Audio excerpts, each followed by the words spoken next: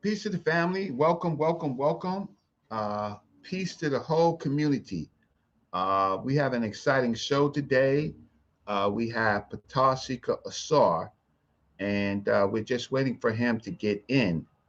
In the meantime, um, we have a debate that's coming up on Black News 102 sa.neter Studios.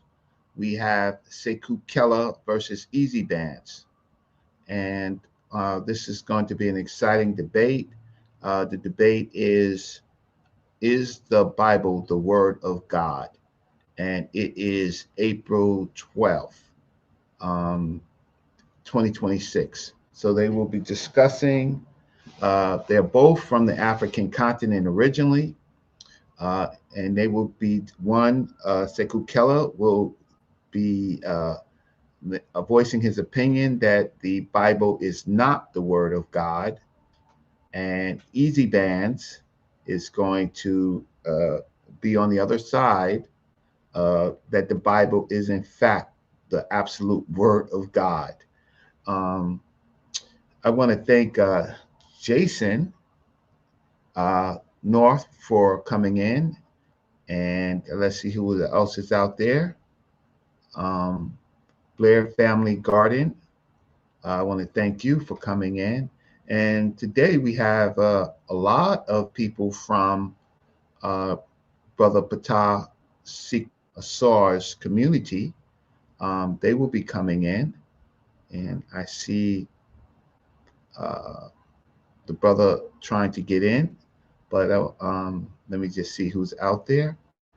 Okay. Okay. So I'm going to add him to the stage. And Brother Ptah Assaur, Saber, can you hear me?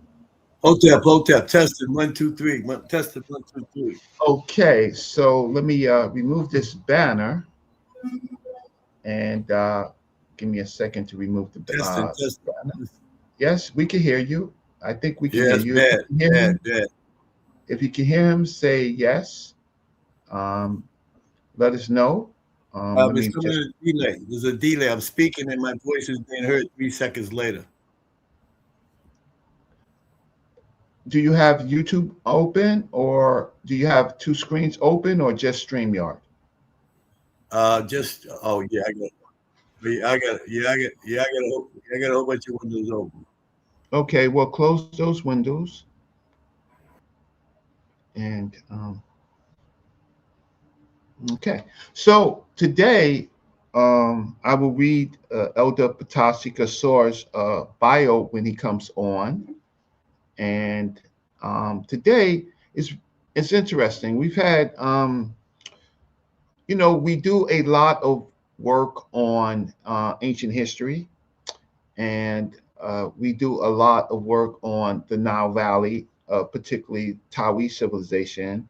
Some of you know it as Kemet. Some of you know it as ancient Egypt. And we've had members from the community that actually do uh, two types of work. Sometimes they are actually teaching uh, the literature of the work, and sometimes they are talking about their spiritual practices. And Ptah Assaur has been around for a long time, longer than most. He's more well known in Boston, in the Boston community. Starting from there, um, you know many of the practitioners and hymn netchers from that are that work around New York. So you certainly know of Infidisi Jehudi Mas, the late um, uh, Brother Samaj, um, the elder that passed very recently, and you know his students, uh, particularly Jabari Osaze. You're not so familiar with good brother Patasi Kasar, so we're going to help with some familiarity. Um, how I got my start in understanding ancient Egypt, as it's called, or Kemet or Tawi civilization, is through Dr. Yosef Ben Jochanan. Um, and many of you know him as Dr. Ben. And I got uh, my knowledge of the Medu Neter from Dr. Riketi Ahmed. Uh, she was one of the first Black women to get a PhD in the Oriental Institute of Chicago, as it was known at that particular time. Um, and so from that time period on, I have been studying it. So I'm 61 years old. And so that makes me studying the subject roughly about 40 years, um, doing different aspects of the study, but not so much involved in the so-called, and that's why I got Ptah Assaur here, uh, the spiritual community that seems to be very secretive, and you walk through the doors and it's, it's one way in. um, and and you can only know what they practice if you walk through those doors, so they say. Ptah Assaur is more of a public intellectual, where he teaches inside and he teaches outside. Is that does that sound right? Absolutely. Interior, exterior. Absolutely. We have the outside, we do the museum, we do the rep when pet outside the museum and the National Center for Afro American Artists every July 25th on the grounds of the museum in Boston, Mass. in Roxbury, where the Royal Burial Chamber and Nusubiti Espalter is held. Yes, we do outside activity and venues all the time. Okay.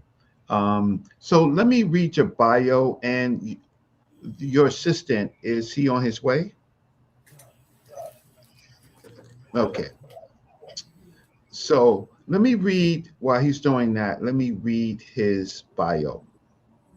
Give me a second.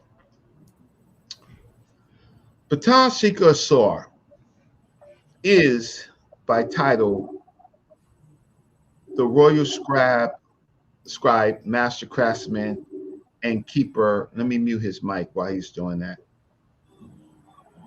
Yes. Okay. Ptah Assaur is the royal scribe, master craftsman, and keeper of our cosmic time. He holds several leadership positions, including the chief executive officer of the Nagaship Association and the Nagashan uh, Institute of Cosmic Awareness, Spiritual Consciousness, and Universal Enlightenment. He is the chief mortuary architect of the Royal Burial Chamber / tomb room of the Nusubiti Espalter, which is a permanent exhibit at the Museum of the National Center of Afro American Artists, MNCAA, in Roxbury, Boston. He's the architect of the New Age Order Calendar Reform, as he calls it, and the Ancient African Rasurian Cometian Nubian Kush Solar Sidereal Lunar Calendar, which he calls the Reform. He is a host of the podcast Let the Sounds of the Glyphs Speak. Additionally, he is associated with the Holy House of Ra in Boston and is described as an elder Kemetic priest. His work includes the Shehen Nu legend and the precious treasure Immortality. And his phone number, I'll give it to you if you like. You can write it down. It is 617-849-4994. So he's a public scholar. And let me put this, a public intellectual that teaches ancient Egyptian studies, Nubian studies, and also he is a practitioner. So let me see if I can bring him in again. 1 second. There it goes. Great. So we're always thankful to sa.neter, brother sa.neter, Black News 102, sa.neter Studios. You see him at the top. Uh, this is his platform. And today he's allowing me to do this show, and I am grateful because we want to get some more information. I think everybody wants to get some more information on uh, what the people that practice this work, how they articulate the work. Now, let me before do you want to start? Do you have a HESI or introduction that you want to start before I continue? Okay, I'm sorry, I got to unmute your Hear me? mic. Can you hear me? Now we can hear you now. Right, all is Dua, good. dua siba. Panata pupama at onkwa. Panata apupama at. How sweet is the ma'at truth of the Puatneterus. Onkwas de jen, life, power, stability. Onk uja seneb, life, prosperity, health. Uben nefike pandabuharu ma'ati, rising always in divine excellence with ma'at. Every day, all day, all day, every day. I want to thank sa.neter for allowing me to be on this platform today. And I want to thank you, Brother Reggie, Dr. Reggie, for hosting the show, first of all. And I am here to bring forth the divine enlightenment of the precious treasure, which is our divine birthright. And I am going to facilitate this message by introducing you to the ancient Asarian Kemetic solar Sibyl lunar calendar and the meteorological star timeline. But before I can even start to tell you anything about that, I have to perform my HESI, my Saku, my affirmation, my cosmic libation, so that I may present myself to the family and to the ancestors, the ancient ones in the Puatneterus. This is primordial temple discipline. I'm from the temple. I'm 70 years old. I was born in the temple. All I know is primordial temple discipline. I am not a scholar, just to let you know. I have scholarship. Nothing against scholars. I'm just not one. I am not a historian. I speak of our story. But we're going to speak on our story and history and try to get a balance of all things happening so we can have our first day. I'm here to present your first day to acquire the ability to experience the phenomenon of being. So first I have to address myself to the ancestors and to the Puatneterus and to the ancient ones. So I shall perform my HESI, my Saku, my affirmation. So I shall begin.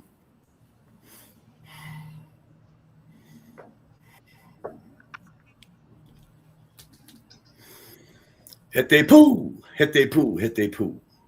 Dua, dua, dua ooh, dua ooh.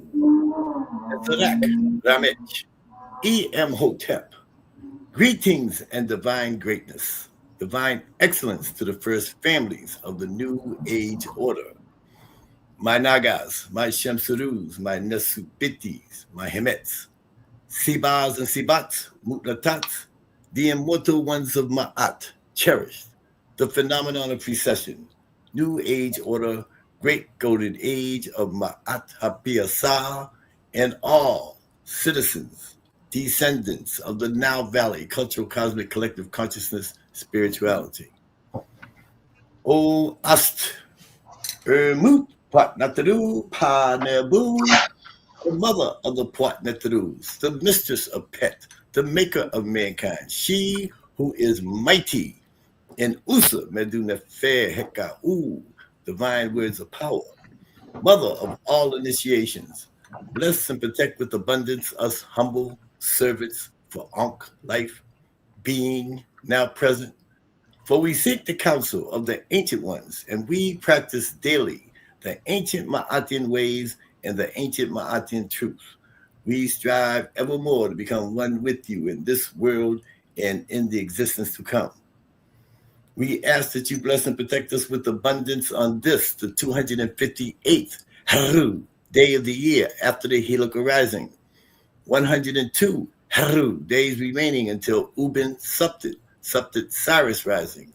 Upawat, Smai Tawi, Wet Ren Pet Digit New Year's celebration. The 6th Haru day of the 8th Abed month of Haru. The 1st Haru day of Hapi.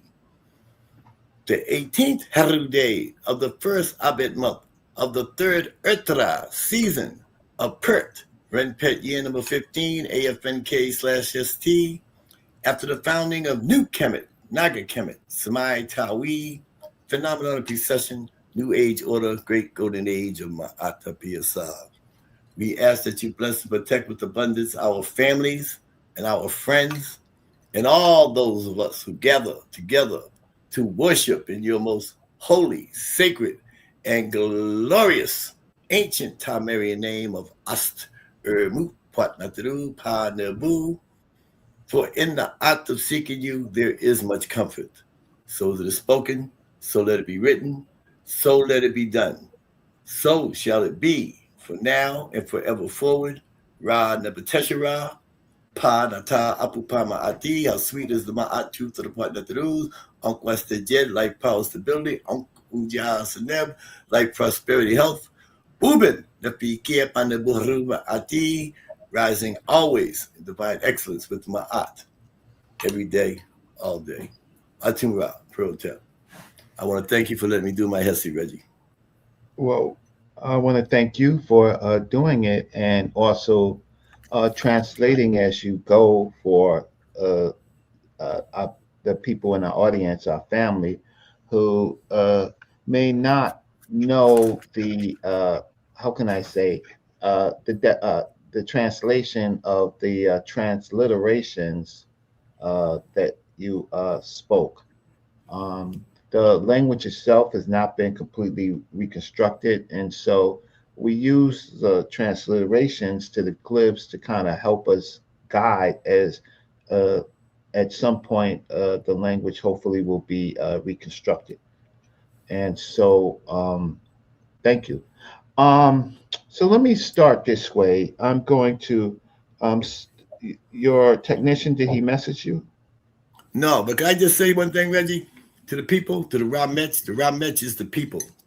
To all our listening audience on sa.neter TV across America and around the world, what I just did for you just now with my Hesi, with my Saku, with my affirmation and my cosmic libation, I just attuned you to the cosmic forces that affords and allows you love, guidance, and protection. How I did that was I fashioned you to the position, the mathematical position, and the scientific data and equation of where the star Suptit is. This is the 258th day of the year. This is what Heses are so important. If you don't relate to Cyrus, then you're not relating to our solar system and to the cosmos and to the universe. This is a cosmic attunement. This is called first frequency specifically. I'm from the temple. I'm not here to babysit you. I'm not here to take your temperature, and I'm sure not here to entertain you. I'm here to deliver your divine birthright of immortality by acquiring the ability to experience the phenomenon of being. And to do this, first you must release yourself. Then you must seek out yourself. Overcome the sensation of weightlessness. Embrace Ma'at within yourself. Then you will desire to acquire the ability to experience the phenomenon of being. We're here to discuss being, the concept of self-creation, which is cosmic. So later we're going to give you a notice in a minute for everybody. They put on their seatbelts. I want you to get your oxygen mask because we're getting ready to leave this terrestrial plane. We're going to go into the primordial ocean of nothingness and talk about our story of immortality, which is your divine birthright. So I just wanted to prepare everybody what's getting ready to come up. And so I'll send it back to you, Reggie. I appreciate you letting me say that. Okay. What is a Hesi? What is a Hesi? A Hesi is your personal relationship and expression of the cosmic forces to the Neterus, to the ancestors, to the ancient ones. You're creating a vibratorial frequency so that you may command the cosmic forces and acquire this ability to experience the phenomenon of being. You can't just get this ability. You have to acquire it. Okay? And to acquire it, you have to connect to the cosmic forces. This is a temple expression. Someone else might tell you something else. I'm from the temple. So how do you connect to these cosmic forces, which we call netures? They call the gods and goddesses, which are scientifically, mathematically, and with your cultural spiritual. The gods and goddesses and the netures are the elements. So you look out your window, just right where you're at. Take a deep slow breath. Slow down for a second. Slow down. I know I got my seatbelts on, and so does our audience, because they are very interested. And believe me, you, good brother Saber, they got a lot of questions. What is a netter? You're using these terms, you can't. So I know that you're not here to babysit us or anything like that, but what is a netter? A netter is what you call a scholarship. Do you want a scholarship explanation? No, I wanted to preach you with the nagaship. So I wanted to let you, I wanted you to embrace the cosmic frequency of the netters by explaining the origins of existence and the creation and development of the universe. Then you can use and extrapolate what a netter is with your own consciousness. No, Saber. Okay. Saber. We have some problems, Saber. So in our community, we have a problem with definition of terms, and we have a lot of people on this chat from different orientations. So these words, like you use netter and you use a netter rule, and these are some of the basics. So is a netter a god? Is a netter ancestors? Is great ancestors? What is? That's what I was saying. So at the beginning of the conversation, what I was trying to say, a netter, if you're using the word netter or netter or netteru, it depends upon the teacher or the school that you come from that you're relating this question to me. Okay, in our sacred temple, we call it a netteru. Okay, a netteru is the proper way of saying it. If you say netter, you're talking to British. If you say neter, then you're talking to Germans. Okay, you're talking Egyptology. I'm not a scholar. I've been a scholar. Okay, I'm 70 years old.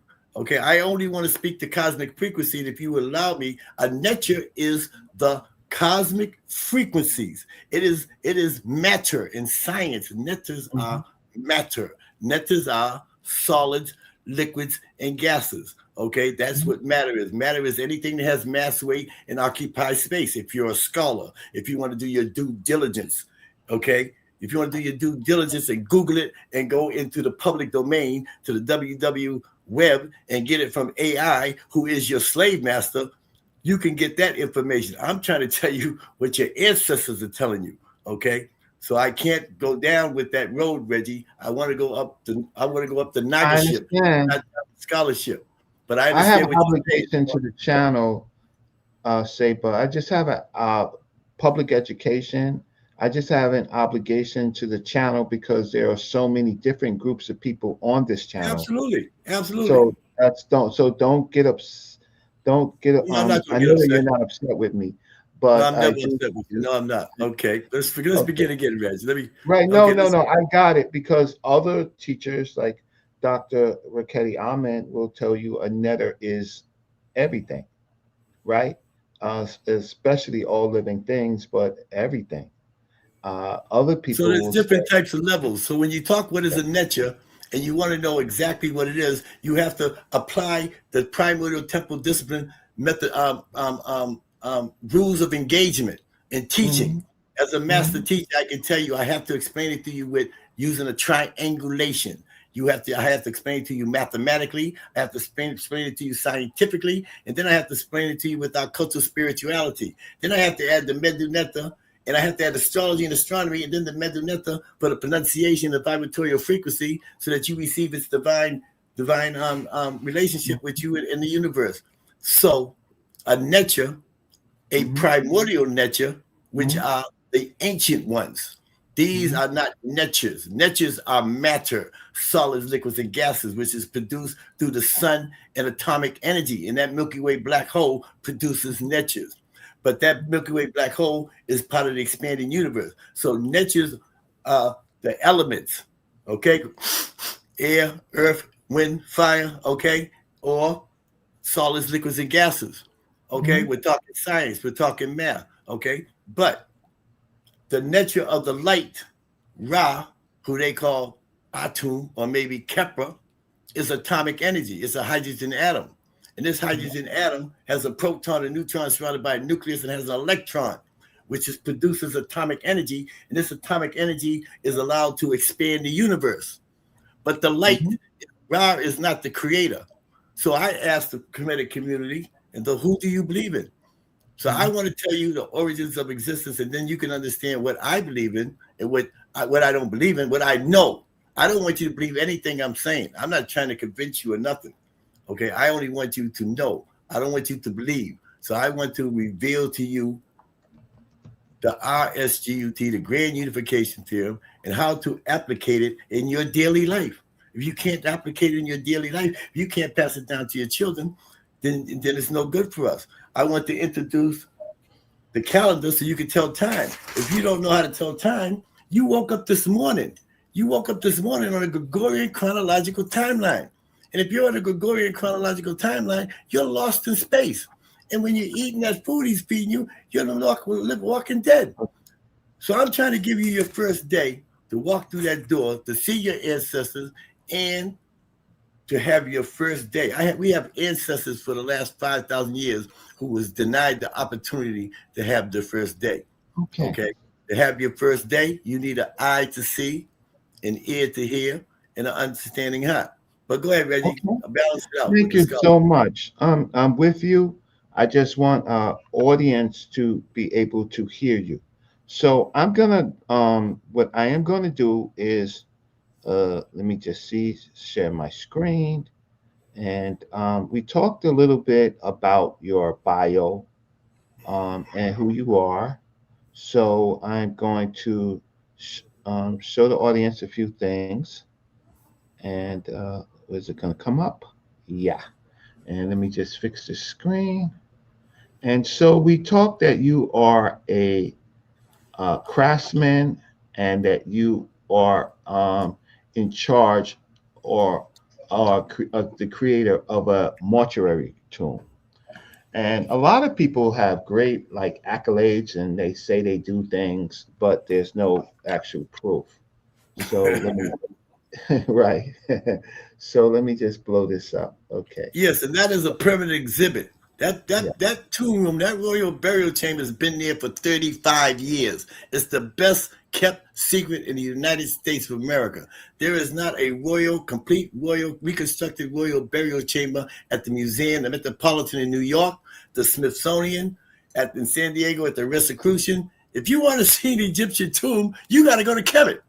The only reconstructed Egyptian burial chamber is in Roxbury, Boston, Massachusetts, at the Museum of the National Center for Afro-American Artists, 300 Walnut Ave. Is the Royal Burial Chamber of Nesubiti, who they call King or Pharaoh. We call him a Nesut Biti. His name is Aspalta. He was the grandson of Tahaka and Shabaka. That's Aspalta. See, there's the Katut. There's on the right-hand side, that's the doorway. And then there's the plumes, the two plumes picking out in the middle, that oval shot, the shape, that's a Shenu. That's the Shenu. And inside the Shenu is what the royalties wrote the name in. And on the left Shenu, and they call it a cartouche. A cartouche is what the French, Champollion, when they intervented in Egypt, in 1798, they labeled them cartouches. But that's a Shenu. And inside the Shenu is what the royalties wrote their names in. And on the left side, if you point to the left side, you see the fig leaf. On the left side you see the reed leaf. And then above that is the bolted door is the S. The reed leaf is an A. The bolted door above it going sideways, that's a Z or is S. And then that square is the P. The lion, the squatted lion is a L, is the L. And that line is Ptah, the earth. And his name was Espalta. Okay, so let me catch up. So you're saying this is E, right? There's Or an A. A, Yeah, A. right? Go ahead. E or A, S, P, right? And then it's L, Ta, right? This Yeah, is Ta, yeah. right? And then his other name is On the right, so the left side is alphabetical. So when you yes. learn meduneta, you learn alphabetical, and then you learn phonetical. The second one on the right is phonetical, which is a picture. It's a picture. It has an expression of a picture and vibrations, and it has which includes the determinative. So you have alphabetical, you have phonetical, you have unilateral, bilateral, trilateral, and you have the determinatives to start you off into your basic meduneta. Then So you learn. he's Merkara, right? Say Depending that on again. Merkara. Yeah, absolutely. That's basic. You read it from the center with the sickle, which is Mer or beloved. He's the beloved. He's the beloved. And then there's two outstretched arm, which is one name in Medunetta that no one can really decipher. If you're not from the temple, you can't decipher that. Champollion, E.A. Wallace Budge, Gardner Sign List, Birches, Bremstead, Petrie, they all say that's the double. That's the double. The double what? So double means what? Dualism. Double means what? The polarity. But they say it's Mirka Ra. He is the beloved double of Ra. That circle up there, that's the sun. Okay. But but Okay. So but that thank you represents. because Go ahead. you helped us know that the meta could be alphabetical with uniliterals and biliterals and triliterals, and then it could be in a picture form. So this is one of the pictures of a spelter, and here you see his name over here. He's the Sarah spelter, which he just said with the line, but this is the land right here. And then there is some other writing, right? Uh, Anquaste Jed Neb de Hete. Sure. and so you can read it in different ways. So, but he definitely said it right. It says, "Give the Ankh," right? Was, right? Jed, Neb, Jet. Jet is forever. So give life, right? Power, stability, and he's the Lord for roughly forever, right?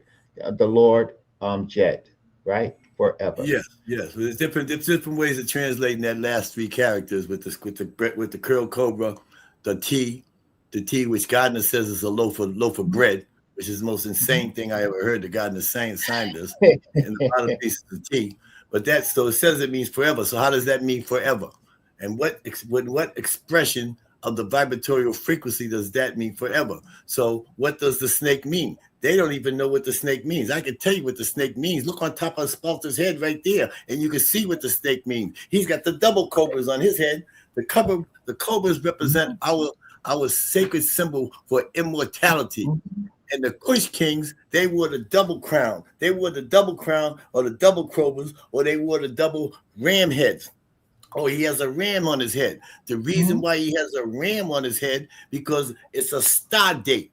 That's how we did things. We wrote things down in star date. So no matter when you found or when someone might have seen this sculpture, just by breaking down the symbolism of his crown, you would know that he's from the great golden age of Amen, which they call Aries.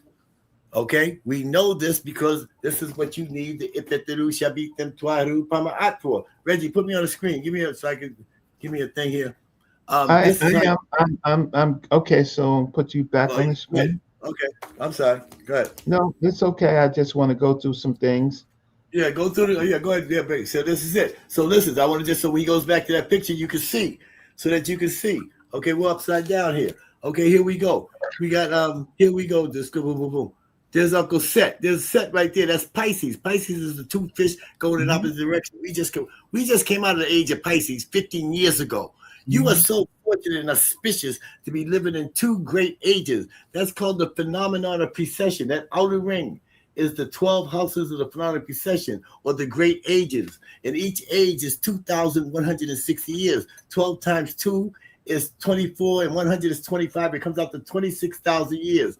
to move through for our sun to move through each and every house of the zodiac or the phenomenon of precession. Using the word zodiac would mean that I'm a scholar and that I'm talking history. So I use the word the phenomenon of precession, which eliminates all European concepts or historical information, because nothing in here has any European texture. This goes beyond the doors of European understanding. This is your precious treasure.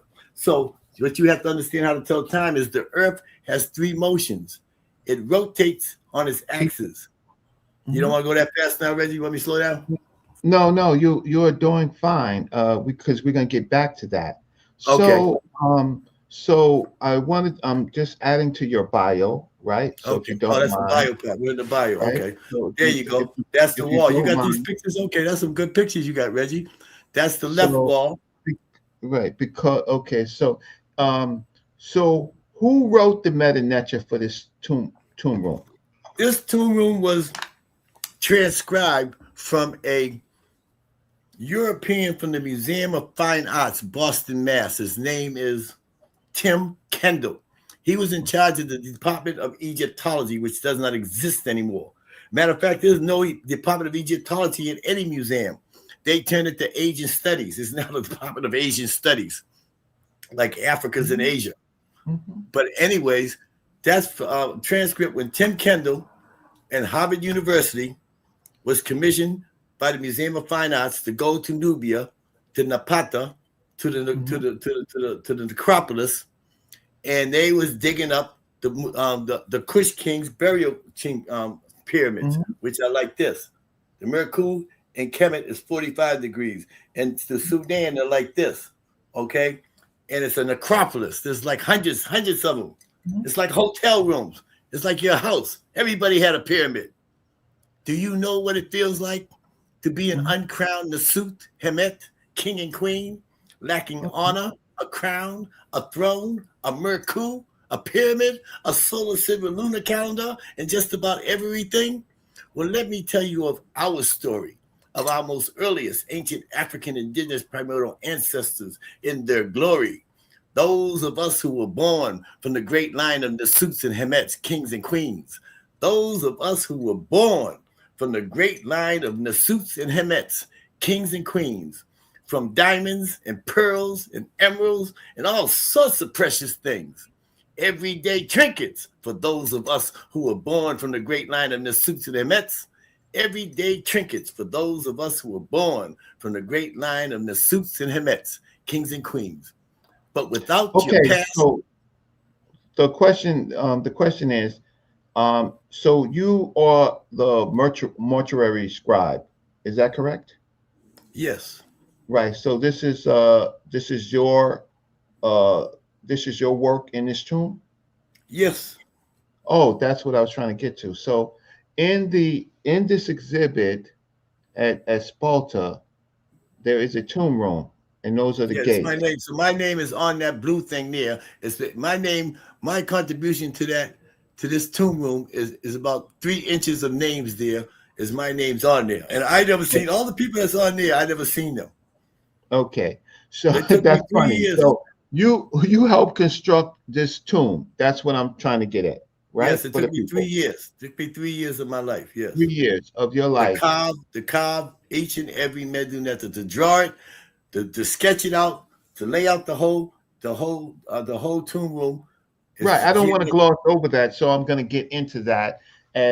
So I don't want anybody loosening their seatbelts, but he has real work. So a lot of people talk about shrines and temples and things like that. He has his work is part of a standing exhibit in a Black community that's been over there for close to 35 years, right? Of a Nubian Nasut Bidi. Well, we call it Nubian for just for the language, but a Nasut Bidi, an African, who is on the line of Pianki and Shabaka and Tahaka.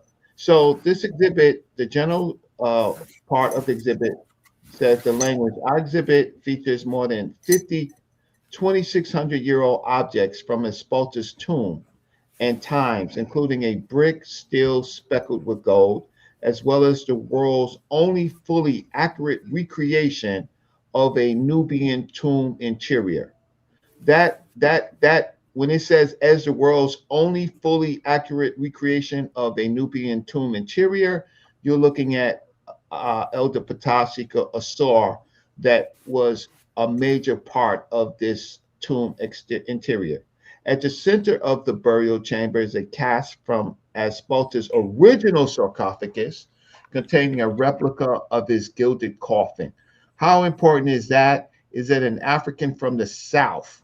Nowhere in America can you find uh, original caress of an African, right? Anywhere, even if it's a replica. So it's tucked in a black community in Roxbury, like he's saying. The walls of the are carved with text from 4 chapters of the Runu Pert Imheru, called the Egyptian Book of the Living, along with illuminations of the myth of Asar and from cycle of kingly death and resurrection. And that's what he's talking about, right? Walking into the burial chamber will impress upon the viewer the majesty of an ancient Nubian, a southerner, and the ambition of its rulers. The museum offers tours and art projects based on Asphalta, a Nubian king's burial chamber by prearrangement. You can go to Boston before or after you go to the Boston Museum of Fine Arts, and in the African American community of Roxbury, you can see a tomb of ancient African from the South, right? So it looks like, uh, okay. So this, what you could do, Reggie, if you want to get a tour there, you can call me. Reggie already gave my bio with my phone number. I can give you a personal tour through there. Okay. The Museum of Fine Arts is blocking this museum for the last 40 years, 35 years.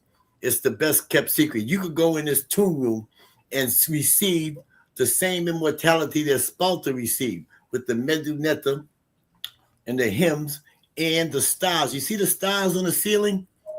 Only our ancestral proverb says, only through the transitions, or you would say the dead.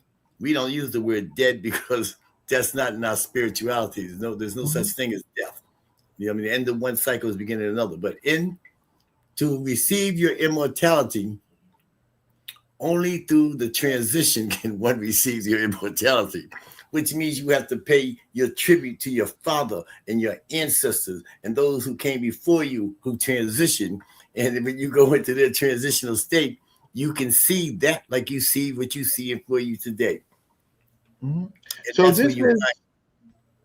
So what you're seeing right here, from the work that he's done, and I have been there.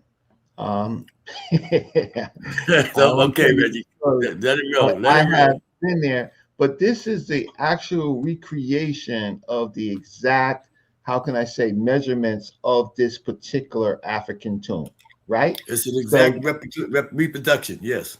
Right. And so here you see the caress, and of course, you see Inpu, and you see a receding lion, and then you see the king Asphalta, and here you see one of the female neters. Yes, that's Asar. She's kneeling before Asar, her brother. Yeah. Right. And then so and then you see Ampu, yeah, but right. So then you could, yes, an ample right here in the beginning. So then I'm just going to continue on, and while I'm doing this, can you call your technician? Yes, I can, sir. Right. Okay. So in this particular tomb room, then you will see what people don't normally see. I have a better picture of this, but you actually see this is in Nubia, right?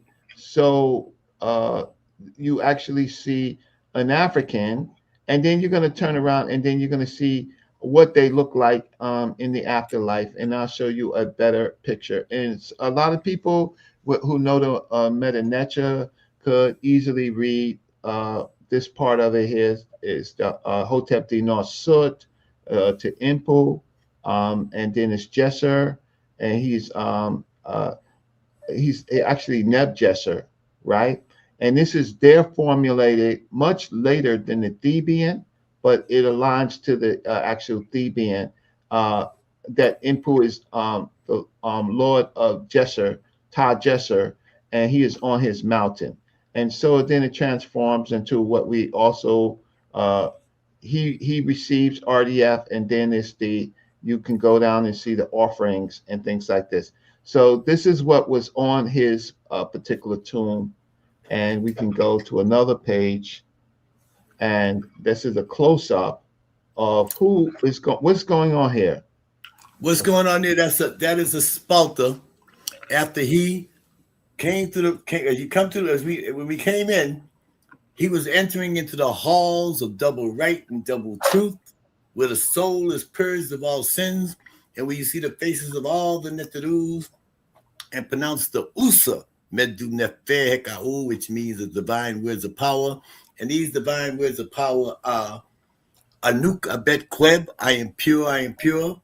Anuk Pertotep, I come in peace, I come in peace. So that's way back there when you came in the door, and you seen the two staffs. He's holding two staffs in front of the sun. One son is one son is the son of his furthest, is apohealing. The other one's at his perihealing, which is 93 million miles away from the earth and 95 million miles away in the winter to summer, or the solstices.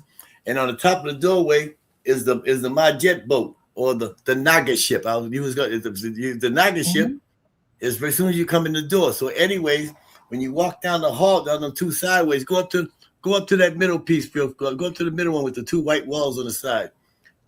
These two walls going down towards this facade is the declarations of innocence, the 42 declarations of innocence, the 7 morals of Ma'at, which is 18th dynasty Theban, yes. And Theban edition, yes. Yeah, the Theban edition, yeah, exactly.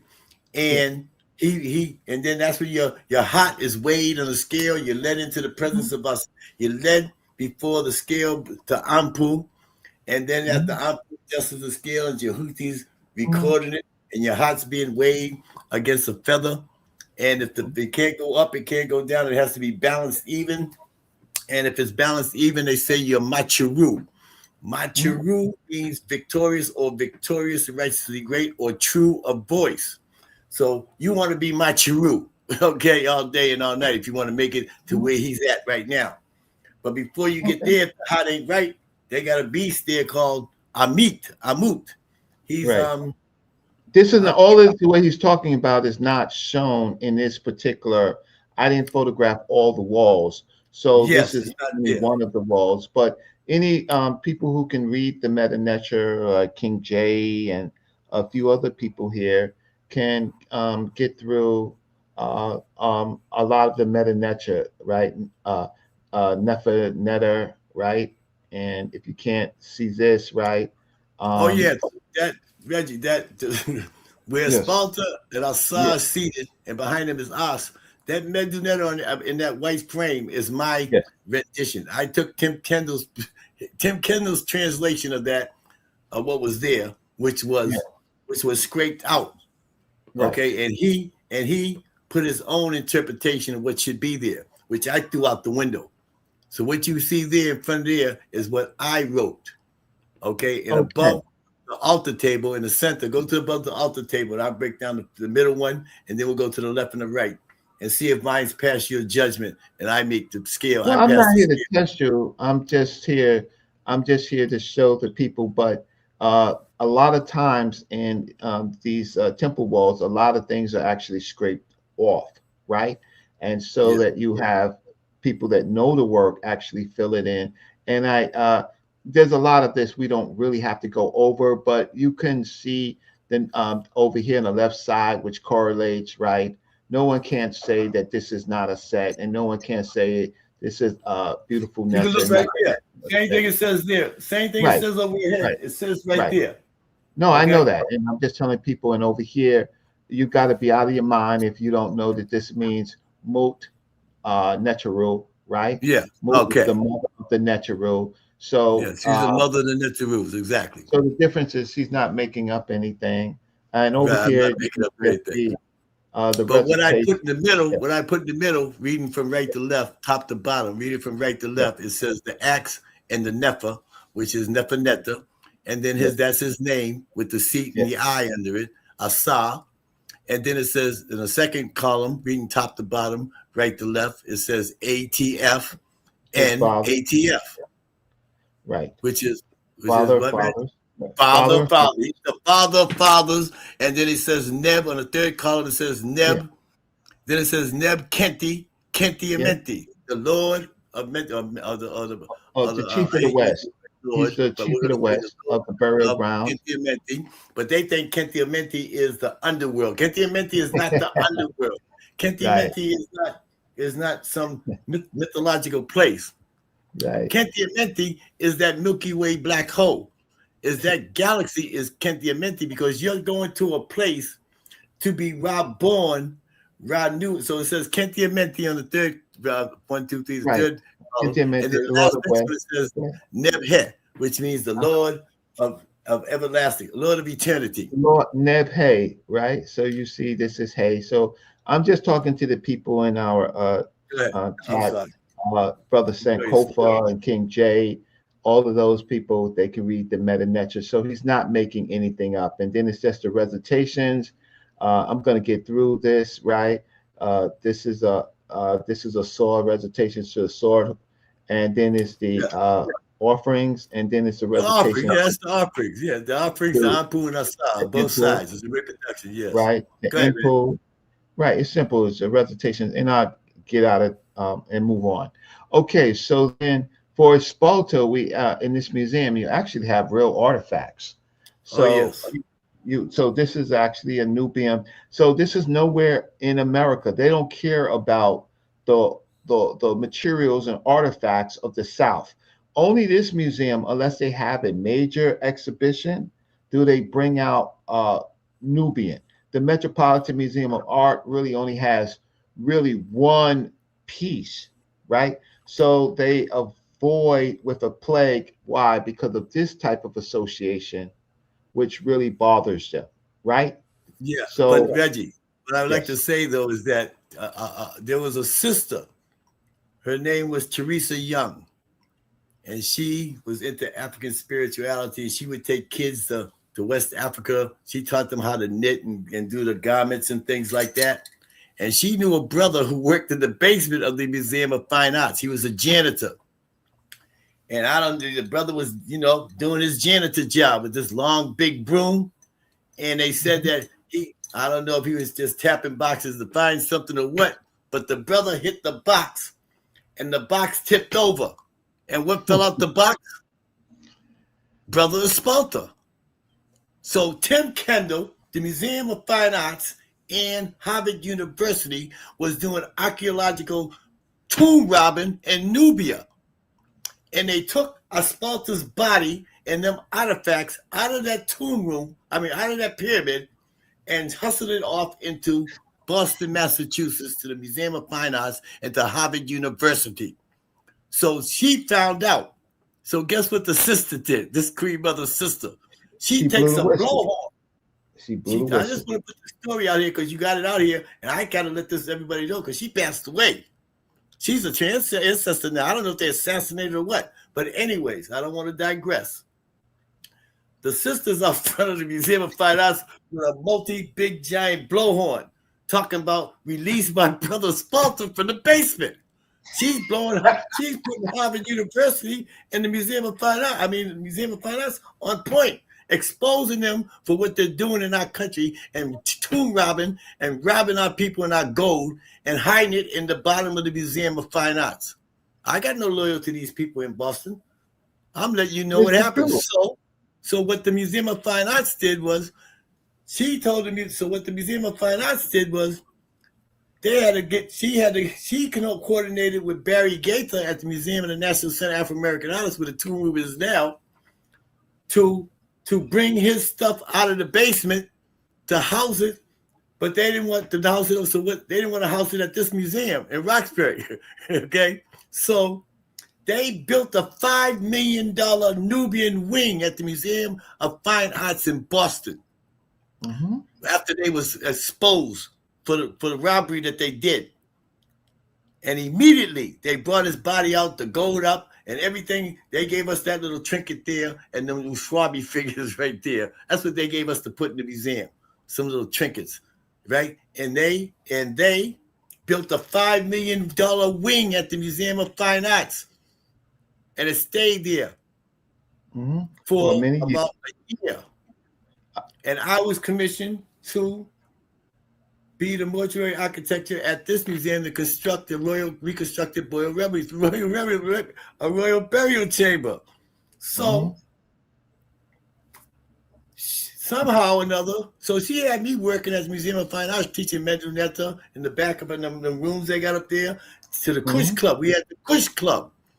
I taught about 15 teenage young melanated brothers and sisters, sa.neter and everything, and then they commissioned me to do the tomb room at the museum, and it took me 3 years to do it. And then that Nubian wing was still at the museum for 3 years. And all of a sudden, they tore the wing down. Nobody knows why. It's not there no more. Why would they do that? And then she goes to West Africa and never comes back. So there's a whole lot of mystery about this tomb room that people don't understand, that was involved with a lot of pillaging of our ancestors' thing. And of course, there's nothing I can do because, we have no sovereignty over there. But anyways, that's the story of, and her name was Teresa Young. And that's how I was able to work on the tomb room and achieve the level of royal scribe and master craftsman when I completed that tomb room. That's how I received my degree. As Ptah, they don't ever talk about, but this is a recreation of his. That's a recreation. That's not. Yeah, that's a replica. But it was gold. It was gold. That's what I'm saying. Right. That's the Museum point. of Fine Arts and Harvard University stole the gold, stole the sarcophagus. Yes. Right. So this is as important as Tutankhamun, but it's in Nubia. But they never talk about it. And he had a big black nose. Ptah had the big Nubian nose, the big melanated nose. He looks like an Olmec. He had the big lips. Okay, but that's when everybody was just understanding that the Tamarians and the Comedians were melanated or black. You want to use the word black. So we're getting to the point where we're entering into another part of the area which I am going to let him do what he came to do. So I'm gonna let, how can I say, I'm gonna walk out the room in a few minutes, right? But you're gonna hear him talking. You better tell him to put on his seatbelts. You better tell him to get the oxygen mask before you leave, Reggie. So we're going to a lot of the things that you hear about is you're going to hear about this right here. What is this? Who's this right here? That's Saptet. That's the star in the middle with the egg, which represents the feminine energy, and on the left is the pyramid, which represents Saptet rising. That word Ubin Saptet. Ubin means to rise. Saptet means is the star Cyrus. Okay. Yes. So in this text right here, the ancient Africans, you can see them writing, and the translation of this is the Haba stars are fixed for him in front of the one who is in Soptis. So they were star watchers, right?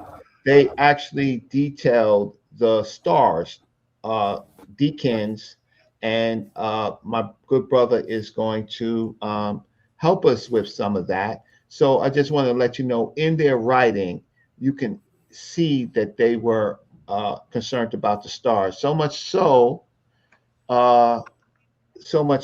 this is from Senumet's tomb. That's the royal burial chamber of Senumet. Yeah, Senumets. And who is Senumet? Senumet was the chief mortuary architect of Hatshepsut.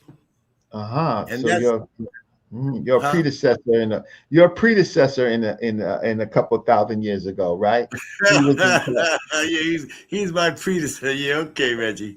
right? Okay, yeah, So, yes, basically. well, he was in charge of the tomb room, right? Or this is Yes, in the yes. tomb room, So this is and where I got the names of the week from. So this here, because I had to reconstruct the names of the week on the calendar. So there's 9 days in a week. Before the Romans and the Greeks, there were 9 days in every week, and time was kept by charting stars that were visible on our calendar, aware of the movement of the earth, stars, and moon. okay, These ancient African indigenous primordial ancestral peoples were cosmically attuned. So on the bottom register to the right, you'll see the hippopotamus tower Earth, the northern pole star, the circumpolar star, and in front of him is a big spike. And you run up that spike, that's the star Septet rising there.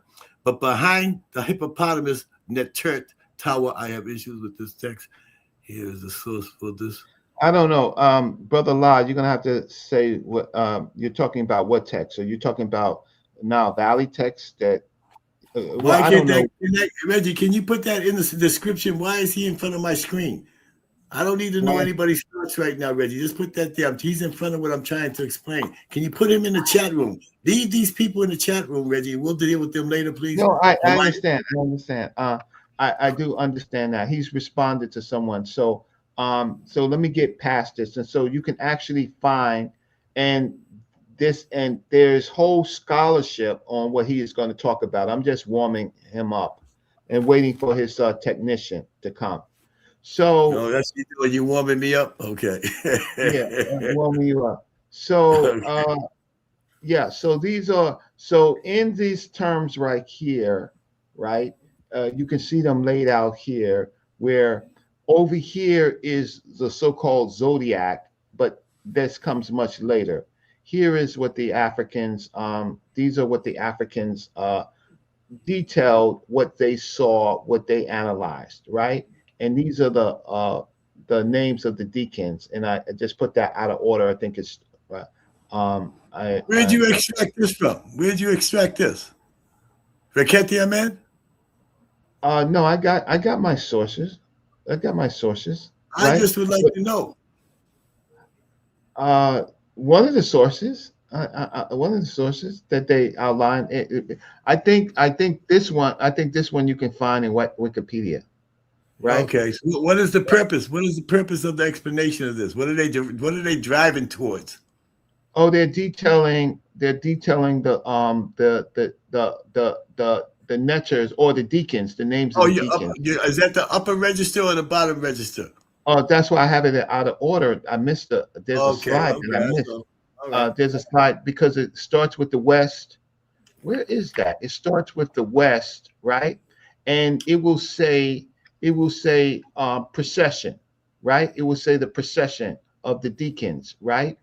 Oh, so And that so if they're saying the procession of the deacons, they're talking about a 26,000 year cycle of the sun moving through each and every house, or which they call the zodiac. That is the precession of the phenomenon of precession. So, and then by the 12. So I was kind of break it down for you just a minute ago.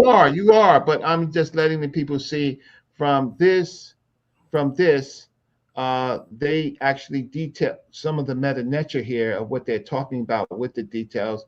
And I missed an important slide going through that actually talks about the procession. I'd like So, to get a copy of that, Reggie. I would like to get a copy of that. sure. Now, Sure. later on, you can email it to me. Yes, sure. I'll find it and tell you where it is. But it Okay. does talk about.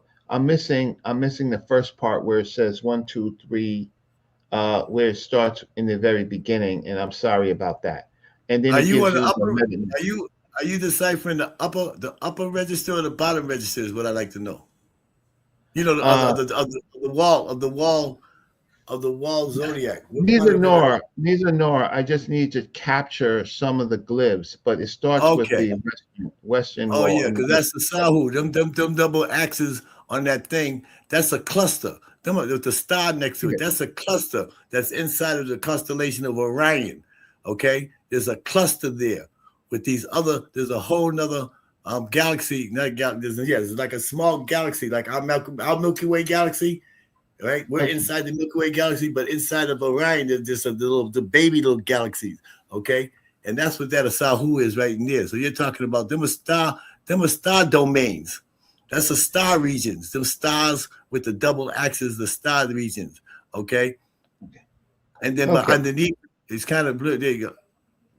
Well, wait, let me just respond to the chat, right? Sure.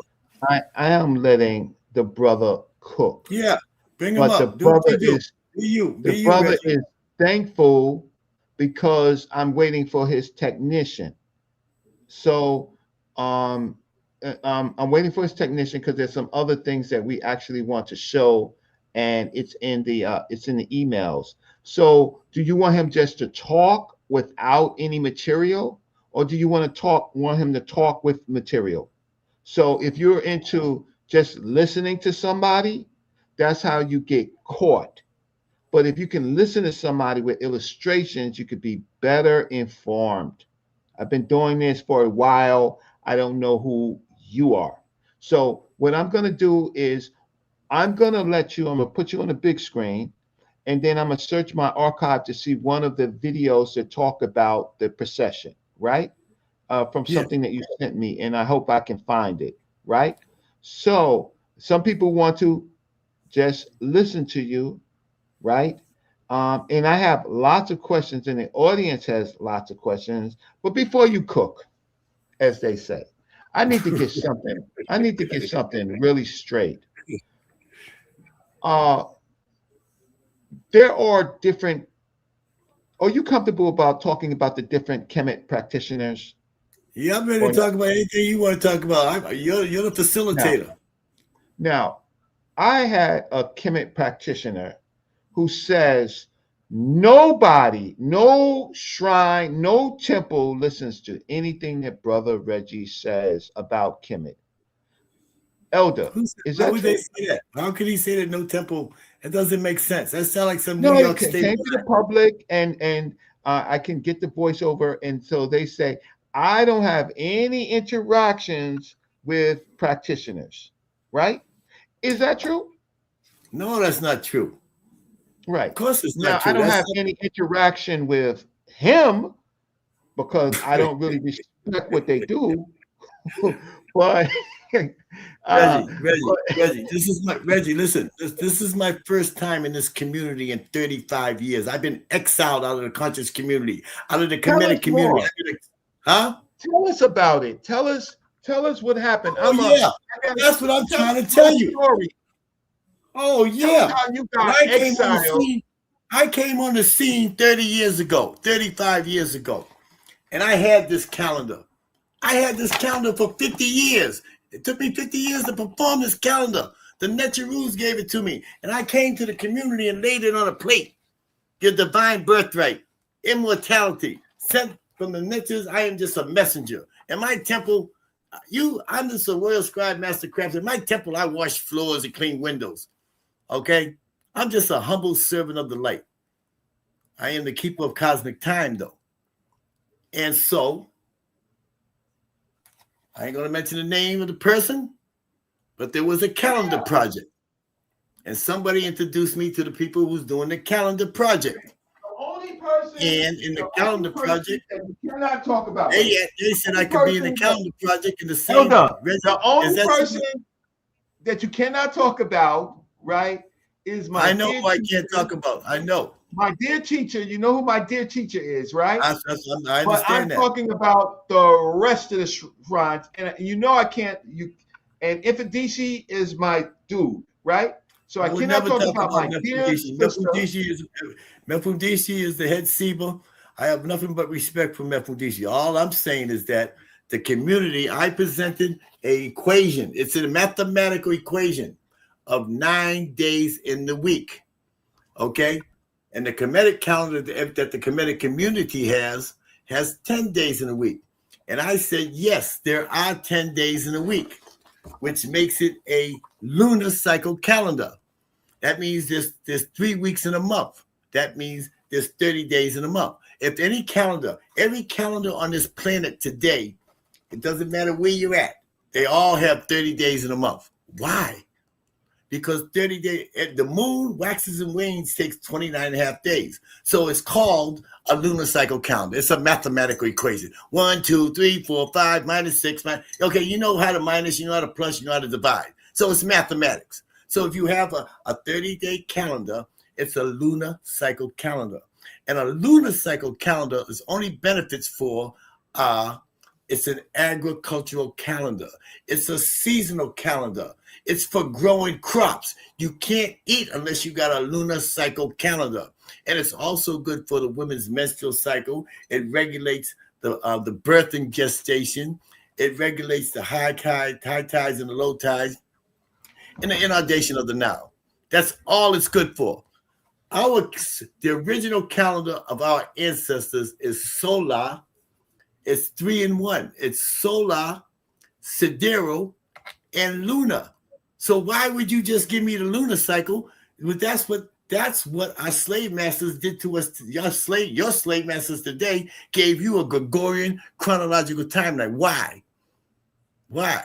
Because he wants to control your mind and your body. And if he has you on the Gregorian chronological timeline, you're called injured humanity. You're a mental, physical, spiritual, subjugated slave because you cannot reach your divine birthright, which is immortality, because you don't have a solar pot and you don't have a lunar, the sidereal pot.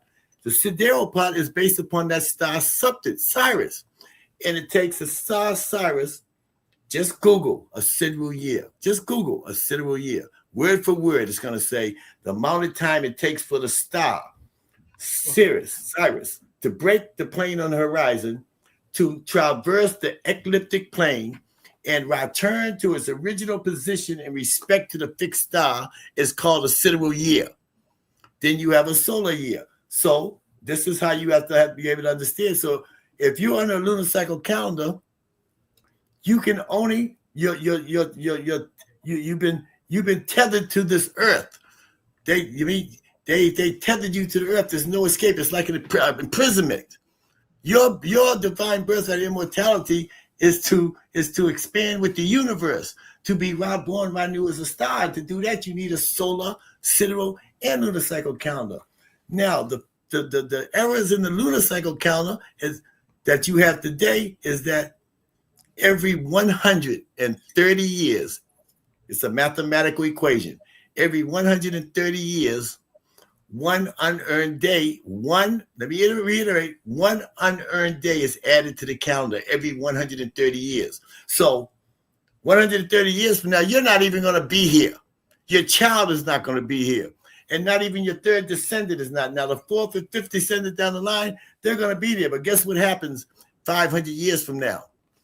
The moon, the sun, does not rise on the spring equinox in the east. It drifts. It's called the drift. So it's supposed to rise here, and it's drifting over here. And after 1,000 years, it moves 2 weeks to 4 weeks away. And you have to plant the crops on the spring equinox in order to grow crops. So if the sun doesn't line up with the spring equinox and you planted at the wrong date, you got a bum crop. Hence, for you scholars, let's deal with the scholars right now. If you're a scholar and you're a detective, detect this. Google first calendar reform. This is how I caught it 50 years ago. When I was a scholar, I had scholarship. I wasn't a scholar, but I had scholarship. I'm a Naga. I have Nagaship now. But Google 754 AUC. It's an acronym. AUC. A is Ab, A-B. U is Urbe, U-R-B-E. And C is Cortita, C-O-R-D-I-T-A. As soon as you put in C-O-R-D, predictive text is going to give you Cortita. It's going to give you Ab Urbe Cortita, 754 AUC. Don't put in BCE. You got to put in AUC. Do not put in BCE, before the Christian era. Okay, do not put in before the Christian era or BC. Okay, before Christianity or before that guy they call Christ. That's all Gregorian chronological time. That's a Gregorian chronological timeline. You're stepping into another timeline now, AUC. And if you see it, it'll say first calendar reform. Everybody, please write it down. Okay, for my scholars, since Reggie's not here now, let's deal with the scholars. I know how to deal with these scholars, Reggie. I'm going to blow the little scholarship away to tell you how they've been lying to you all your life. What you know on your scholarship is all lies. You've been Hellenized and you've been lobotomized. You suffering from PTSS, post-traumatic slave syndrome, and it's generational. Everything they taught you was a lie. They taught you so 754 AUC, and that's Latin, ab urbe cogita. And in Latin, that means upon the founding of the city of Rome. Just Google it. It'll tell you upon the founding of the city of Rome. And that's the first calendar reform. That means that the 754 AUC, 300 years before that, was what we were just talking about, Sparta.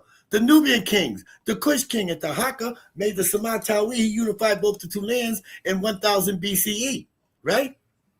So how can it be so ab urbe cogita in Latin means upon the founding of the city of Rome, 754 AUC. Don't nobody see anything there? 754 AUC, there was no such thing as Rome. Rome doesn't come into the picture till 600 years later, down to 200 BCE. So what is Rome even in this bit? What our conversation for? Because they capitalized on what the Greeks did. So when you Google 754 AUC, you're going to get Eratosthenes and Aristarchus. Eratosthenes, E-R-A, Eratosthenes. As soon as you put an E-R-A-T-H-O, predictive text is going to give you Eratosthenes because they think that you're a theologian. They think you're ecclesiastic. They think you are the ones that they planted in the community to control your mind. So they're bringing you to the right place. But if you put in BCE, you're going to be led down another, AI is going to take you down another tunnel for slaves, for mental incarceration. So now they think that you're a theologian. Now you're in disguise, okay, in AI. So here's Eratosthenes and Aristarchus. These are Greeks, okay? But now it's defined as ab urbe cogita, which means upon the founding of the city of Rome. I'm just trying to get, so that's the first calendar reform. Now you go down, you count down backwards. The Gregorian calendar, you got to count down backwards. They got you going backwards, then they got you counting up. You don't know which way you're going, but I'm going to straighten you out, okay? So now you're counting down backwards. You get the 666 BCE. That's Nebuchadnezzar and Nebuchadnezzar, or the Babylonian kings and the Persians, okay? And the Chaldeans, but now you get down to 313 or 330 BCE. You get that's Alexander the Great and Philip, the so-called great. And then you get down to 299, and now you Google Decree of Canopus. The Decree of Canopus 1, 2, and 3, which is Ptolemy the 1st, 3rd, and 5th. Just Google it. Decree of Canopus 1, 2, 3. That's Ptolemy the 1st, 3rd, and 5th. To give you more contents with the 5th one, with the 3rd Decree of Canopus, that's the Rosetta Stone. The stele, they had the Rosetta Stone because it came off of the Decree of Canopus number 3, number 3, which is Ptolemy the 5th. Ptolemy Philadelphia, I think he is. Okay. So we went 754 AUC is calendar reform 1. Now 500, 600, 700, 500 years later, they had to reform the calendar. Why did they reform the calendar? If the calendar's working, why you got to reform it? Because it's a lunar cycle calendar. That means if it's a lunar cycle calendar, like we just said, every 130 years, one unearned day is added to the calendar, and the sun drifts on the spring equinox. This is how I caught them 50 years ago. So now we go down to, after you got the Decree of Canopus 1, 2, and 3, we'll just say that's one, even though each one of them was part of the calendar reform, because the first guy, Ptolemy, got it messed up, and Ptolemy the 3rd got it messed up, and Ptolemy the 5th, he might have cleaned it up, but they still ain't got it right, because they're trying to figure out what's happening, and they was fighting with the Greeks, so nobody had the right information to go back with how they conquered our minds, and how they conquered our minds was they stole our time. and time is the sun. We were sun worshipers. We're talking about the sun spirituality. So now let's just go down to you scholars, because I am not a scholar. I wouldn't insult my ancestors or call myself a scholar, because the first school of scholarship was Plato. Plato, just Google scholarship. If you're supposed to be a detective, you're a scholar, do your due diligence. I'm not a scholar, but I have scholarship. I speak of the Nagaship. I speak of our story. I am not a historian. I'm an our historian. Okay? I know plenty of people that know everything about history. They know about his story. But do you know about your story? I'm here to bring your story. That's what the end of the show is going to bring. I'm bringing up in the primary order or nothing. I just want to straighten out these scholars and put them on the right track, so maybe you can find your way back to your spirituality. Just count it down, because this is the device that they use to steal your consciousness. How can you wake up every day? How can you wake up every day as a slave, mental, physical, spiritual, incarcerated? You know you're a slave, right? You know you go to the plantation every day. You do know that, right? You do know that, right? You know you don't know no time. They stole your time. They got you working in the plantation. Okay, there's so much to go on that, but let me just continue, because I know I'm on sa.neter TV. Oh, you're back, Reggie? Yeah, I know I'm on sa.neter TV, and I know the people who are watching this are the scholars. And I didn't come here to watch. I didn't come here to pay. I didn't come here on sa.neter TV to take your temperature or babysit. Or I didn't come here to entertain you. I came here for a purpose, for my Shemsu Heruz. I came here to deliver the divine breath of immortality. But since I got to deal with the scholars first, let me be direct. Let me address the elephant in the room. The elephants in the room. The big fat elephant in the room is the scholar. So how can you be a scholar? And Plato has the first school of scholarship, and Plato went to your school.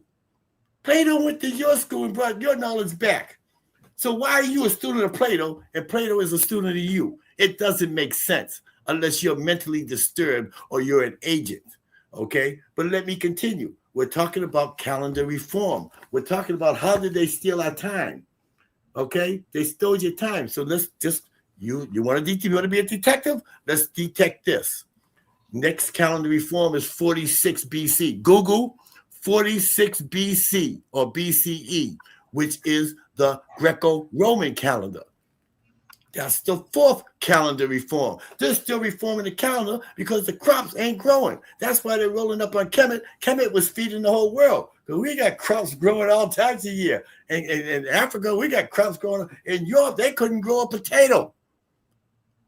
We had to ship food all over the world from the Nile Valley. So let's continue. 46 BCE is the Greco-Roman calendar that you know as, which is on your wall today. The Gregorian calendar is a Greco-Roman Julius Caesar's calendar.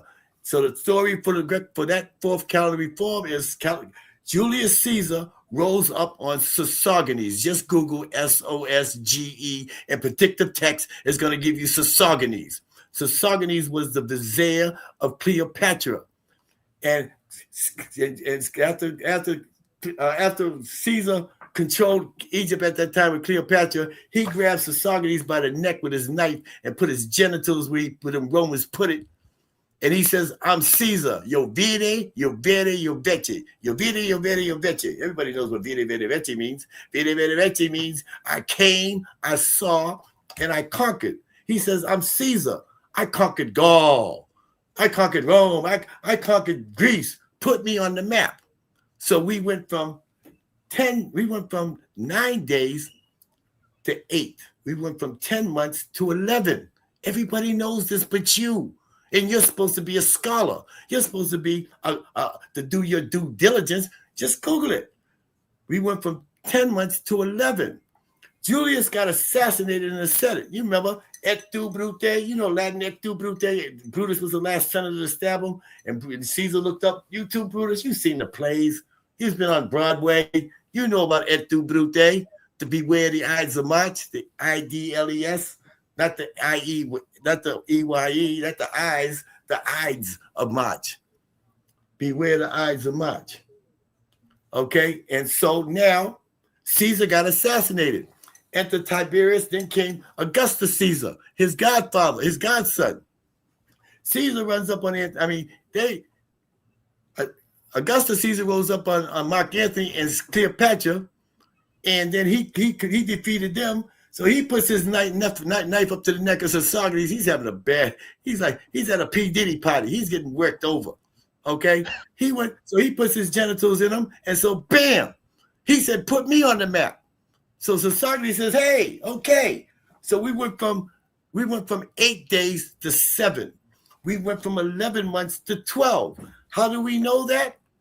You know that all we know is Latin and Greek. 1, 2, 3, 4, 5, 6, 7, 8, 9, 10. Aren't you a scholar? Can't you count to 10? But if 10 is dies, which is dice, how come December is our 12th month? 1, 2, 3, 4, 5, 6, 7, 9, 10. Why isn't December our 10th month? Nove. Nove is a Latin root word. It's a Latin root word. All you know is Latin and Greek. If the Latin root word is nove and nove is 9, why is November our 11th month? The 10th month. Now you got the octo.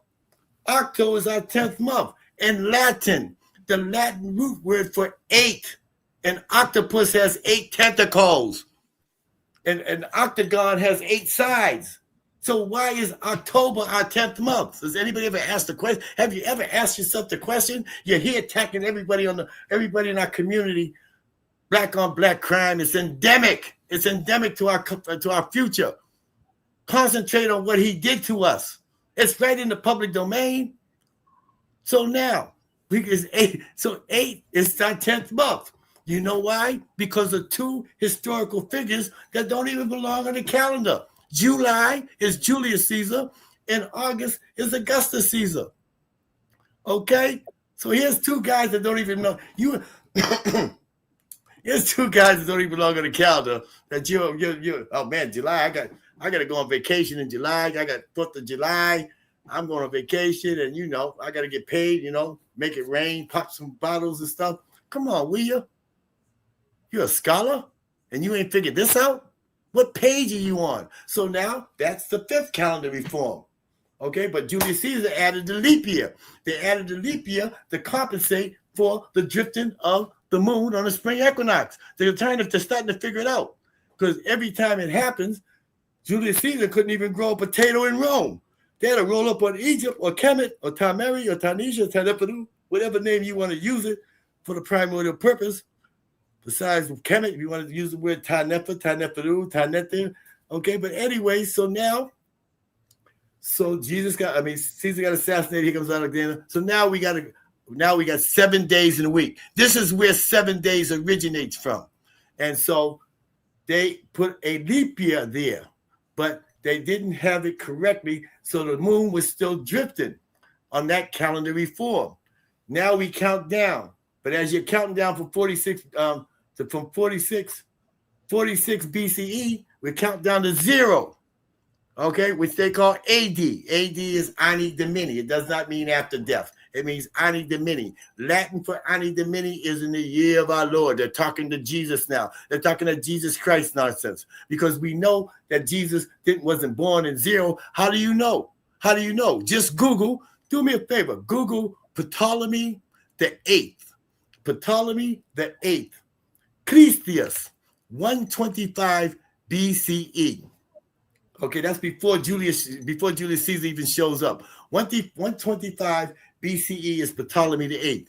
And his name was Soter Christius, because Ptolemy the first was named Ptolemy the first Soter Serapis September Meriamen. Okay, he was the first Ptolemy. Ptolemy was a general in Alexander's army.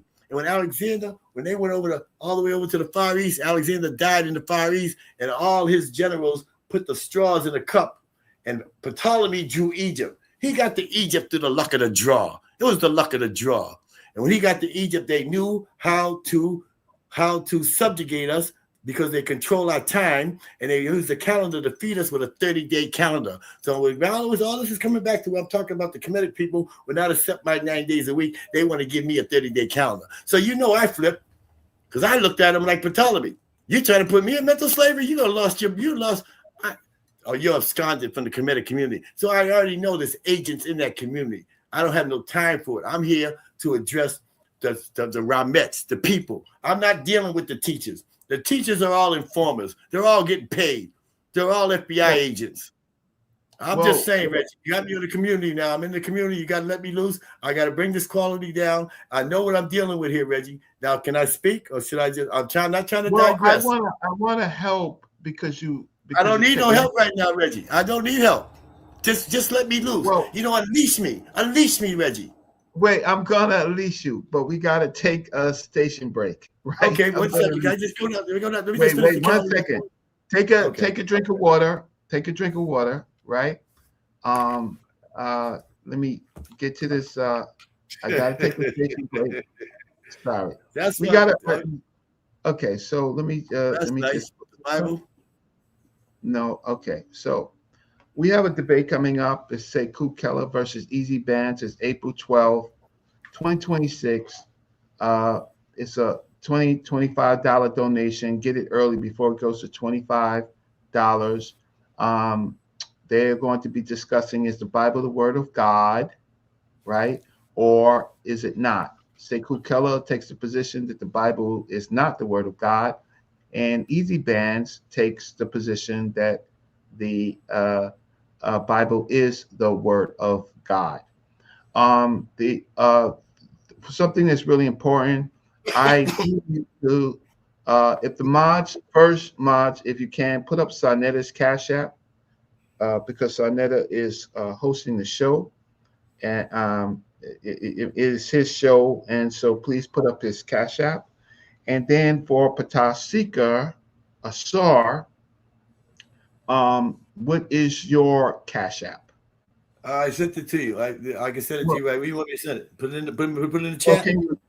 Yes. Well, 1 second. I'm gonna go to the chat right now, and I'm gonna type it in. Right. I'm going to type it in so that everybody could. So, what is it? What's your Cash App? My Cash App. I'm going right to your. I'm going to your invitation right here. Here it is. Here the invitation. No, I sent it to you. I sent it to you on. I understand. I do understand that you might have sent it to me. I'm going to, but I don't want to post all the things that you sent me. Yeah, but I have, just okay, Reggie. Don't even worry about it.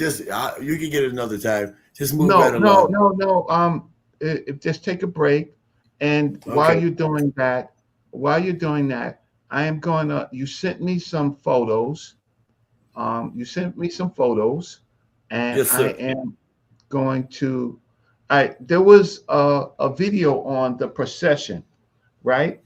And that was for the kid. That was for the kid. That came off our Naga-ship Association, no social media network we have, and he downloaded from there. But it's on YouTube. From there. So but they would appreciate it. The family would have really appreciated that video. Right. So do you have that video? Could you send it to me? No, I don't have that video, Reggie. I really don't. So I'm going to wow. So what I'm going to do is I'm going to show some of the slides that you just for the community to catch up with some graphics, right? So that they can understand a little bit about what you're talking about, and I think it will help you because you sent it to me. So I'm going to share my screen, and I'm just going to move through the slides because there's some things that you're talking about that is relevant. But while I'm doing that, it's going to take me a second. Your screen. While I'm doing that, you go find your Cash App. I just sent it your email.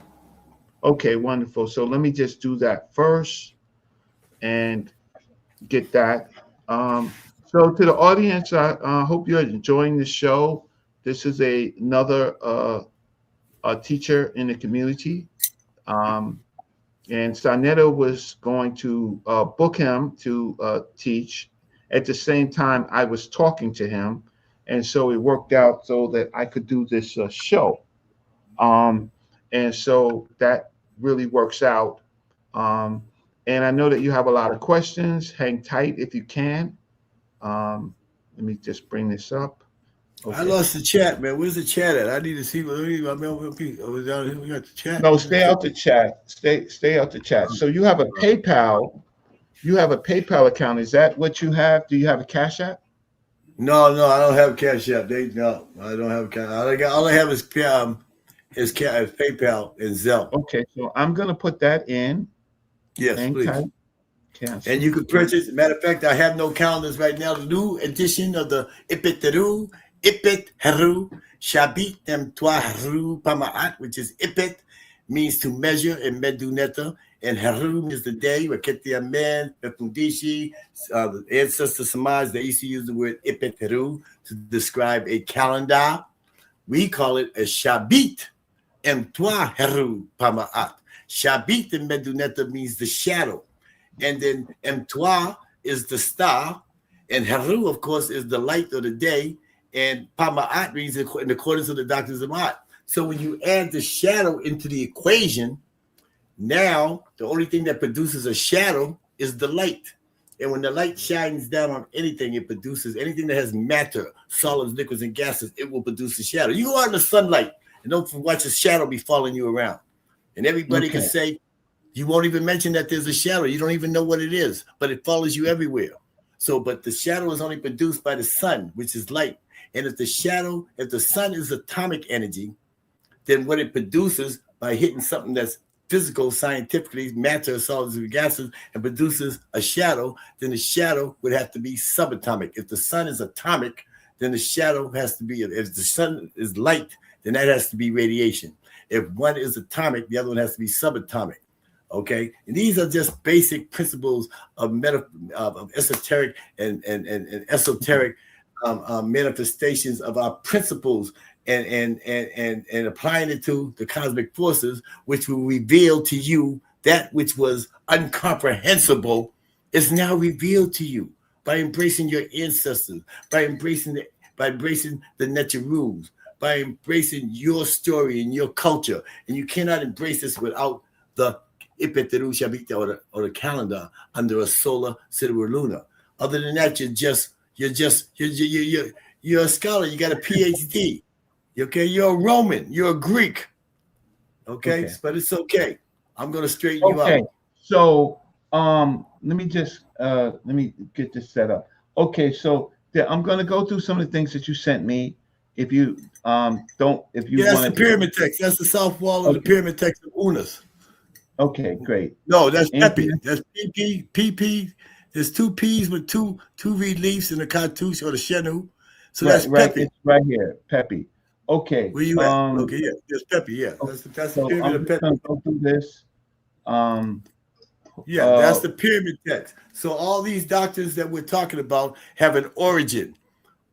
Where the Bible came from, where the Quran, where the Torah comes from, where Islam, everything is stolen from these sacred texts. And this is your primary source.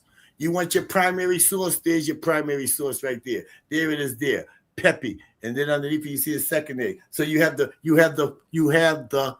Mastaba text. You have the pyramid text. You have the pyramid text, which is Pepe, Unas, Deje, and Theta and Den, okay? And then you have the Kemenu. Then you have the Shabaka stone. Of course, we said the coffin text, yes. And then you have the Theban text, the Heliopolis text, the Theban text, okay? Then you have the Book of Knowing the Overthrowing. You have the Heliopolis text, which is the book of knowing the evolutions of Ra, and of overthrowing a Pepe, which is in the Rhine Papyrus, for those who want to do your due diligence research, the Rhine Papyrus. And then once you understand them 3 or them 7 cosmogonies, they're all talking about one thing, the concept of self-creation. But when you see it from which it was produced as a star date. So you're going to see the Theban text. The Theban text would have Amen-Ra as the supreme deity. But we know Amen-Ra cannot be the supreme deity because our ancestors revealed things scientifically and mathematically and with just spirituality. They have God. We don't have a God. We have spirituality. And our spirituality is written on the walls of the pyramid text, the coffin text, the Shabaka stone. That's where our spirituality lies in. So now, scientifically, there's no way that Amen could be the creator, because Amen is the third attribute or manifestation of Nebuchadnezzar, and Amen is the third primordial field force. We're talking about the field forces of electromagnetism, the strong force, gravity, and the weak force. Amen is gravity. Amen in Medu-Neter is translated as the hidden one. Amen in Medu-Neter represents the mound, the primordial mound. And Amen is the hidden one, so he represents gravity in the scientific field forces.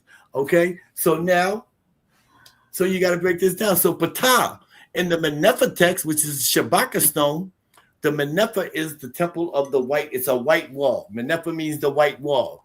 And this white wall ran for miles. And it was orientated to the spring equinox, just like in Luxor. In Luxor, Karnak, Luxor, at the temple of Amen-Ra, there's an avenue of sphinxes. And this avenue of sphinxes have the heads of ram, the ram heads. And it's orientated to the spring equinox.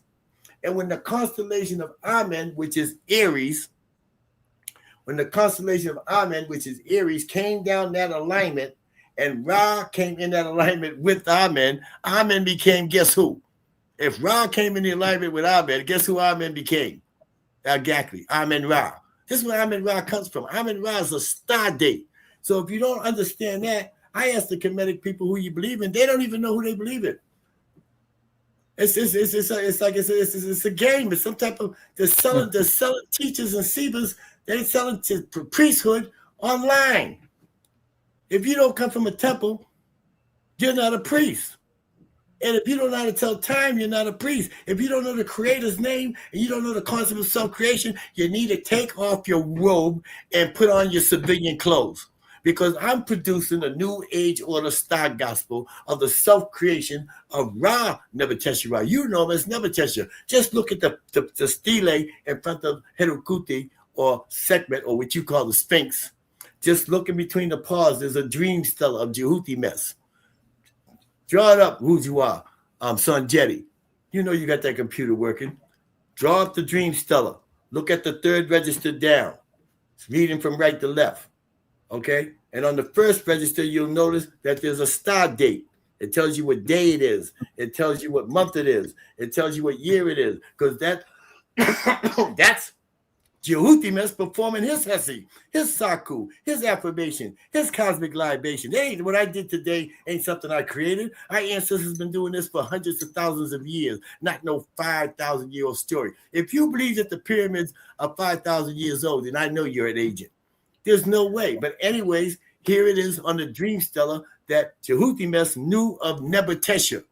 And if you see the Reggie, if you see the pictures I sent you. I'm trying to go through them. So if the ones that you don't want to talk about, it says the chapter coming forth by day. It shows you just say next. The ones that you don't want to talk about, just say next. All right, next. Next. Yeah, next. Okay, so what we got to understand is, who do we believe in? If you're in I'm from the Naga ship. I don't know nothing about this Kemetic community. The Kemetic community are brothers in the 50s and 60s who came out of college. And they was hooked up on that Alpha Phi Psi Delta, and they wanted to find their spirituality. And they took a trip to Kemet, and they got caught up into 18th dynasty, Amen-Ra, the Temple of Luxor. And that's where the beginning of Kemetism began. If you Google it, that's what you'll find. Okay. Okay. Well, wait. Okay. So, should I go next? So I'm that's a total eclipse of the sun. That is the quintessential symbol of our spirituality. That is also the first written and spoken Medu-Neter word. Leave it there, Reggie. That's the first written and spoken word on this planet. It's the Medu-Neter symbol for Ra. It's a circle and a dot. And you know how it happened? It's a phenomenon that only happens at the moment of totality, of a total eclipse of the sun. And this symbol is on top of every temple. It's a sun disk with the wing disc with two cobras. But on the middle, there's the sun. But all they show you is the sun, a yellow sun. They never show you that dot.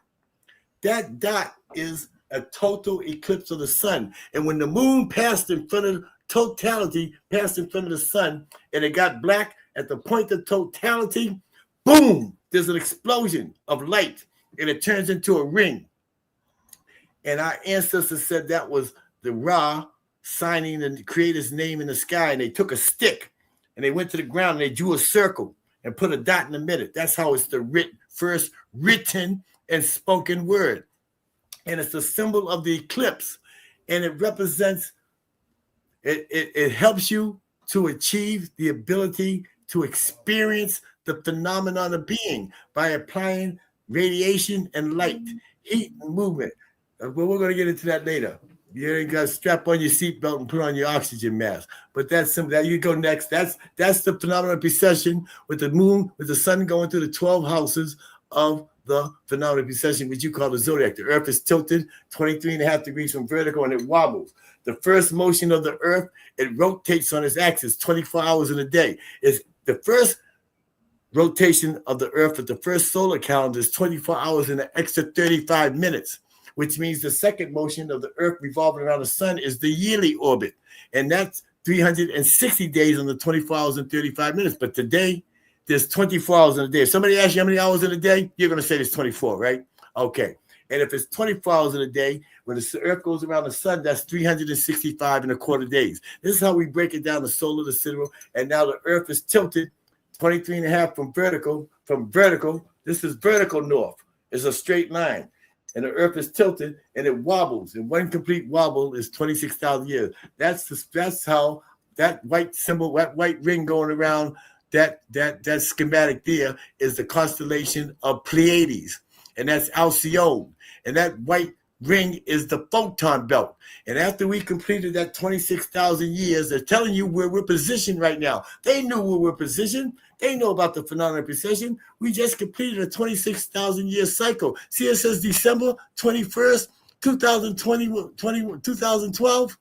On December 21st, on a winter solstice, the sun passed through the center of the Milky Way galaxy, of our quadrant of the Milky Way galaxy. So if you look at the Milky Way galaxy from above, from an aerial view, it looks like a hurricane.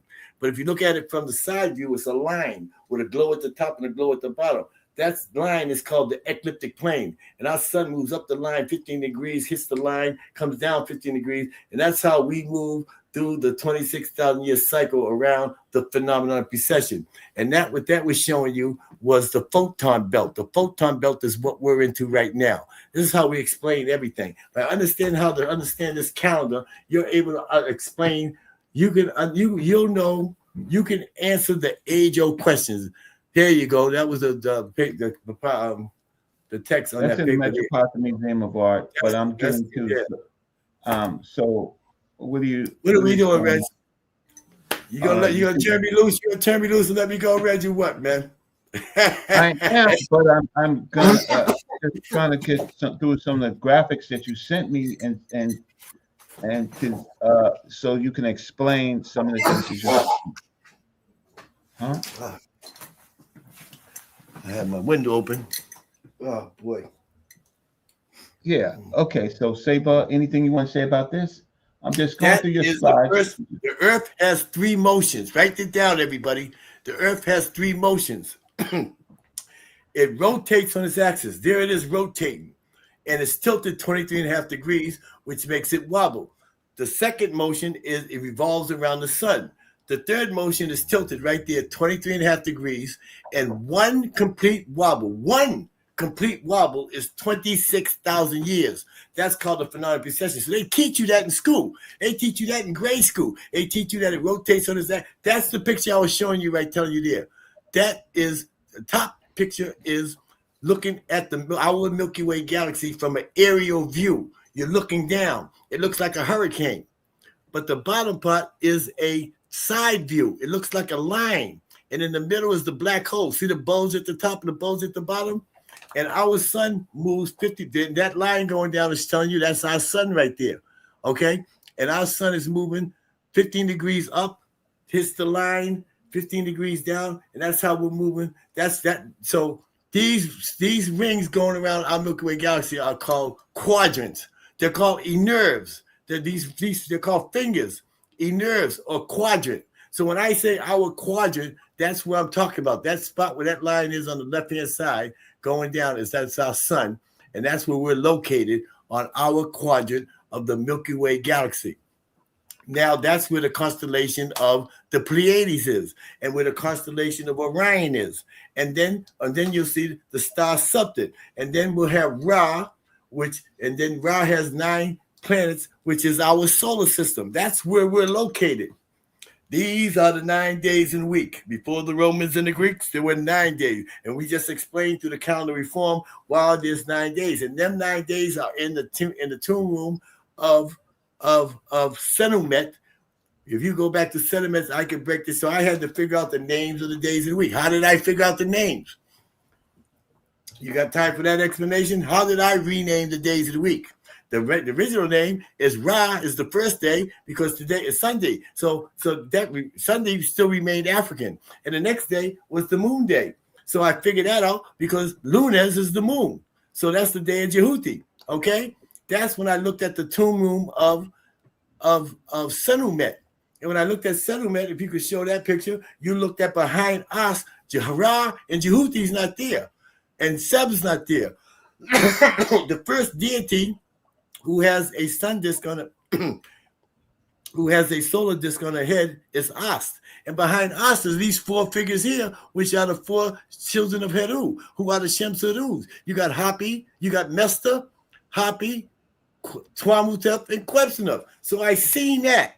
So I'm looking at the sequence, and I'm visualizing a generic interpretation or translation or extrication of our spirituality to get the name. So then I figured it out.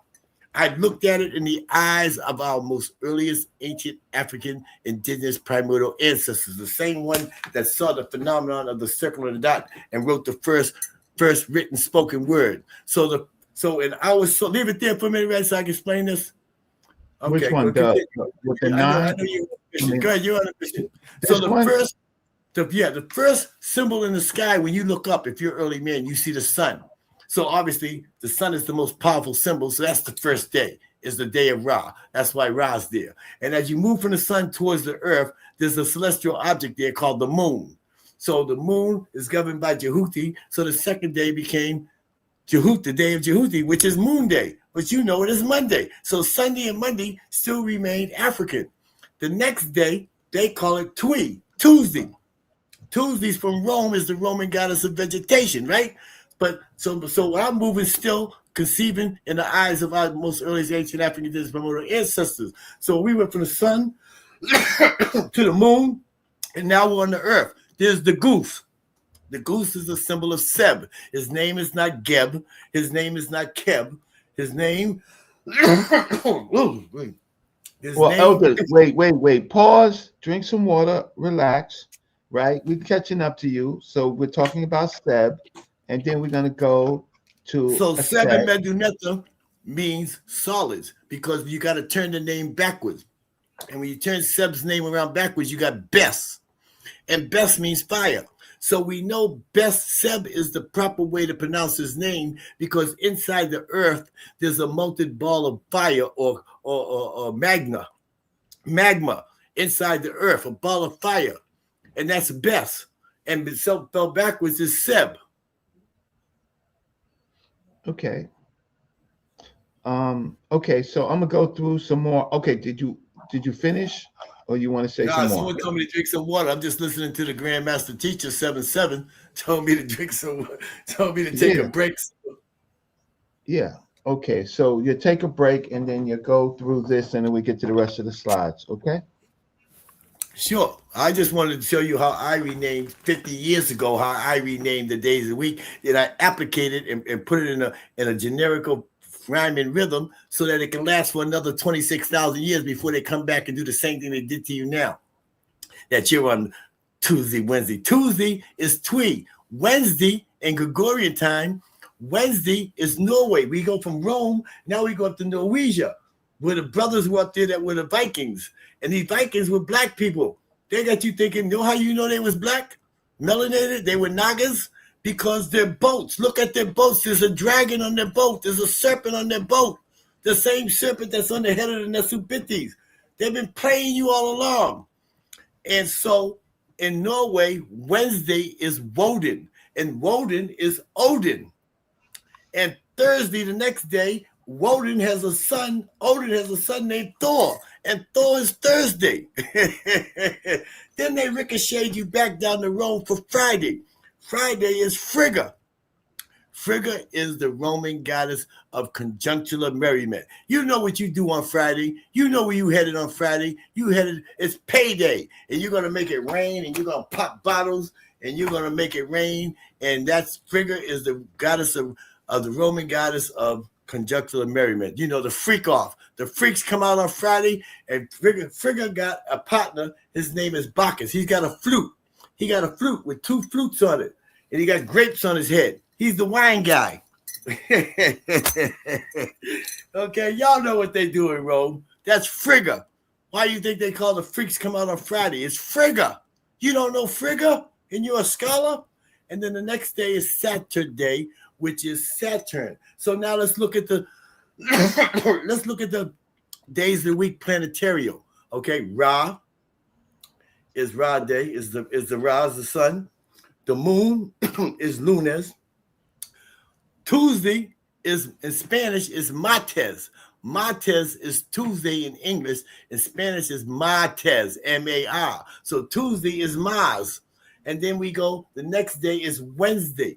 Wednesday is Wednesday. Wednesday in Spanish is Mercules. And Mercules is Mercury. Right? Put it together. You're master students. Are you listening to me? Do you hear me, my people? Now you go to Thursday. Thursday is Thor, but in Spanish, Thursday is jueves. La gente mío que habla español, tú puedes entender que yo digo, ¿verdad?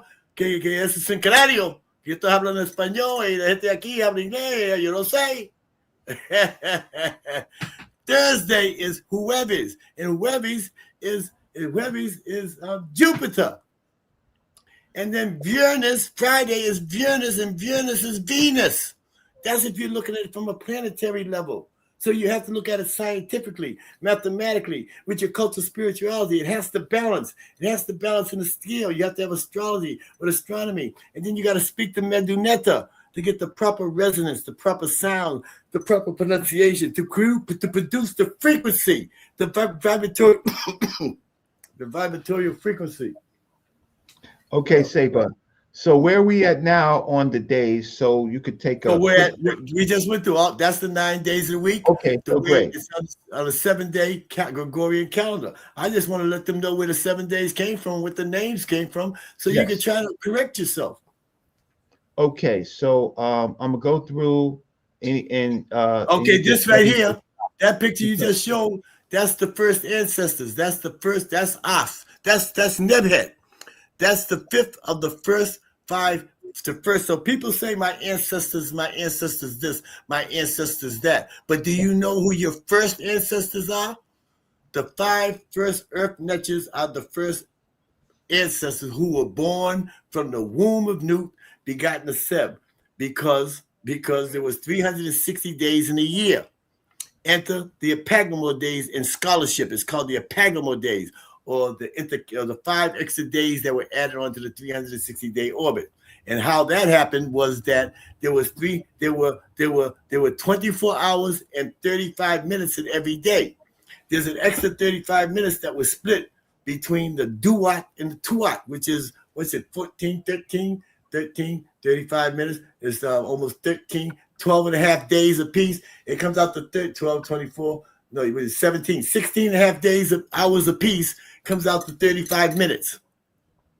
And that was split between the Duat and the Tuat. The Duat is sunrise, is dusk, is dawn.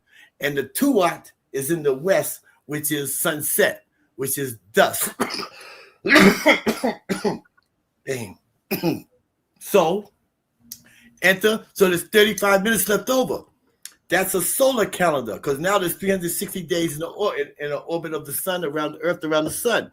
But guess what? There's 6 forms of life on the planet: plant, insects, reptiles, water creatures, birds that fly, and animal. The seventh form of life doesn't exist, which is man and woman. How did we get here?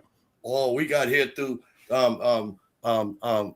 got through here through evolution. We got here through Adam and Eve. We got here through this is a whole bunch of stupid scholarship foolishness. You know, if you Wait, for the record, I gotta ask you. So for the record, you don't believe that we got here through evolution? Come on, Reggie. I'm trying to explain to you. Can I finish my story? Of course, Reggie. I just had to ask you a question. Anything that man told me is a lie, Reggie. Of course, I don't believe that. You don't. Of course, I just told you about plant, insects, reptiles, water creatures, and birds that fly, and animal. All that is part of evolution, Reggie. But it ain't got nothing to do with us. You're talking history and our story. I'm trying to reveal. I'm trying to tell you how we got here. I'm getting ready to tell you put on your oxygen mask and your seatbelt. Of course, I don't believe in Darwin's theory of evolution, natural selection. I don't believe in Adam and Eve. I don't believe in nothing that he ever taught me and ever told me. That man told me to get a COVID shot. I'm the last one to get it. Everyone that got it is passing away. Okay, so let's talk real here, Reggie. But anyway, I'm not here to, of course, argue. Oh, I understand that. I know you're not. You're being Reggie. That's what I need you to be. Scholarship on me. Hit me with the scholarship. Hit me with the questions that they're going to hit me with, so I can just smash them too at the same time right through you. Okay, so nothing personal. Well, I'm not going to do it on. I'm not going to do it on this show, but we do have an audience, right? That does. You give me on round two. I'll come back on round two. Right. Well, wow. Okay. So, and then you'll be able to take some questions. So that's why I'm going through this. But you're not allowing me. So you're not allowing me. See, you allow me to take me cosmic, if I can take them cosmic, I'll take them right into the planet of the ocean. Okay. So here's creation. Creation. Here's creation, right? Yeah. But that's not the first page. That's not the first page. That's the second page. That's Kepler. It says Kepler, which means to evolve. So now he's already evolving. So now we're going into the primordial. Now we're talking about the 4 primordial field forces. But can you go to page 1? It says the chapter of knowing, the overthrowing. The chapter of knowing. Yeah, I have to get to it, but this is the slide. Or this is the slide order that you gave me. Okay, well, there's one that tells you that says the chapter comes from E.A. Wallace Budge. I'll get to it. Anything you want to say about this? That is the point of totality of the total eclipse of the sun that's going to happen in the temple of Luxor in Karnak. It's going to be on August the 2nd, 2027. We're doing a trip to Kemet. Mefundishi's going, Kajawa, and the Mutnatats are going. All the Sibas and Sibats and the holistic healers and the practitioners of the female doulas, the birthing people, and we're all in the holistic medicine people. We're going to Kemet in 2027. As it happens on August the 2nd, there's going to be like 1,000 of us going. I'm bringing my own team. Mefundishi's bringing his. Kajawa's bringing his. Kaba's bringing his. Philip Valentine. We're all. It's the total. Wait. Hold on. I can respect Mefundisi because he can read the meta nature. Some of the other people that you talked about, they just going because they don't read the meta nature. The Kemetic community is a moneymaker. It's a money-making community. I'm not going to get between the dog and his bone. As long as you get there and you see it and you understand, but they're not going to tell you what it means. I'm trying to tell you what's going to happen. It is a phenomenon, an anomaly that reveals. It is a revelation that you receive as in the cosmic alignment of that temple, from you to the moon to the sun, and the sun lines up with Sirius, and Sirius lines up with Orion. Orion lines up with the Pleiades, and Pleiades lines up with the center of the Milky Way galaxy. There's so much telluric forces, and there's so much energy being distributed on that day. But everybody else is going to be home watching TV on a Gregorian calendar, waiting for Trump to drop the missile. Anything on this? You've covered this already, and you want to say that's the 23. He says 23.5 degrees from vertical. Vertical is north. So vertical north is not magnetic north. So there's a difference between that's vertical north, which is just a line, perpendicular line, and that's what makes the Earth wobble. And then to see the 23 degrees on the right hand side. Yes. See the 23. That is called the ecliptic plane. That means you're looking east on the spring equinox. There's a picture that's all yellow, Reggie. When you see that all that yellow, that's what it's going to show you. That's on the spring equinox on the Gregorian calendar. It's called March 21st. It's called the equinox or the equinox, when day and night are of equal length. And why that's important is because on that morning, only on that morning specifically, if you get up in the morning and look to the east, if the sky is clear, you get up 2 hours before the sun rises, and you're looking at whatever star, whatever constellation is due east, is what age we're in. This is how you know what age you're in. Because these are the natural rules in the universe and the elements talking to you. It's called time. Go ahead, continue. Okay. Now, Okay, there it is. There it is. That's the first page of the Heliopolis text. Wait. So I have to ask. So so this is the history of creation of the netters of the world. So from the Heliopolis text. That's the Heliopolis text. Okay, that's so this is the first page of this. 18th dynasty E.A. Wallace Budge, page 1. Is this? Don't get upset with me. But you said you don't believe in evolution, so you believe in this. I didn't say I believe in that. I said I understand what it's saying, Reggie. Oh, okay, no, fine. I just want to make sure. So I tell you, don't get pushed back. Everything that deals with Amun-Ra, the priest of Amun-Ra, is like dealing with Donald Trump. The priest of Amun-Ra, you had to. Okay. So you know how they found out what was going on? They got it from the papyrus of Ani. The papyrus Ani was the scribe of Amun-Ra, the priest of the priesthood. Ani was the scribe. And he rose up on the priest on the day he was going to transition. He said, yo, I'm ready to kick it in. Can you hook me up? You know what they said to Ani? Anui, yes. How much Trump charged for citizenship to get into America? $5 million. So priest of Amun-Ra was when we was declining into our destruction. Because after the Amun-Ra, which is Aries, we're going into the age of Pisces, right? 2 fishes. We just came out. We just went through 5,000 to 4,000 years of slavery. So everything was going into decline then. Within that, as we're moving through. So give the people, what's your number so I can put it in? Well, you have to, I gave the number 1. I just buy. All they got to do for me is I don't want no money. I want them to buy a calendar. You buy a calendar and buy my book. We didn't even talk about my book. I got my book right here. My book is The Cosmic Egg, a.k.a. The Primeval Germ, a journey of 59 plus 21 years. Yeah, so the reason why it's a couple rules, right? So because it's sa.neter's platform, right? And sa.neter will tell you himself, right? PayPal, Cash App is okay because you're doing work on the show. Merchandise is a little bit different. That's why I understand. I don't want to cause no problem. That's why I said give them your number so they can call you. So give me your number so I can put it in. My number is 617. All right. So this is Ptah Seeker.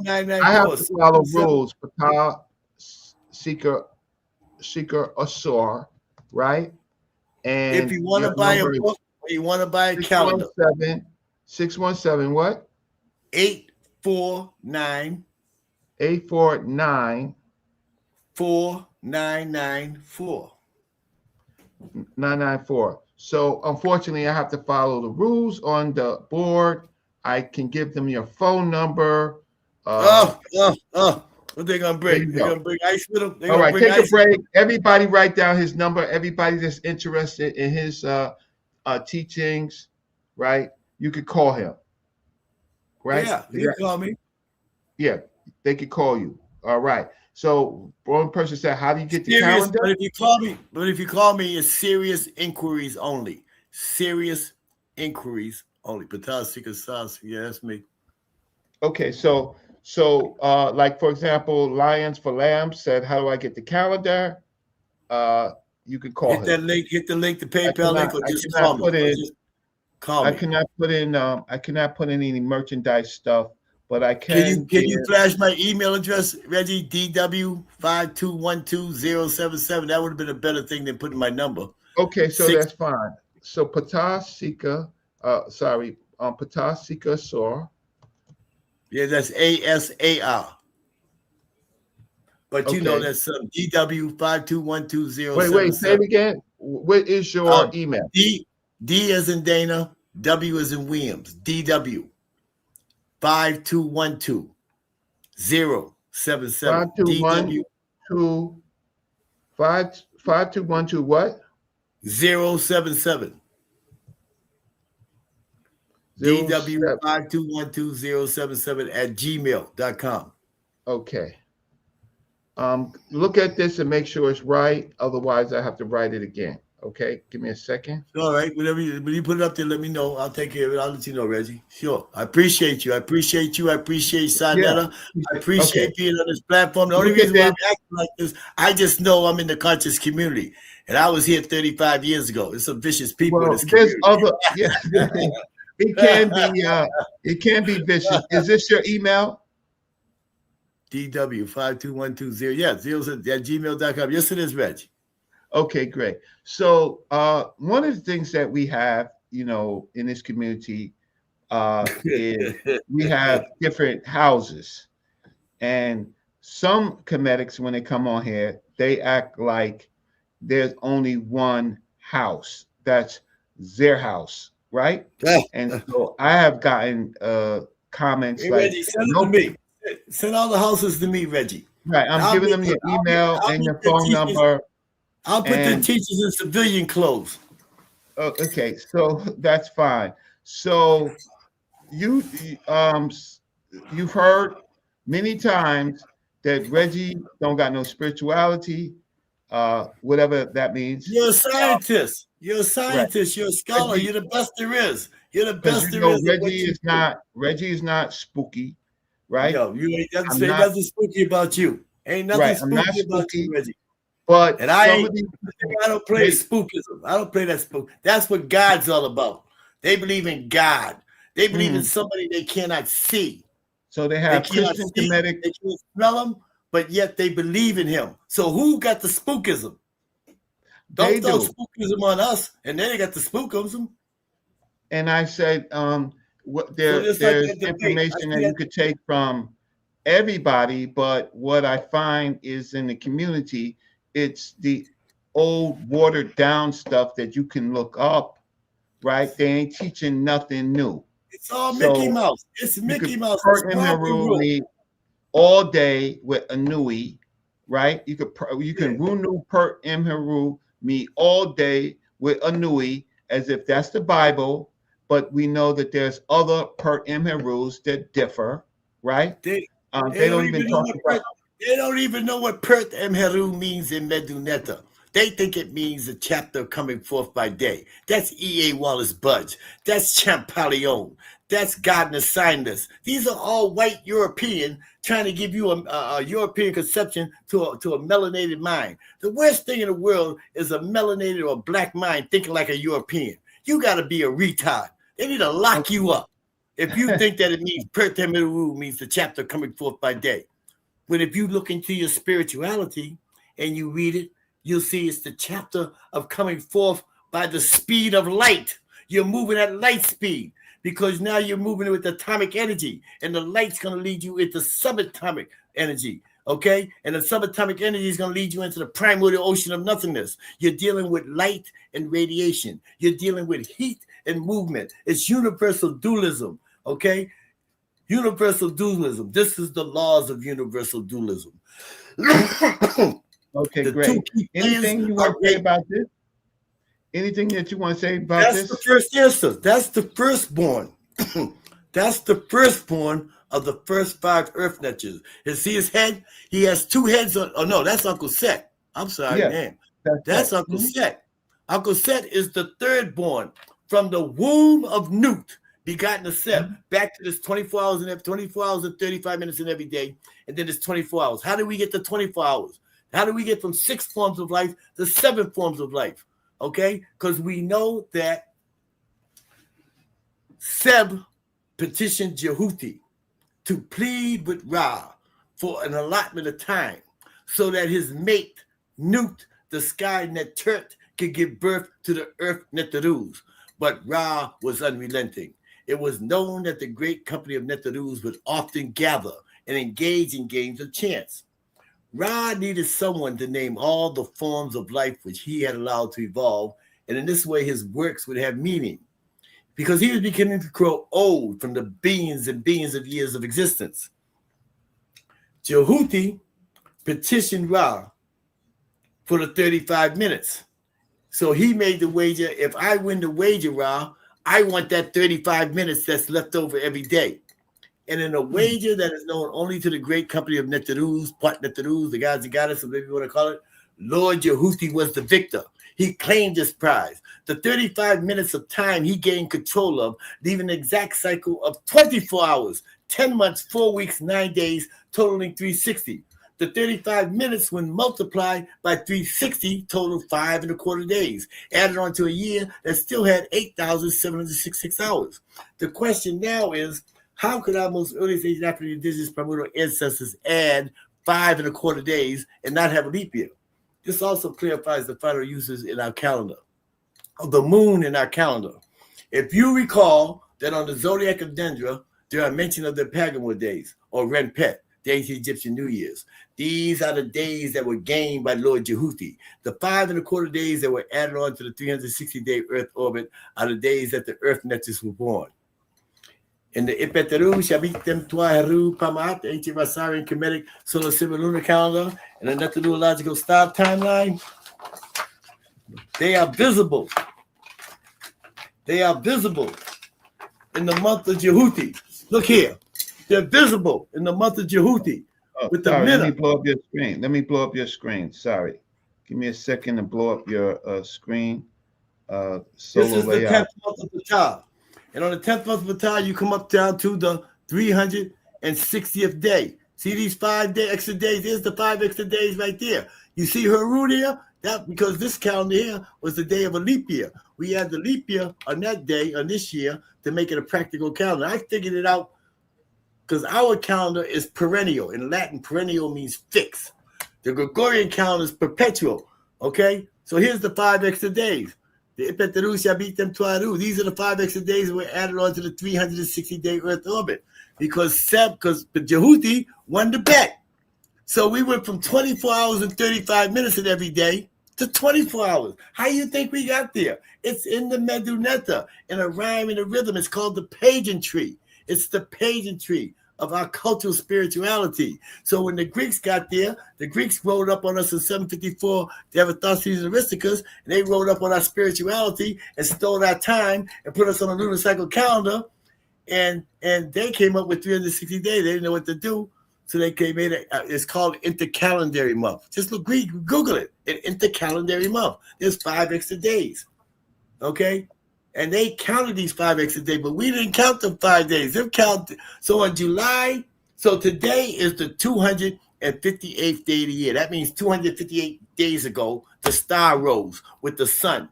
The star and the sun, which is Sirius, the heliacal horizon, rose together on the Giza Plateau, 30 longitude, 30 latitude. That's called the Renpet. That's the New Year's. And that's day number 1. So now we're at 258th day of the year, which means that there's 102 days remaining, which will end us up. So we have a 100-day countdown, and we're counting down from 100 days to 90 days to 80 days to 70. We're counting down to the Renpet. And now you get down to 10 days. So that's on July the 9th. And when you get to July the 19th is the 360th day in a year in accordance and equivalence to the Gregorian calendar.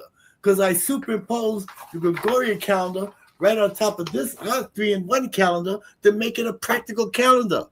So that you could take the kids to the office, to the hospital, or to the PTA meetings. That if you want to be a gringo, you want to be hot dogs, apple pie, Chevrolet, you still want to be, you don't want to be yourself. I made it so you could do that too.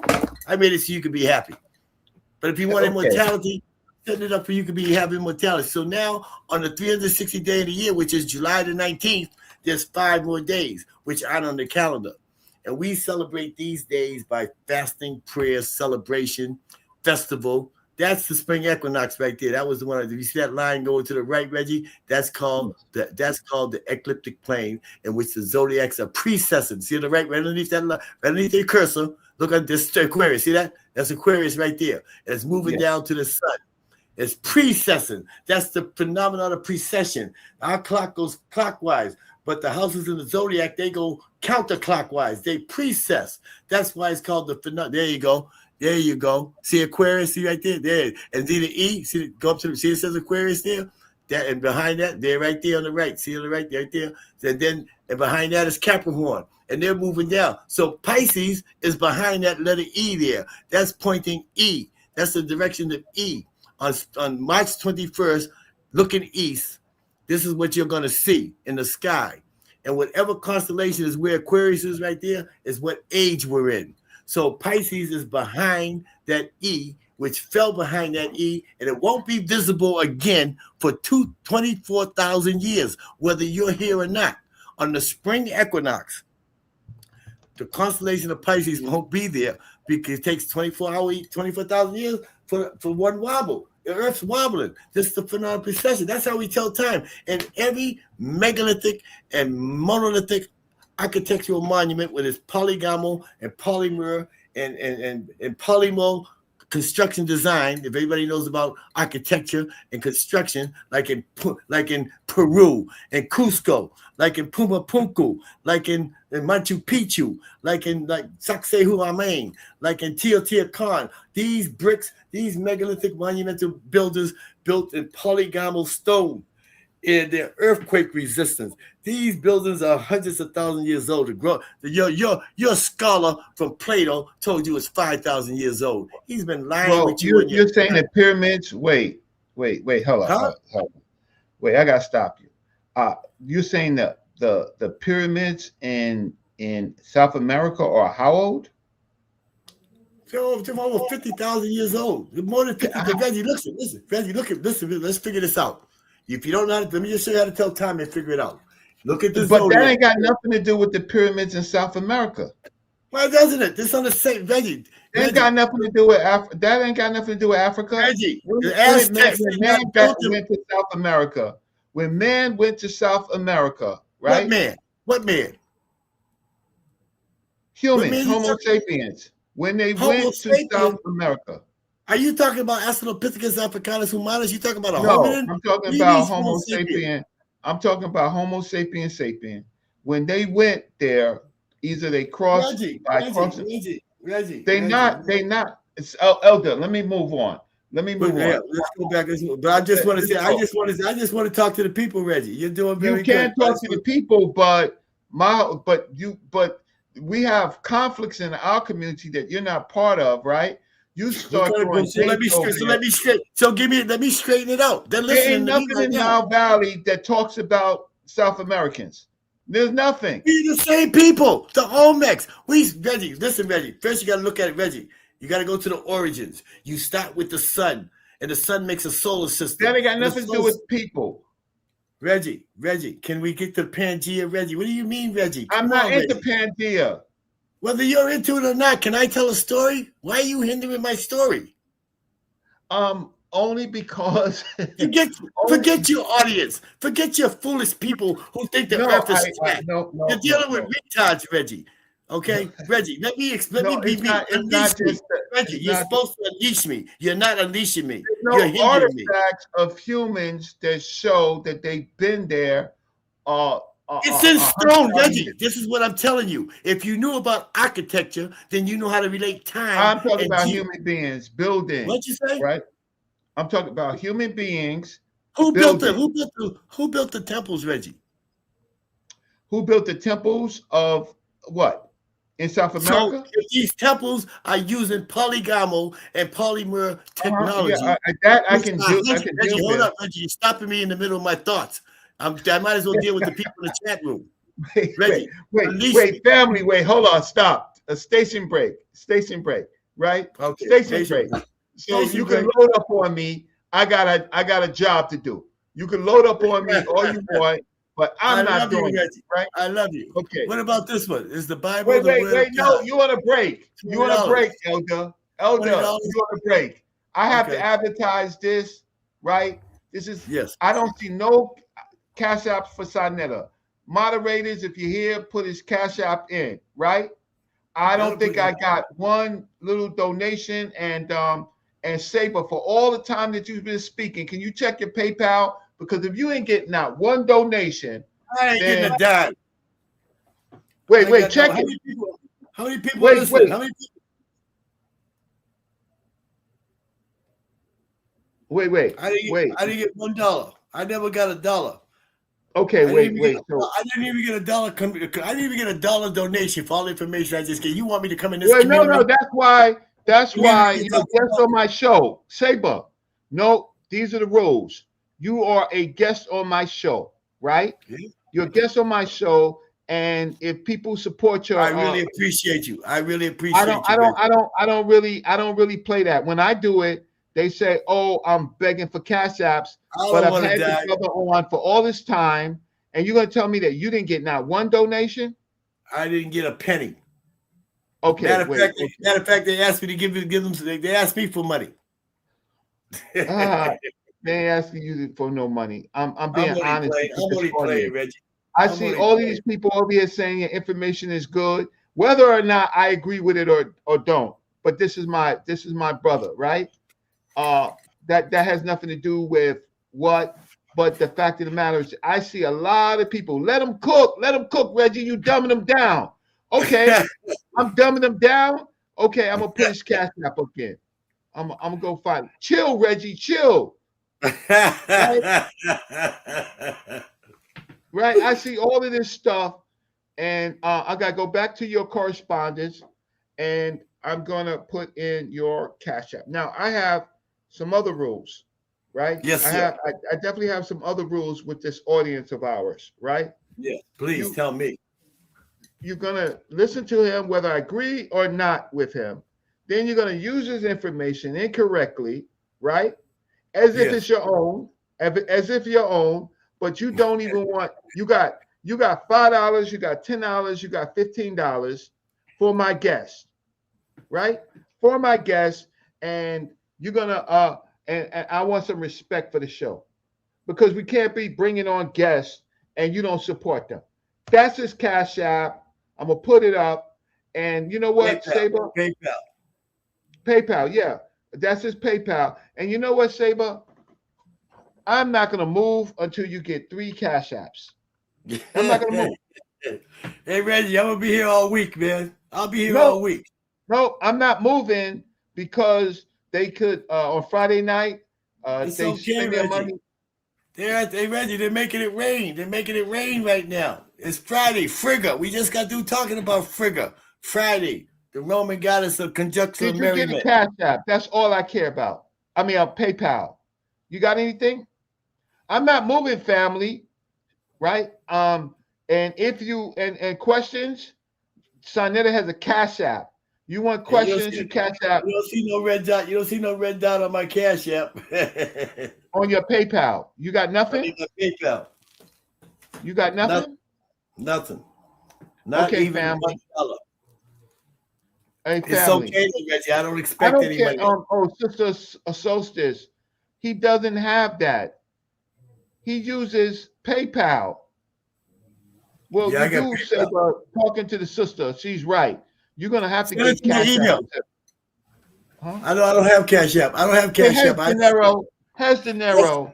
That's my fault. Don't be in my brother's pockets, right?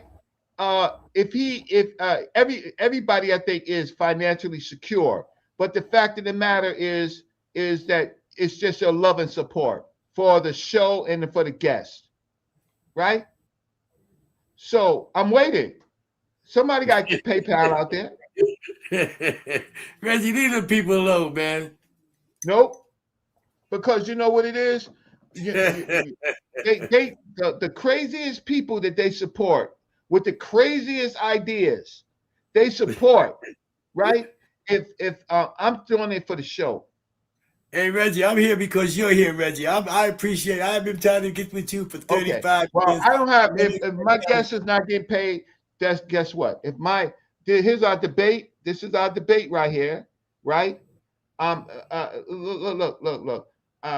Why is black information always free?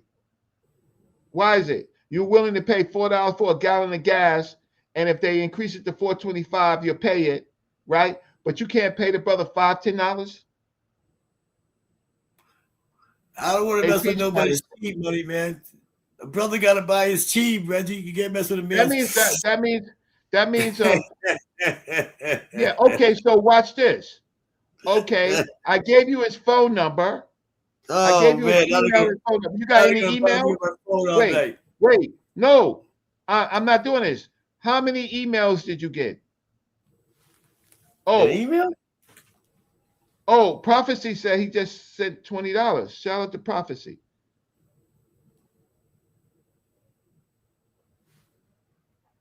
He sent me $20? Yeah. Do I see but I don't know if you did or not, but yo, yeah. I got dough. $20. Okay. Yo, So Prophecy. Anybody else? Uncle Johnson, moving if he care, to you, my Seba prophecy. I appreciate you, divine blessings to you. Do I? I never got a donation. Anybody else besides Prophecy? Because so I'll go 5 more slides. Hey, but hold on 1 second. Hey, Prophecy. What I'm going to do with your email, I'm going to send you a PDF file copy of my book, The Cosmic Egg, a.k.a. The Primeval Germ, for your donation. I'm going to send you a PDF file copy of this book, The Cosmic Egg, a.k.a. The Primeval Germ, a journey of 59 plus 21 zeros. Don't say what he wants to say, and if you disagree, and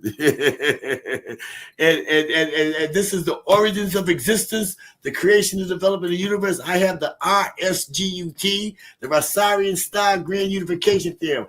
Einstein didn't have a grand unification theorem. Stephen Hawking didn't have a unification theorem. Isaac Newton didn't have a grand unification theorem. No one can explain gravity. There's a guy called Gabriel Yeager with Gij, comma J equals 0, but his is a mathematical equation. It's a geometric description of the universe. So they wouldn't give him a Nobel Peace Prize. I had the grand unification theorem in this book for 50 years, and none of the teachers have read my book. And I don't even want a Nobel Peace Prize from these people. I explain gravity. Gravity is the result of antimatter collapsing upon itself, producing gamma explosion, which release nuclear energy inwards and outwards. The energy is released inwards, was, and always shall be absorbed by the self-created one, Ra Nebuchadnezzar, which is the cosmic egg. The energy is released outward beyond the gamma ring as bits of pure antimatter. Upon embracing interference, developing a region we call the nursery of the stars as dark body radiation. I'm sorry, they don't see you. 1 second. So, okay, so here's my other rule. Here's my other rules, right? and y'all can snitch on me with sa.neter, right? What I want is a Kemet debate, right? That's what I want, right? I want to know who are the best teachers in Kemet. That's what I wanted to see. Some people had a long run, right? So I think it'd be exciting. It'd be exciting to see Kemet versus Kemet. How y'all like that? Right? Ptah Seeker, would you be interested in having a discussion? Hey, Reggie, I'm not into black on black crime, but if they jump under my tires, I'm going to step on the gas pedal and I'm going to put it in reverse. And after I finish, they take off their priest garb and put on civilian clothes.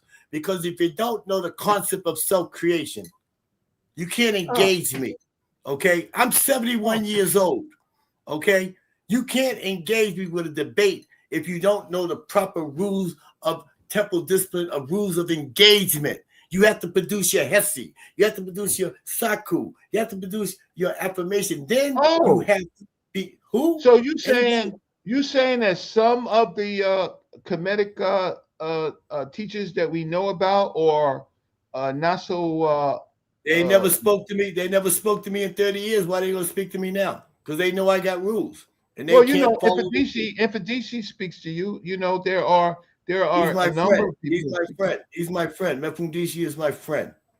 Can we talk about? But there are some other well-known ones. Would you bring Mefundisi's name up for? Let's speak. I thought you said his name was off the chopping block. No, because he's off the chopping block. He's off the chopping block because she's your friend. That's an elder. He's an elder. Mefundishi's from the temple. He has his own temple. I'm talking about a person that didn't come from a temple. I'm talking about a Googler. I'm talking about a person that sells certifications for priesthood online. $50 every week, getting rich. Who does that? Put them on the block. You want me to bring somebody down? Bring somebody down. I'll bring a lot of them down. You'll be willing to talk to somebody? You mean you'll be willing to talk to somebody who sells certifications and stuff on priesthoods and stuff online?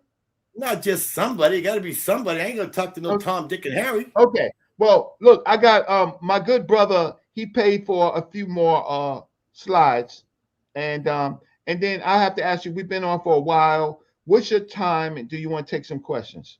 Hey, listen, Reggie, I'm 71 years old. I can run for another 5 hours. I can go to sleep right now. Whatever you want to do. No, I have to ask you. Yes, I know you could go till you pass out, but only one person actually donated for this whole show. Well, I want to ask him, does he have a question? Ask him, does he have a question? Sure. Whoever made that donation, that Seba, what's his name? Prophecy. Ask Prophecy. Yes. I will specialize a Q&A for Prophecy since he spent a donation. Okay. Well, no, King J, here's my rules is I can't open up the lines. I just want to make sure. I'm going to go through a few more of these slides. Just tell me no, yes or no, that you want to talk about it. And then let's get. And I put in his phone number. You can go back to the show for the phone number. Yeah, tell him, brother. Yeah, you can call me. Yeah, but I'm saying I'm gonna email him a PDF file copy of the book for his donation. Prophecy is good money. Prophecy is good money. You want to say anything about this, or can I move on? That's part of the three. The Earth has three motions. That's what it's showing you. The Earth running around the sun, and it's talking about it's wobbling. It shows you that there's three motion. The Earth rotates on its axis. That's what we just talked about. 24 hours and 24 hours and 35 minutes. There's a difference. They don't explain that there. That's what they teach you in school. They teach you it rotates on its axis. It revolves around the sun, and it's tilted 23.5 degrees. But they stop you there. They never tell you that tilted is a 26,000-year cycle because the three things they told you is his story. But if they tell you about the phenomenon of precession, now it's our story. So that is not taught in school. Because if they tell you about the 26,000-year cycle, then they have to tell you about the 4 dimensions of time. The first dimension of time is daily time. The second motion of time is yearly time. The third dimension of time is great year time, and the fourth dimension of time is the great age. No, it's the great age time, which is through each and every sign of the house of zodiac. Someone named Blue Devil, did he donate anything, or he just did anybody donate anything? I don't know. I might be getting donations now. I ain't seen no. Oh, I'm not being passively aggressive. I want a Kemet versus Kemet debate. Right? That's what I want. I'm not being passive. Why should I be passive? Who are you talking to? The chat? You talking to the chat?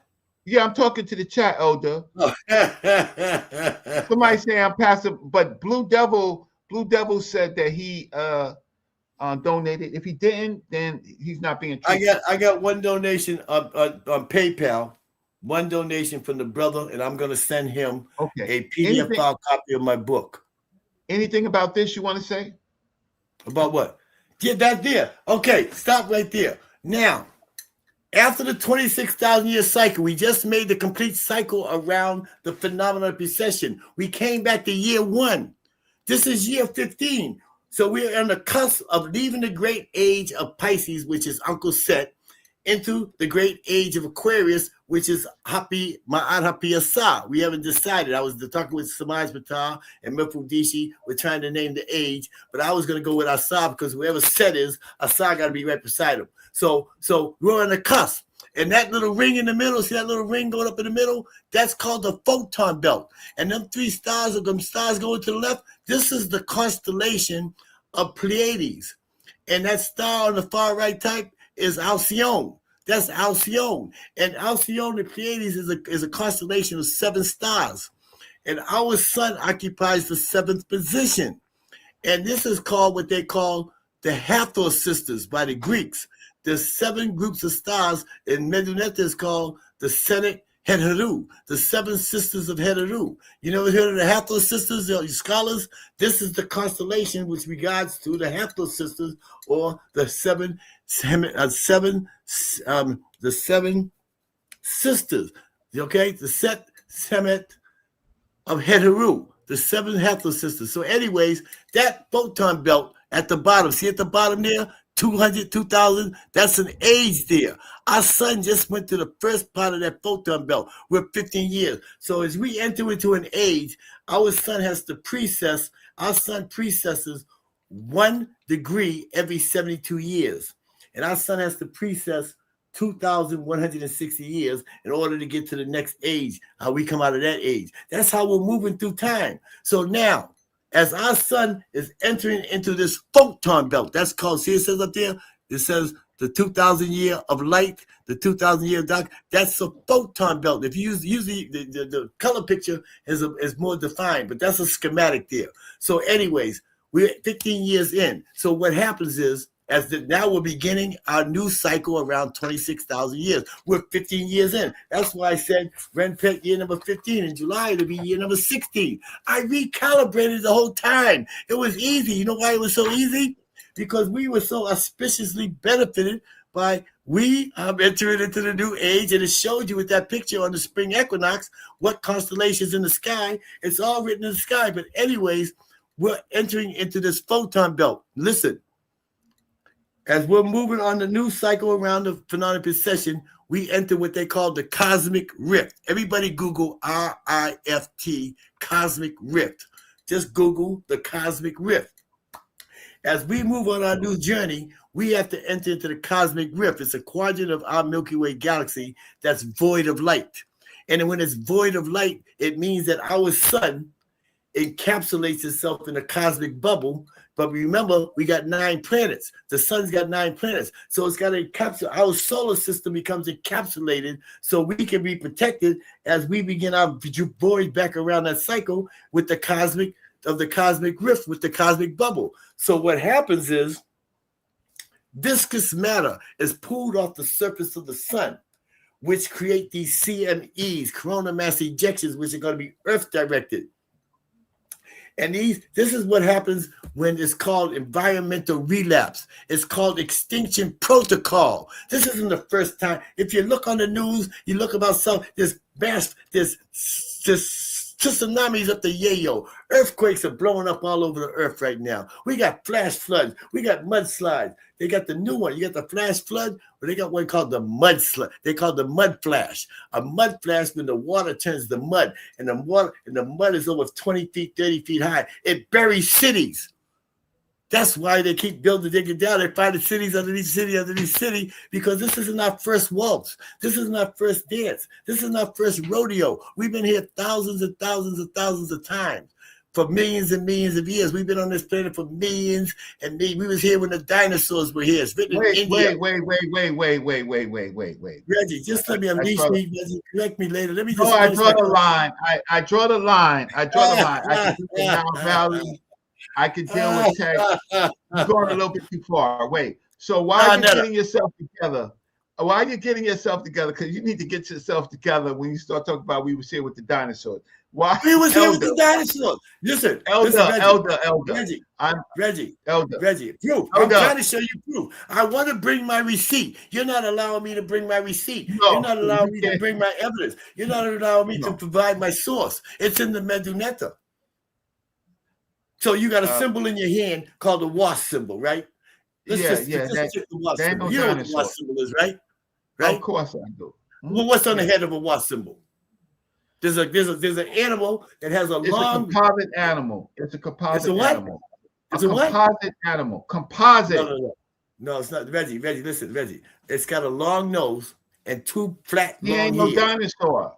It's a pterodactys, Reggie. It's a pterodactys, Reggie. How can you not see that as a pterodactys? That means because I cannot see a pterodactyl. Because I cannot see a pterodactyl. I can see a composite animal. It's all right, but that's what I'm telling everybody it is. I'm not letting you do that. I'm not. Listen, Reggie, in Meduneta, respectfully. let me just say one thing, Reggie. I read right speak Meduneta. I believe in the Meduneta. And in the Meduneta, when you speak of Asar-neter, just like in the tomb of Espalta, it says, I am the Atef of Atef, the father of father. I am the Neb, the Lord of lords. I am the But you don't say no dinosaur. Reggie, can I finish my you have sentence? to give me the Can I finish text. my sentence, Reggie? Reggie, do I interrupt you, Reggie? Why are you interrupting me, Elder, man? Elder, I 2 wanted seconds. Let me just finish my I sentence. wanted go ahead. Finish this. I just want to finish my sentence. I am the Lord of millions and millions of years. Neb-he. So here's my paternal father. Asar unefa kentiamenti. I don't stop the monotheistic people and their paternal father. Their paternal father is Abraham. The Muslims' paternal father is Abraham. The Christians' paternal father is Abraham. Anybody that believes in monotheism, their paternal father is Abraham. I never said nothing about him. I want to tell you about my paternal father. My paternal father is Asar unefa kentiamenti. He's the Neb. He's the Atef of Atef, the Neb, and the Neb-he. And he's the Lord of eternity, the millions and millions. He just told me he's the Lord of millions and millions of years. What am I going to doubt the man for? I got no reason to doubt him, Reggie. Why should you? It's okay, Reggie. We good. So, Saber. So where you at? Where you at? I'm here. So here's a couple of things, right? I'm just going to go through this real quick. Yeah. I'm just going to go through this real quick. I'm having fun. I'm having fun with being here with you, Reggie. I don't want to have too much fun. Right? Okay, I don't want to have too much fun. Okay. I don't. What I want is people to contact you to I really talk appreciate about that. the calendar series. I put your PayPal up. I was asked to do the show. I wanted to do the show, and I want to introduce you to the community. I want you to come back. I want you to take some questions, right? There's Mefundisi. He came to the museum. Me and Mefundisi did a special at the museum. Mefundisi is a great teacher of Medunefa. He's a great elder. I have nothing but respect and honor because Mefundisi is from the temple. How you know he's from the temple?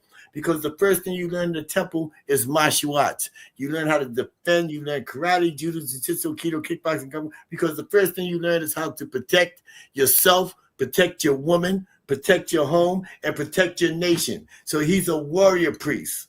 Mefundisi is a warrior priest. Okay, I'm going to play a little bit of it so that you can, even though you on go time, right, just for the audience and for the show. My brother Patika Assaur is a martial artist, by the way, if you don't know. So he's not a pushover. He's not, by looking to the word, a pushover. So let me play this. We have 2 names, a Samara name and a Nusubiti name. So one is his birth name, and one is the name he's given when he becomes his coronation. So here is the fig leaf is A, S or Z, S, P, the square, S spelled, the lion is L, and here's the top, S spelled top, alphabetically. And of course, this is all in Ghana signed this or the Rosetta Stone interpretation translation, which is all European translation, which has no essence in it at all. Like they say that Ptah, the P, represents a door or a mat, which it doesn't represent a door or a mat because my name is Ptah.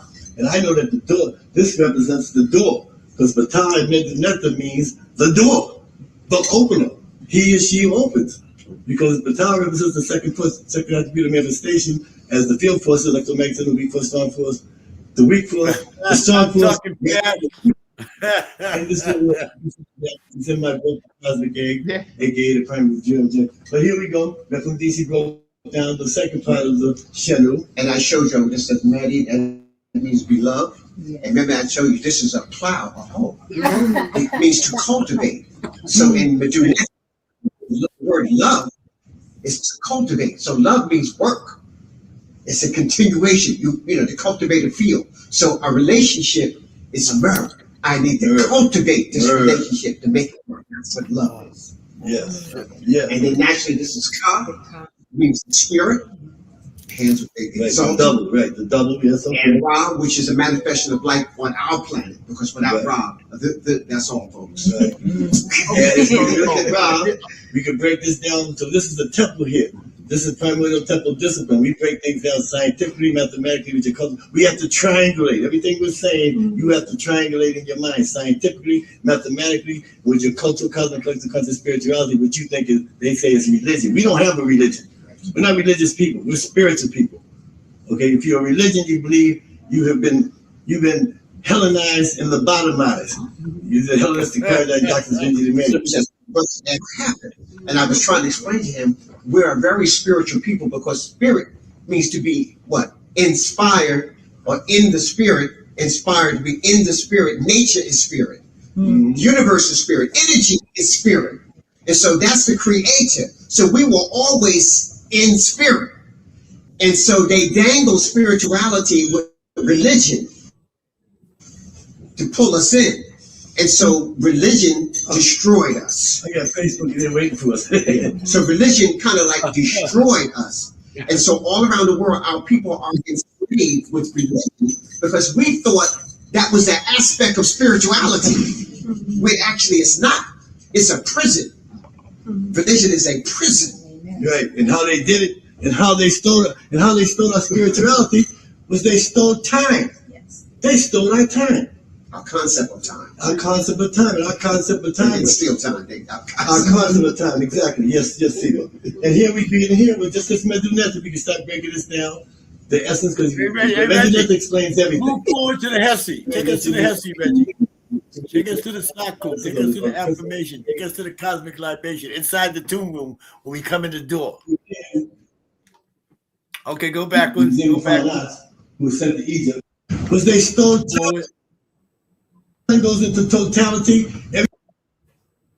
And he's then, her name is Teresa Young. Take us to the front door so we walk into the tomb room. As the field for was they stole circle. Oh, you know, it'll take time for us to get on. Okay. Come on. I'm just moving till we get to the point. Right there, Reggie. The continuous evolutions of all things. Back. We just to the Hesse. Never mind. Whatever the people No, it's starting now. I went back. You know, Dr. Henry Clark and Joseph Benny and so on and so forth. I would ask for Dr. Professor Leonard Jeffries and Ptah Ford, McKenzie Aman. I also always mention from DC. I always ask for permission to speak. That's where we would be in opposition, and we would be asking this, but I'm just trying to move this right along at the same time before I go into the, so that everybody can understand, because I have the master here, and I want to make sure the master is fluctuating, even kill here. I got Facebook, YouTube, so I'm gonna I got Twitter, I got all kinds of cameras on us. Dua, Nazarak Ramet, IMMORTALITY. Greetings and divine greatness, divine excellence to the first families of the new age order. My Nagas, my Shemsarus, my Nesubitis, my Hemets, Sibas and Sibats, Mukatats, the immortal ones of Ma'at, cherished. Phenomenon of precession, new age order, great golden age of Ma'at, Patika Assaur, and all citizens, descendants of the Nile Valley, cultural, cosmic, collective, conscious spirituality.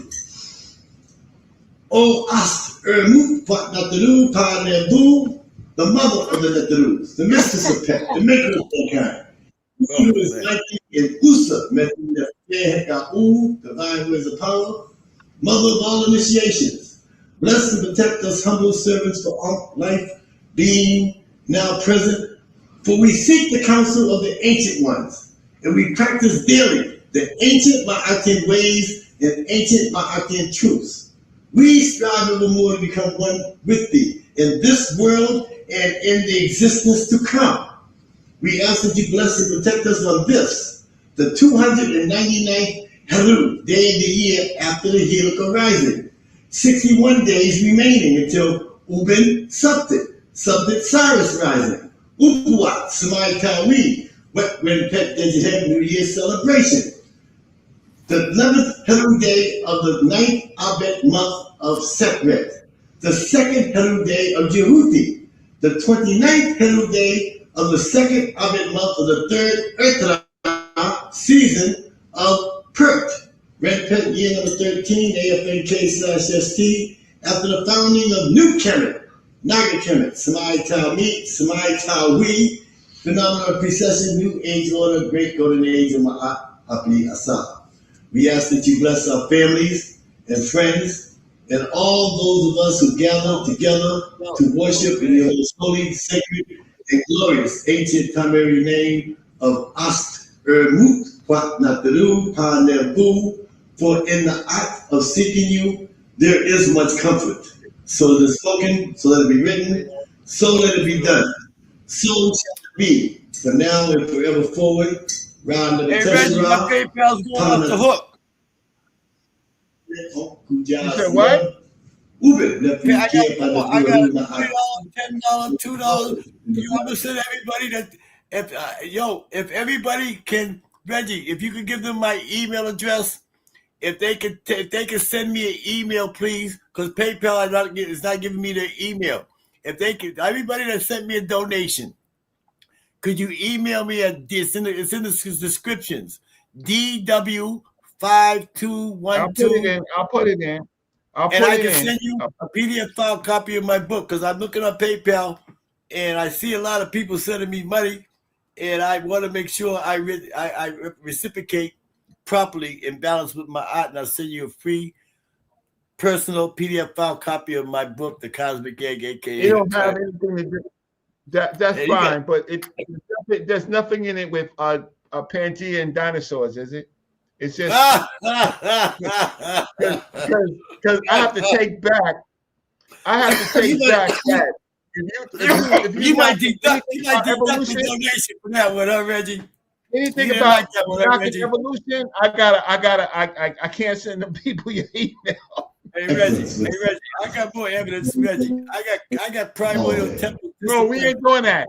I'm gonna let you finish your got evidence that's engraved in polymer stones, Reggie. No, they got no.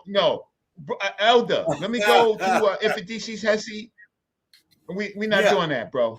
Yeah, that's okay. Listen, I want to thank everybody.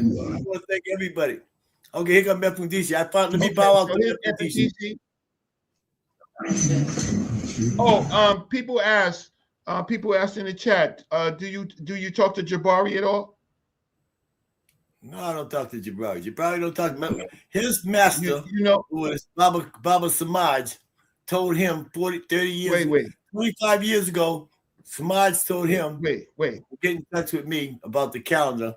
And I have never heard from him, and it's okay. I just move along. No, I don't talk to Jabari. Jabari don't even know me. I never had 2 words with Jabari. Oh, okay. That they just wanted to know. Okay.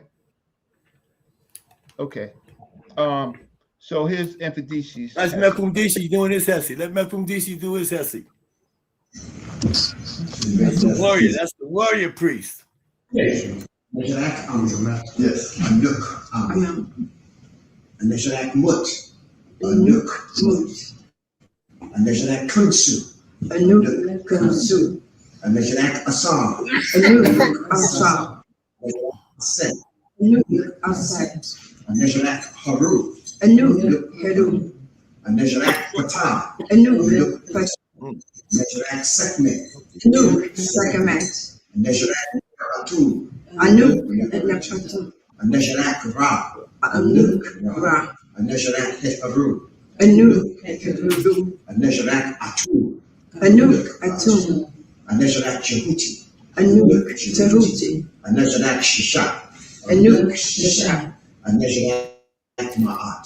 Anuk Ma'at. Ma'at is truth, justice, righteous, harmonious balance, reciprocity, and right order in all things. That's where we begin, and that's where we continue. And listen, I'm gonna learn some meta Hesse. If I could get a sister to repeat every word I say. Who's that? There's our son. There's our son Kyle. That's our son Kyle. Let him speak. Do our Yeah, Siba. okay, so let me find a link. If Asar and Kai's out there, I'm gonna let him come in and put up the link, and I'll choose who I want to put in. If I could get a sister with a fur coat, a fancy purse, right, to repeat my Hesse, yo, yo, I don't care what Unc say. Reggie, leave that alone. I don't care what Unc say. Leave that alone. Let's continue, please. No, that's beautiful. That was a nice. When DC came, that was the Twin Museum tour, and he came over to my museum after he came over from Museum of Fine Arts. I thought I was very special to meet the brother. Yeah, great. I put the link in, but you know, I mean, that's reading the meta. Let's go on through it. What you saying now? Let's see. What you talking to me, Reggie?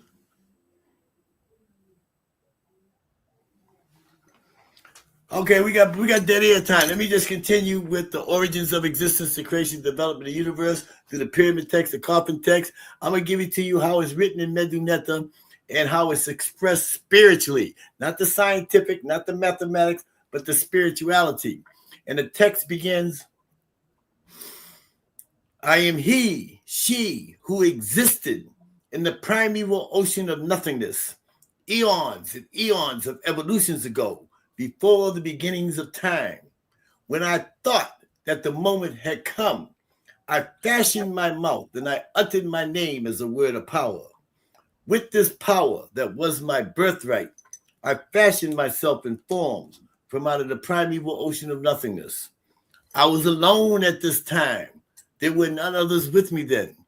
I am the beginnings of time, which began when I took form and commanded the power. Now it came to pass that I found no place upon which I could stand. So I straightway brought forth from my own mouth and thoughts the primeval mound from out of the primeval ocean of nothingness. Being that I was alone at this time, it pleased me to make others. So I went from being Neter 1 to Neter 3. I made these beings in the manner in which all things are made.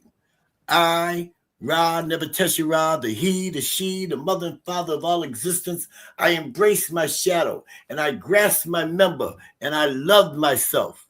I issued forth the Neter Shu, and I multiplied his forms millions and millions of times. I gathered a portion of the remains, and I swallowed them, and I spat forth Tefnu. They are my heart and soul, twins born of the same birth. And when you find the one, you'll find the three. For the three is of the one, and the one is of the three. Shu and Tefnut had union, and gave birth to Seb the earth, and Nut the sky. And Seb and Nut, and in similar manner I multiplied their forms, millions and millions of times. Seb and Nut had union, and from this union came forth the earth netchers, who are the first 5 ancestors. Their names are Heru-Ur, Sut, Heru-Ur, Asar, Sut, Ast, and Nebhet. Asar and Ast gave birth to Heru, and Heru and Heru gave birth to the Shemsu Herus. Their names are Mester, Hapi, Twameltep, and Quebsonov. And when all this was done, and all manifestation of things that came into being, I placed each and every black hole, constellation, star, sun, planet, moons, and life forms where they are now found, and together their movements give meanings to my works, and their movement is no drain on my powers. It is I, Ra Nebuchadnezzar, who issued forth the order of existence. That's the spiritual text. That's written in the pyramid text, the coffin text, the Shabbat stone. Now, let's talk about it scientifically, okay? Because this ain't no spookism. Okay, there's no science without mathematics, and no mathematics without science. We need our spirituality to equate it all within the all of all. So here we go in my book. When I talk about the primeval ocean of nothingness, We use the word new. We use the word the primary emotion of nothingness. We use oblivion, or we use dark energy.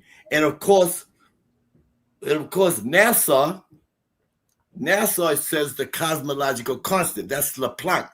Planck is hooked up with Einstein and them boys. They use the word the cosmological constant, which hooks up with these black holes when it sucks everything in, and they still ain't got a clue. That's all hypotheses. But anyways, when you hear me use these terms, I'm talking about one thing. It's just different schools of thoughts. Here we go. In the beginning, there is energy, and its name is oblivion. In the end, there is energy, and its name also is oblivion.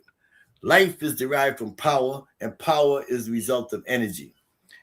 That's the RSGUT, the Asarian star grand unification term. E plus P equals L, but L/B. We'll get into that later. X-electron, we call the creator in science, in scientific terms, we call the creator, Nebuchadnezzar, in science terms, X-electron. He's not electron, he's X-electron, because all atoms have a proton and neutron surrounded by a nucleus that has an electron. When the electron moves to the center of the atom, it attracts. When it moves away, it repels. Attraction and repulsion produces heat and movement, but that is the mother equation of all things that are beneficial, or the one common denominator in existence is the electron. That's like with Einstein and them have that. They got that cauldron that goes around in Switzerland. They took a proton and they took a neutron. They isolated the proton and they isolated the neutron. And they sent it around the cauldron and they smashed it. You know what they was looking for? They're looking for the electron, because the electron has interdimensional properties. It's here. 1 minute it's bing. It's keep. You know, they see that cartoon, savoir faire. I'm here. I'm there. I'm everywhere. The electron has interdimensional properties. It can't be isolated. So they took a proton, which they can isolate, and a neutron. 6 protons, so many neutrons. I don't know the correct number. Dr. Gabriel Yebo knows them numbers. I'm not a mathematician, but I know they took so many of these and so many of that, and they smashed it looking for the electron. You know what they found? The atomic bomb. So they're looking for the electron, which is the secret to our whole being is in the electron. So we call the creator. I just wanted to bring that to your little information so you understand where the atomic bomb came from. They're looking for the electron. So here's part of the thing. X-electron, after releasing, freeing, discharging, or escaping from oblivion, became a source of power. But because this power was dissipating, form and shape was necessary for containment, and the feeling of weightlessness then must be overcome. By the controlled emissions of waves and rays of magnetic subatomic particles in all directions after taking shape, these 2 basic needs were met. This is the origins of subatomic space. This is our story of the self-creation of Ra Nebuchadnezzar. Energy that was lost and now being spent was in need of replenishment. This created hunger and the need for replenishment. All the energy was now being dispersed outwardly from the newly formed egg until it was forced to expand beyond itself. This created a great explosion that hurled shell bits of magnetic subatomic particles in all directions after taking shape, until it could reach no further, and it collapsed upon itself. This created another explosion, which created a ring of gamma. This is called the innerverse, okay? And this innerverse is encompassed with, it's called gamma orbs. It's the gamma orbs, the green orbs. And one gamma orb is the equivalent to 1 million supernovas. A supernova is when our sun implodes, it turns into a supernova. Atomic energy, the sun implodes. One gamma orb is 1 million supernovas. And there's trillions upon billions of orbs inside this ring around this egg. Let's see, go get to it. That's inside. So, and these orbs are going off, and they're going off in intervals. It's called cosmic photosynthesis on a cosmic level. And the energy that's exploding is surging inwards towards the egg. And this replenishes the egg. But the energy that wasn't resorbed inwards, it was released outward beyond the egg, and the ring developed in a region we call the nursery of the stars as dark body radiation, black holes of galaxy. The part calls a galaxy in science is called dark body radiation, so that you know. They got dark energy, dark matter, and radiation is the egg, and dark body radiation is a Milky Way galaxy, which developed in a region we call the nursery of the stars as dark body radiation, black holes of galaxy. These dark body radiation, black holes of galaxies are pushed away from the universe and is the realization of the expanding universe. These dark body radiation, black holes of galaxies produce atomic energy, light, stars, planet, moons, and life forms until all the above mentioned energy once again into oblivion, into the cosmological constant, into dark energy, into these forces will adjust, propel, and expand the continuous perpetual evolutions of the expanded universe. That's just one other version of how to break it down because we're triangulating, and I can go further. So you still with me, Reggie? Oh yeah, I'm still with you. Okay, I just want to make sure. So here we go now. So we'll just talk to how the creator. So here's how you acquire the ability to experience the phenomenon of being. First, you must release yourself. Then you must seek out yourself. Overcome the sensation of weightlessness, and you will desire to acquire the ability to experience the phenomenon of being. Because we're talking about being. So this symbol here, you was lied to. This doesn't mean Ankh. This doesn't mean life. This doesn't mean life. It's the symbol for life, but it doesn't mean life. It means being. And being in Medu Neter is Un, like the name of Asar's name is Un-Nefer. He's the divine being. You are a human being. So we're talking about being. We're not talking about life, because life for us comes from the sun. And if the sun implodes and turns into a supernova, in 8 minutes, the light's going to reach the earth and the light's going to be gone, and life on this planet is gone. So there's no life on the planet, but there's still existence. So we're talking about being. You have to go beyond what you learn in school. You have to go beyond what scholars know. You're thinking with a mind of a European. Think with your own mind. And this is proven when you see how the light shines down on you and its radiance, and it hits matter, solids, liquids, and gases, anything that has mass, weight, and occupies space, it's going to produce a shadow. I'm trying to give you some keys to understand how this doesn't mean life. So now, break it down. They say it's this, it's the woman with the fathers and kids. That's all good. But that's what you tell people in romper room. That's what you tell people that don't have a brain. That's what they tell children. It's a children's story. Now, break it down scientifically. Scientifically, you break it down. Remember, we got to triangulate. We have to use our sacred science, our divine math, and our cultural spirituality. We want to find out what this symbol really means. Everybody got it on the ears and the nose, on the back of the head. You got it all over your head. You think you want to know what it means besides what a scholar tells you? What Plato told me? You think I'm going to listen to Plato? And Plato went to my school. So who's the idiot? I hate to put it that way, but I got tough love for you. I'm telling you to open your eyes and get away from the scholarship and learn the nagaship. Let me tell you how it works out. You see that egg? There's the egg right there. There's the egg right there. Our ancestors knew of, they found this egg in 1989. In 1989, the Kobe satellite, Google, COBE, acronym, Cosmic Observatory Background Explorer. It's called Kobe. Kobe is the cousin of Hubble. And Kobe took a picture. Someone said, what would happen if we took the Kobe satellite to the deepest part of space and took a picture? So they took the picture. Guess what they found? They found this egg-shaped anomaly. And because of its red and blue heat signature, see that red and blue? It's a heat signature. and they know it to be the molecular appearance from the source of all creation. So our ancestors, who Reggie's telling me is not billions and billions years old. No. I'm only playing, Reggie. I'm just trying to keep some humor, man. Keep the humor, man. It's okay. You're telling me my ancestors knew of this egg-shaped anomaly, which is in the center of the universe. It's called 59 plus 21 light years across. It occupies 2/3 of the known universe. Okay?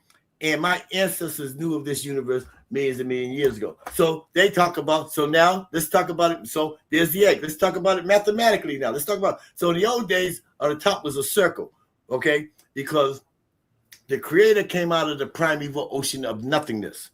And if I was to explain, remember, we're triangulating. You got to use your principle. You got to keep your training here. We're training. Training day. This is training day. So now, if I tell you that that's a circle, this is a circle. And a circle mathematically, what does a circle represent numerically or mathematically? What do you got when you got a circle?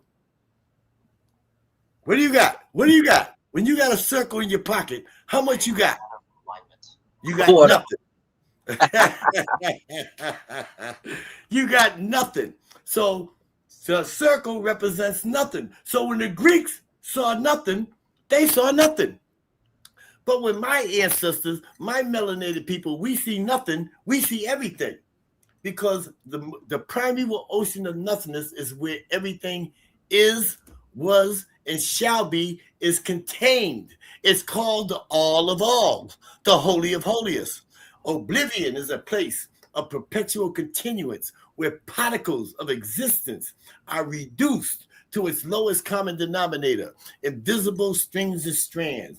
It is a form of existence that connects the concept of subspansion and expansion. Its boundaries are endless and ever-reaching, indicating that it is the outer cover of this universe of radiation and light, and the inner cover that encloses this universe of dualism. This is the place of the all of alls, the holy of holiest that sandwiches the universe of radiation and light. This qualifies it as the place or plane where matter can be reduced, absorbed, and then stored for the purpose of continuous perpetuation, where particles of the light and radiation are collected for the redistribution process involved in continuous evolution. This is how our most earliest ancient African indigenous primordial ancestors perceived, related, and also equated oblivion, knew the primeval ocean of nothingness, dark energy, or the cosmological constant. Okay, Elder. Yeah. We have, I know you can go for a couple hours. I have some guests on this show, and I do want to say, first, let me see. Elder Suntan put up sa.neter's Cash App. So I'm going to try to find that. Give me a second. I want to say thanks, James Batt and Asar, for supporting me for the show, for the hours that I'm putting in. I want to thank you for that. Do what? We appreciate you, Reggie. We appreciate you. I do want to, my jokes, you don't like my jokes. No, you don't like my jokes, but okay. So I'm bringing to the show. Let me see. I'm bringing to the people. Yes, we do. We working for the Ramech. Sirasaka. That's Asaka. My brother, the high priest from Colorado. Dua Siba. Dua.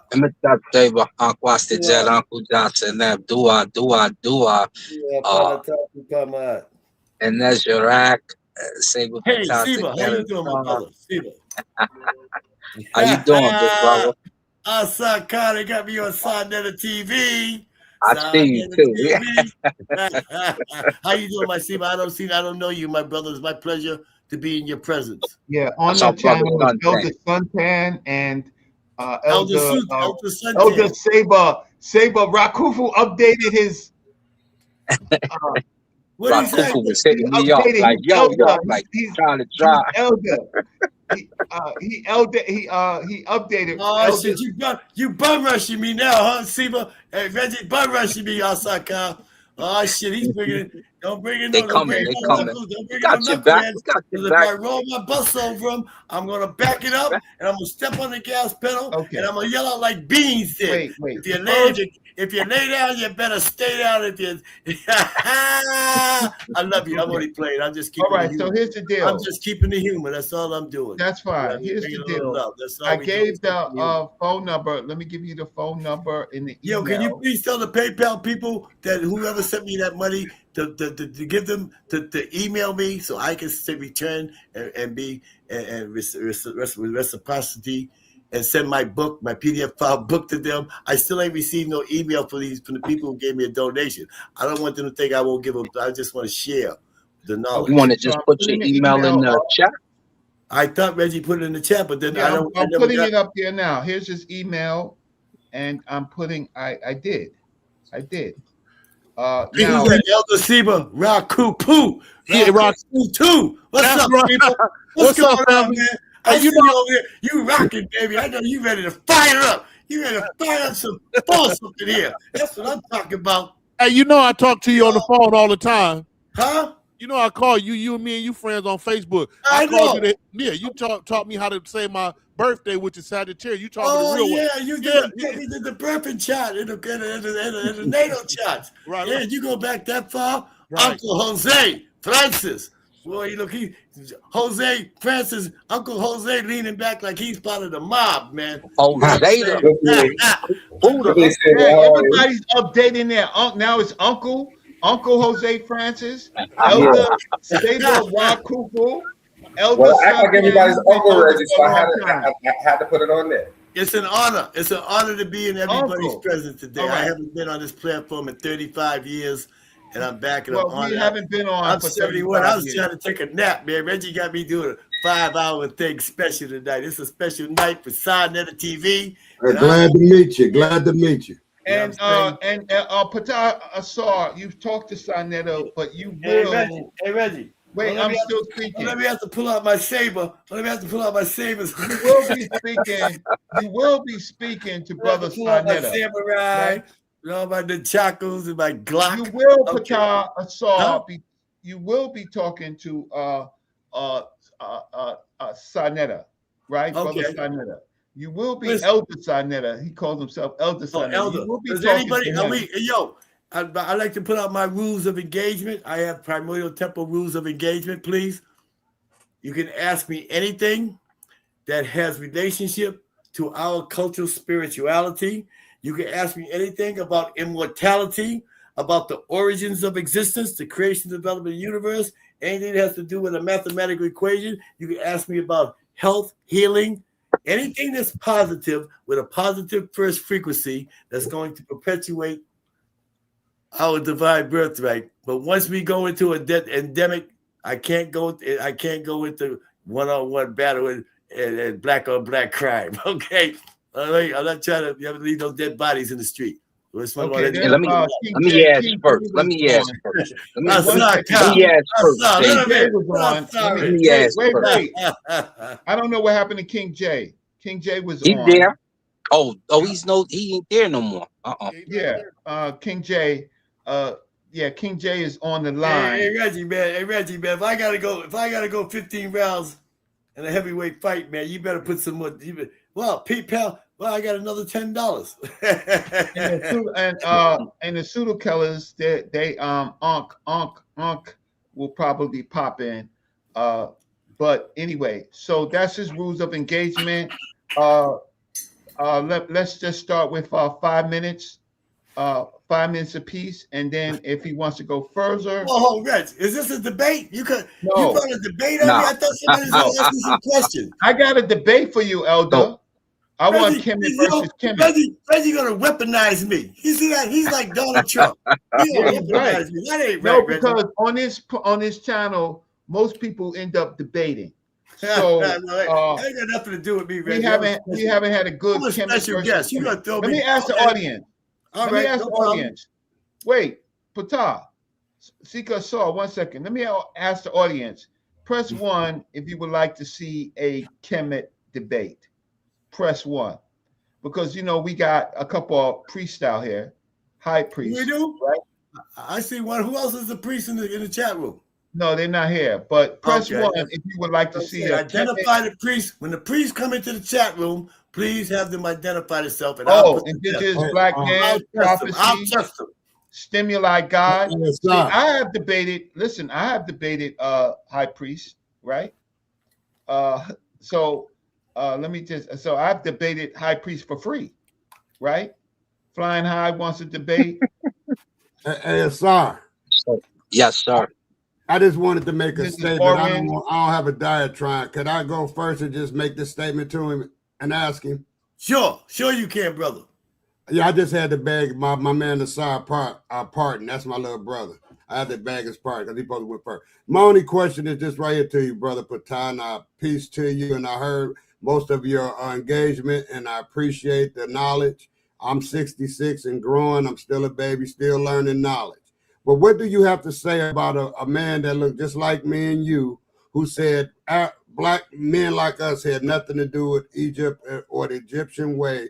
He said we have nothing to do with that. We have nothing to do with the growing of civilizations. We was just there. What would you say to a man like that? Could you? I really don't even know what city or what town you was even in that you ran into somebody that had a brain like that. On this platform, he came. Oh well, so I can see that. Well, yeah, that's why I didn't want to meet anybody in that chat room. But he's not around. So what I'm saying to you is that first of all, let me just put it this way: there's only 2 types of people on this planet.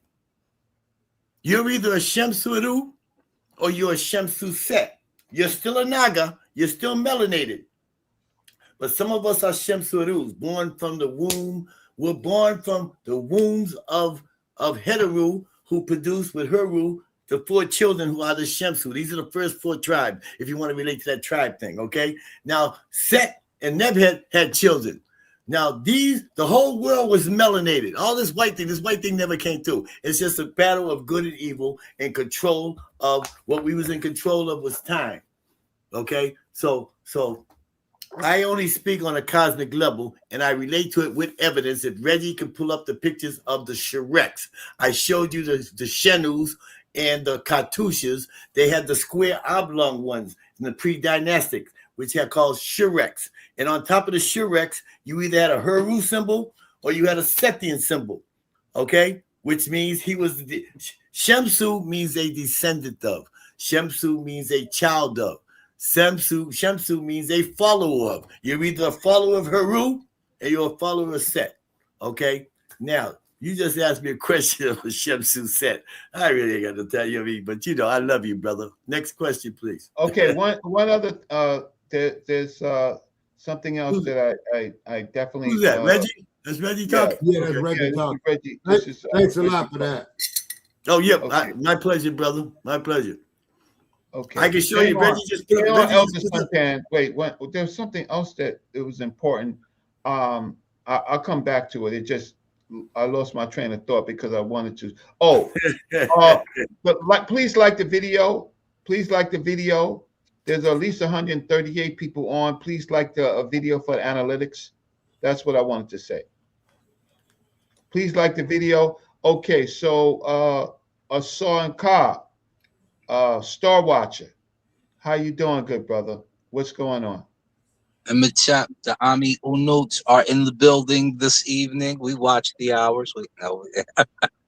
Let me ask my big brother, how important was it to bring something from the Nehesi to the Boston Museum when you built that? Like, a lot of people don't really understand. Like, you guys showed it, but let me state this. He drew it with his hand and then painted it, right?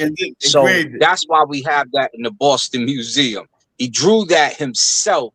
It's not in the Boston Museum. It's in Boston. It's in Roxbury. That's all. It's in Roxbury, but it's in the Boston Museum of Fine Arts. It's not Roxbury. Yeah. So go ahead. Sorry, so you should be doing. That's so good. So you should be doing 2 trips. You should be making a trip to see Saber Reggie at the Met, and you should be making a trip to Roxbury to see Patika Assaur.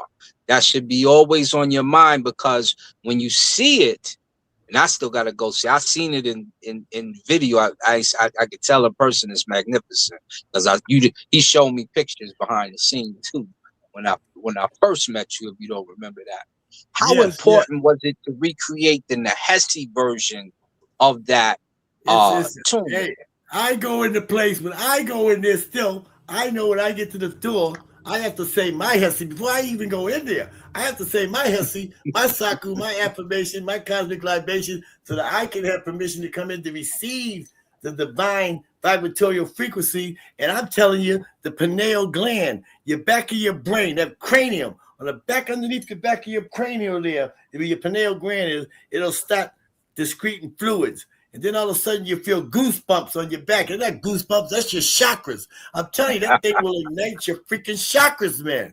You get the 7 chakras light up. You think wait, you don't believe in chakras. That's not Kemetic. Hey Reggie, man. Hey Reggie, can I express my feelings, man? Yeah, I can't let you do that. That's nice, man. He's a feeling hating guy, man. Yo, man. Of course, we're talking about the cosmic forces will align with you on the principles of mathematics, and which open up domains. These open up doorways, just like you came in the tomb room. That double wall there is the hall of double right and double truth, which is an arit, and Medunet is arit, right, Reggie? And arit is IAR, and ARRIT is a hall, is a region, it's a domain, it's a portal. These are portals, spiritual portals, in which the consciousness can do astral projection. You never did astral projection, Reggie? You never did it? You never did transcendental meditation? No. Well, let me tell you how you do it. You cross your legs. Ask his question. You can talk to me personally. Watch me put Saber on the spot. You know Saber did it. Have you ever had deja vu? Oh, man. I don't want to talk about me. Ask the question. I'm not getting spooky and spiritual with you guys. I'm not doing that. You just do y'all. Right? Yeah. Oh, you funny, Reggie. You funny, man. I got a cramp in my leg, man. I got a cramp. You just made me catch a Charlie. cramp. I'm gonna let the other brothers hop in real quick. Yeah. Bring them in. All right, who's next? You, Jose? Let me talk to my girl real quick. Jose, you want to go next? Oh, man. Oh, man. Elder Son, they're not ready to go quite yet, Saber. I'll continue. Jose, you got a question? Go ahead. Yeah, don't go, Elder. I'm sorry. Now, Uncle. Now your uncle. Don't go, Uncle. Stay right there, son. No, I'm not going nowhere. I was just going to let them ask some questions before I start to get into it. Yo, let me tell you guys something. I'm 70 years old. I've been on here since 7 o'clock, man. Right. I'm supposed to be in bed. Yeah, I got to get up with the sun, man. I can't keep these night hours. I can't keep these night hours, man. I'm tired. When you go to Kim, somebody got a question. Just hit me. I got one quick one, Reggie. Thank you. I got a cramp, man. I'm getting cramps now. So, Ptah Assaur, Elder, I want to ask you, the 0 to 9 mathematical equation, is this a coincidence that the sun and the 9 planets like a 0 to 9? Who's that? Who's that? Who's speaking? Elder Sultan? No, right here.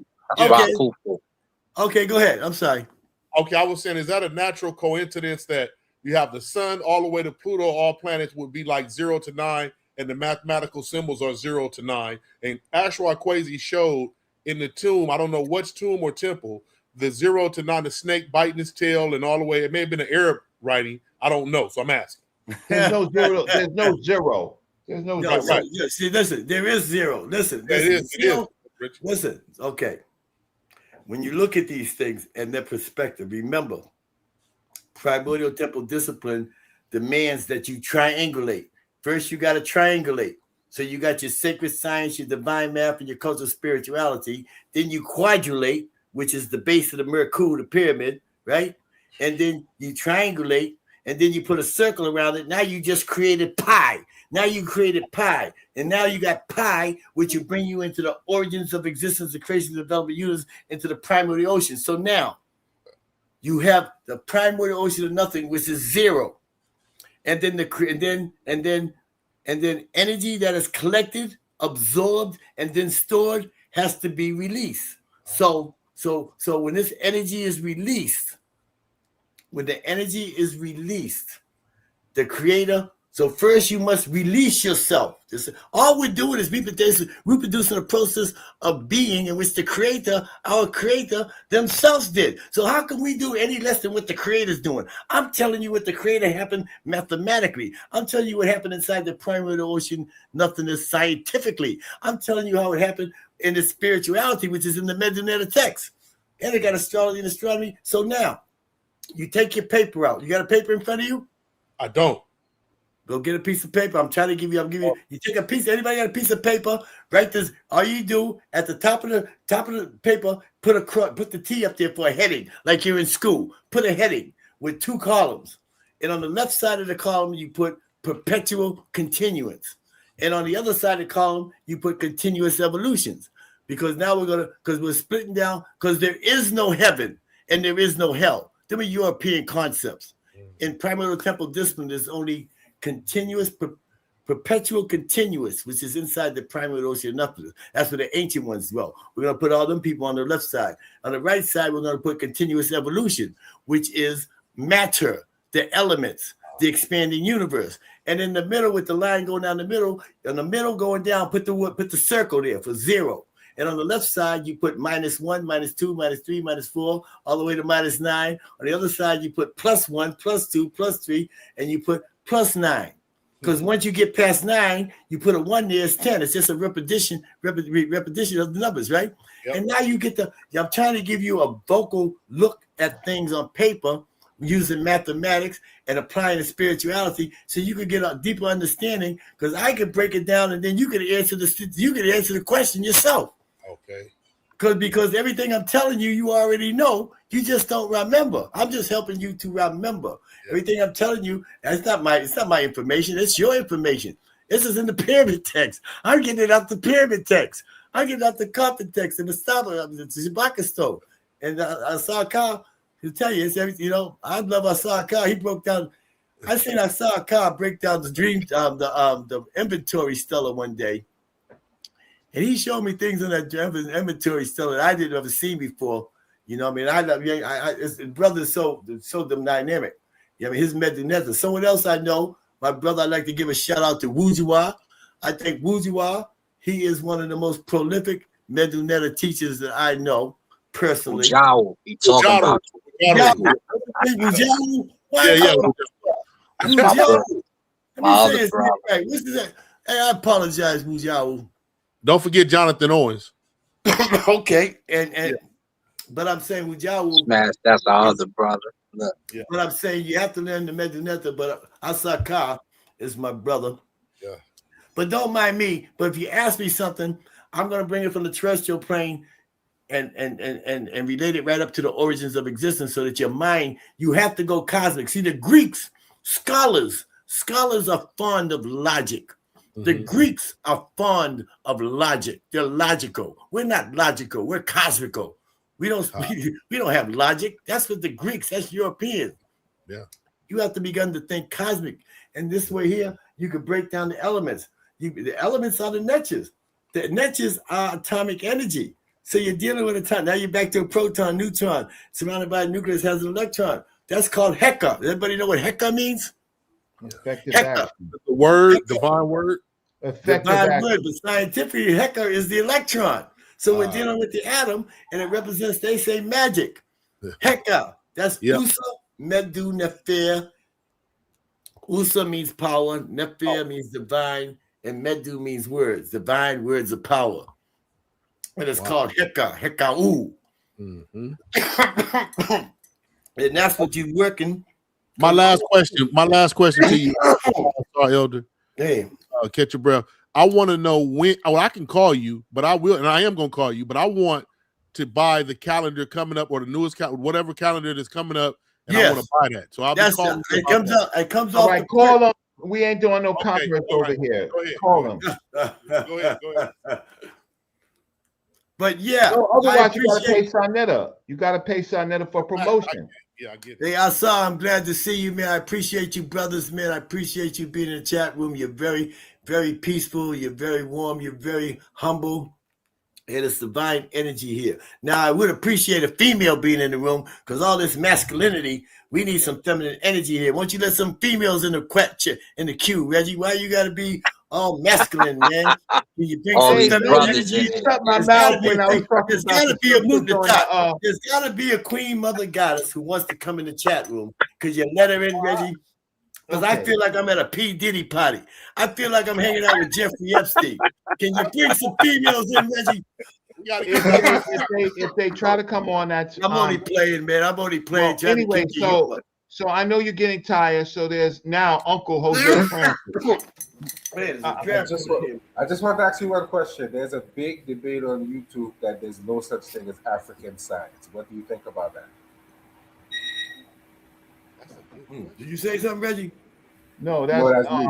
Jose was asking you. Ask him again. Okay. I'm sorry, be in system, Jose. On YouTube Uncle now. Jose. I'm sorry. Yes.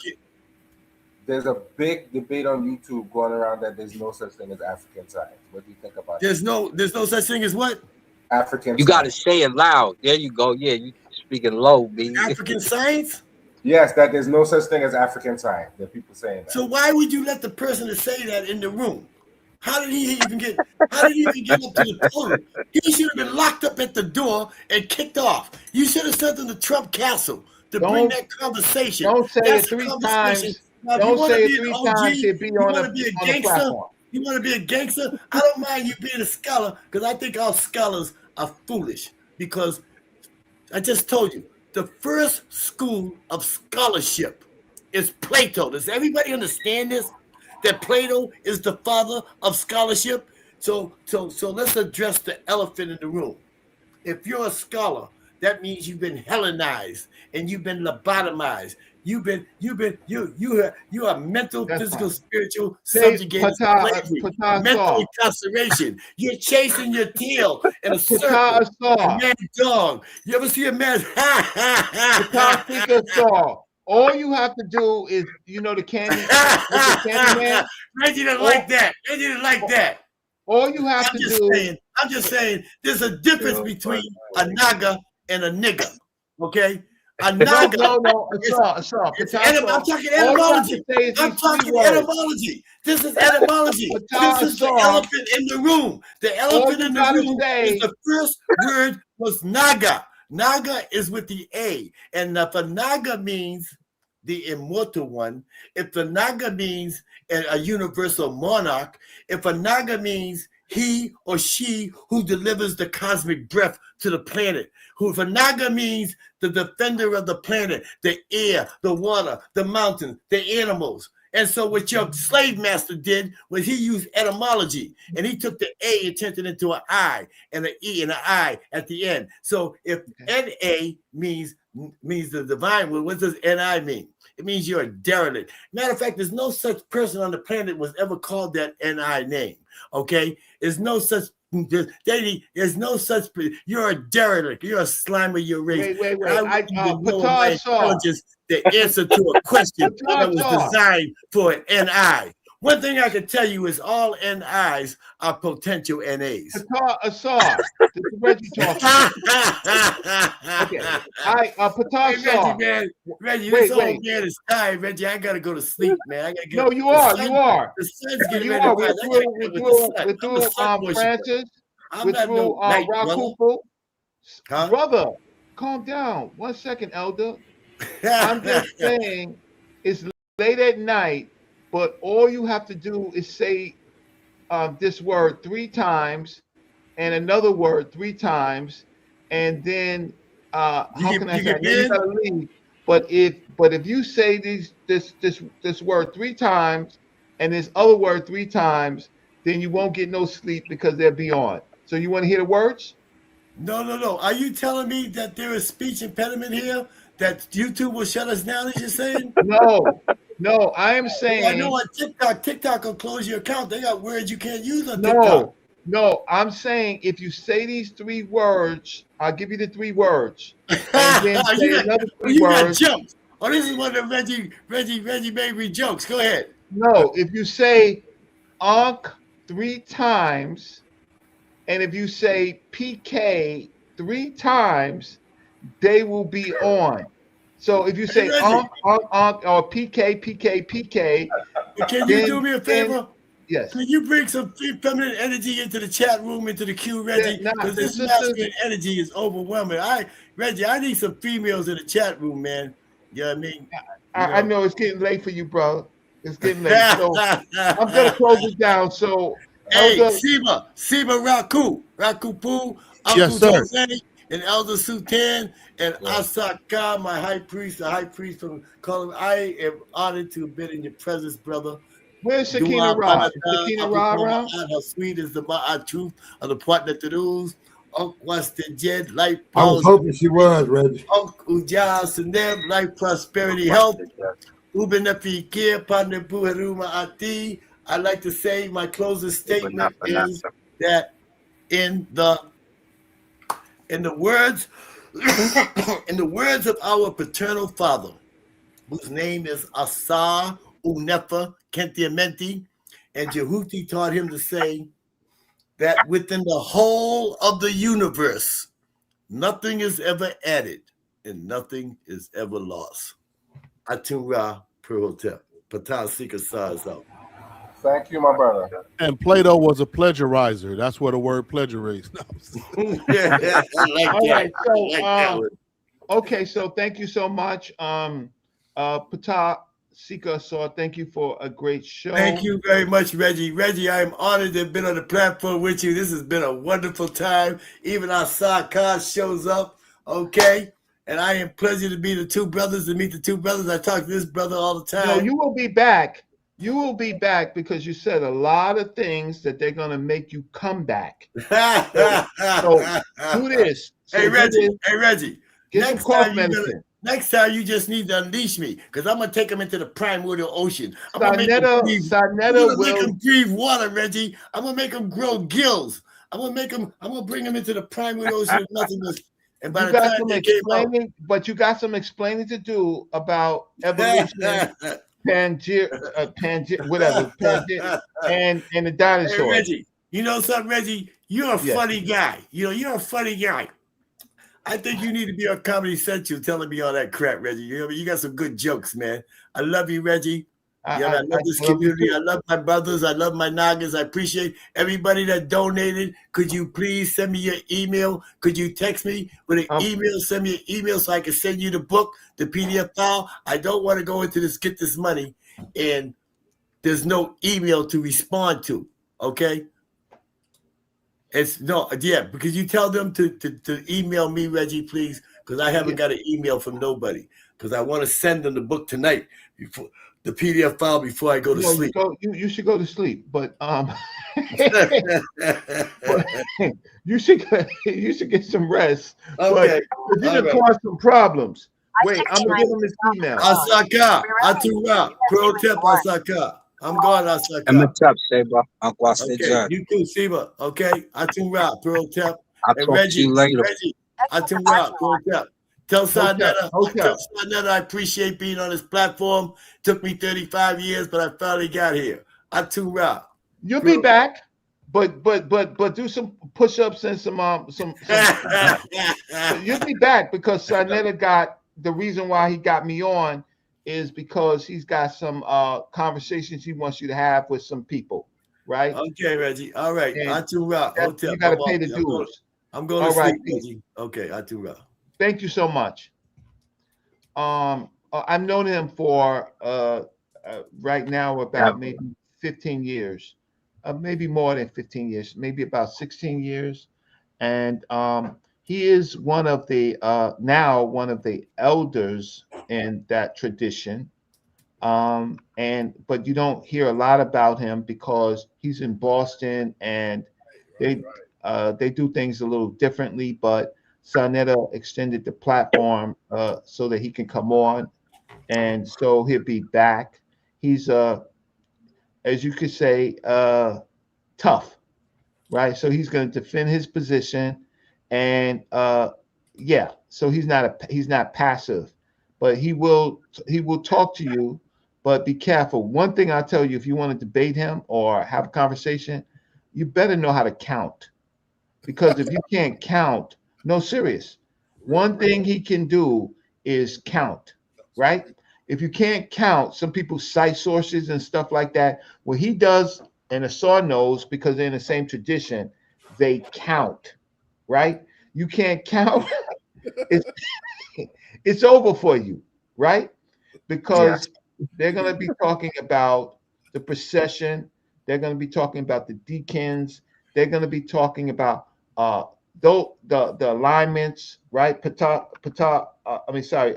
and Kad does this, right? If you get on with these brothers, please know how to count. Because if you don't know how to count, right, and you don't know any meta nature, this is not for you. Whether I believe in him or not, you can see that the tomb room is measured properly, right? He's a craftsman. So don't get on and start babbling, and he's going to talk to you about where the different rotations of the earth. If you don't know that, he's not going to want to talk to you because he's going to think that you don't know anything, right? So I hear you. I hear you, but Patika Assaur is not for you if you don't know where he's coming from. Tonight was just a kind of a pre-show, right? Uh uh Rakufu, how you doing? Good brother, what's happening? And I'm Elder feeling good. Suntan, what's happening? I'm feeling good. My Pistons put the demonstration down tonight. Number one seed in the East, baby. What's how you feel, Santan? You talking Asar about Thompson. basketball? Beat him up. Asar Thompson. That's right. We're not talking about we're not talking about basketball. Oh, That's the no. black man's religion. We're I not put, talking about no black man's religion basketball Okay. tonight. hey, Reggie, I just Yeah. like to say I appreciate you bringing them on, and then every time we bring a scholar on, because we already got my little brother Asar there. But what I'm saying is I must go at Chief X because I don't like his premise. And listen, personally, as a man, I'm not going to discredit him as being a man, but I discredit his information and his scholarship, right? So I want to be clear. I don't dislike Chief X. I think he's funny. However, I don't think his scholarship is funny. And I said this earlier, in that debate, he bought a water gun to a gunfight. You see what I'm saying? He was supposed to be high level, Asar, and he wikied the whole thing, right? And me and you both know, Asar, that you could take wiki and it can be edited. But I'm not gonna discredit wiki because it's a good start place, right? But the young cat just beat him half to death because he came with pure sources that we can understand as learners and scholars.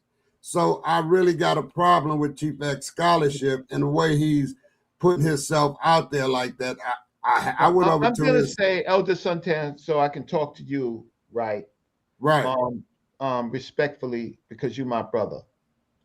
The only way that you could say that they are black or Negroes, right, is by names Europeans gave us.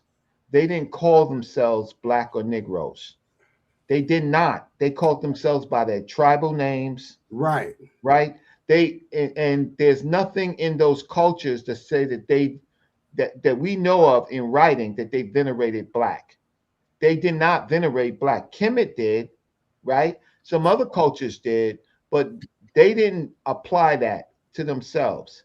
If you can show it to me, that's fine.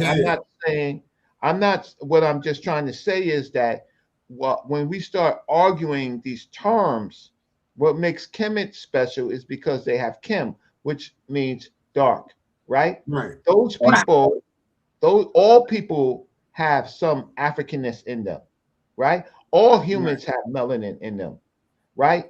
I like to look for evidence where they say the people that we're talking about say they are. Otherwise, I'm doing the same thing the European is doing, right? So respectfully, I disagree with the way Chief X presents his information. But let me just tell you this, Elder, directly. There is, for our people, there's nothing real positive about the Moors. All right. They, Hey, they Reggie. enslaved our people, right? They Yeah. took on a foreign culture. And then when they were in Spain, they helped the Spanish and the Portuguese. And ultimately, we had the trans-Saharan slave trade, and then we had the transatlantic slave trade, right? Hey, They Reggie. helped the invaders. Go ahead. Let me get you with this one because I just got put on to some beautiful information tonight. And guess what? Brother sa.neter brought it to me. And just I'm gonna piggyback on what you saying. Did you know, Brother Reggie? And I'm gonna get you the materials because did you know that the Moors and the Vikings were enslaving people at the same time? So when I say that, and I want to be clear, I'm not trying to make no insertion of us being black in Egypt or nowhere because I don't know. But what I am trying to do is say that we were in them areas, and Chief X says we're not those people, and I don't care what he says. I'm just saying he discredited us. And I asked him, so what were we doing back in antiquity then? So my whole premise is this here. This information I found how literally black people, they show statues, man. I just watched a whole No, hour. we are calling them black, but we should be calling them by their scientific names, which is Kleins. We should be telling, if we're going to use Kleins, they are olive, brown, dark, right? They're And they not black. said pitch black in this commentary, right? So and like I said, I'm just Herodotus called them pitch black. You know, I listened to this thing and you're gonna love it, But Reggie. not the Moors. Herodotus described skin color, and some of them, in fact, were dark. But the people, the Amazighi people, right, who we call Berbers, they did not call themselves black. Well, I'm not, and then I want to say this too, Reggie, because you know, a lot of times when we say these people are, but I mean the people on this panel right now, we could have been in Egypt, we could have been in Antiquity, we could have been in Moor. We inhabit this before the light skin. We inherited the earth before the European pale skinned person did. So that's what I was getting out the documentary and a lot of studies that come from you and everybody else. So I'm still a baby and learning our history.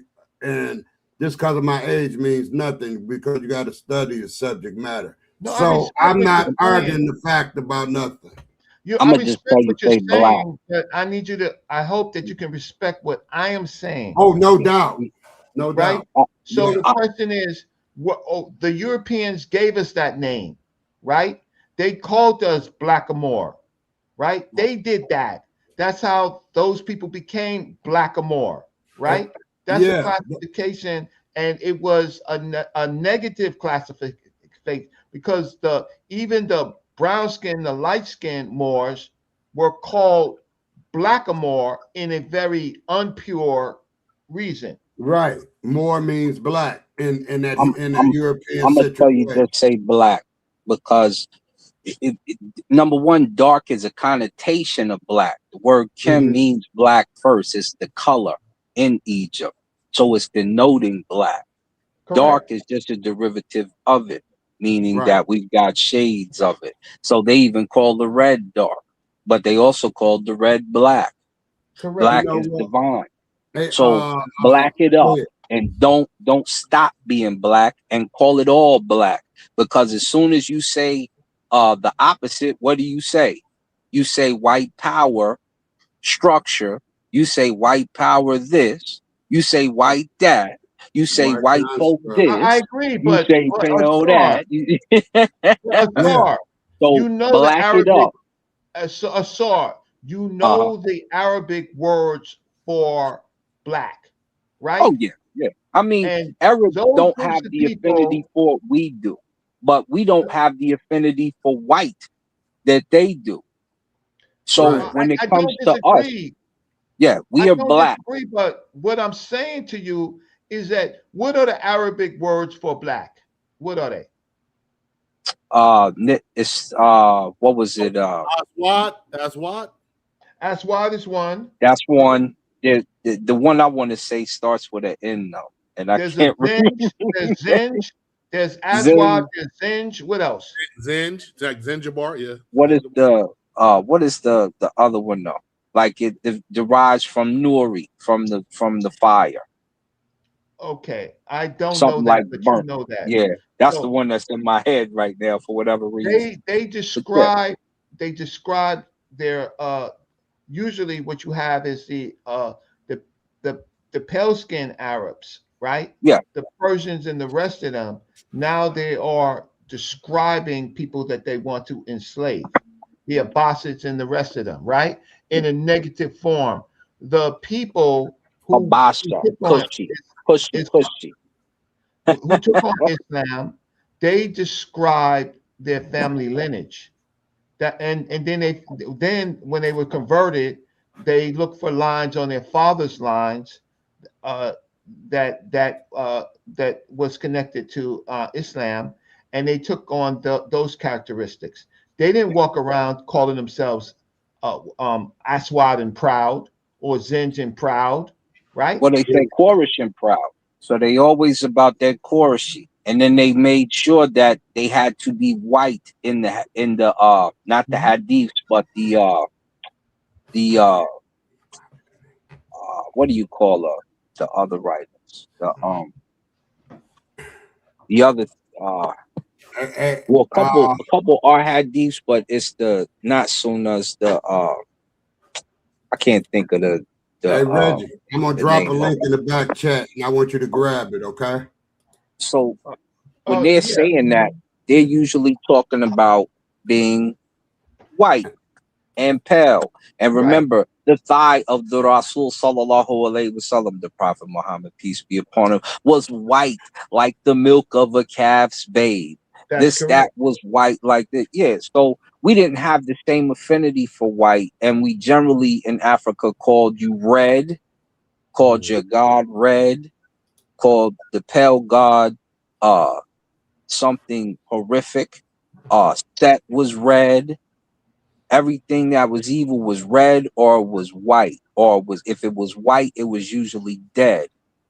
The Aku Let me become ask you, white Asar. and dead. Asar.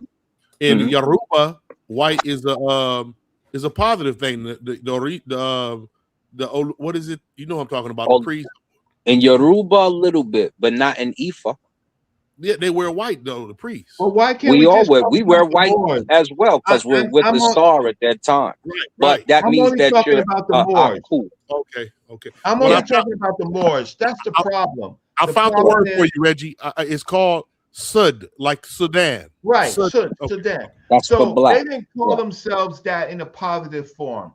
So if we want to say that they were black, right?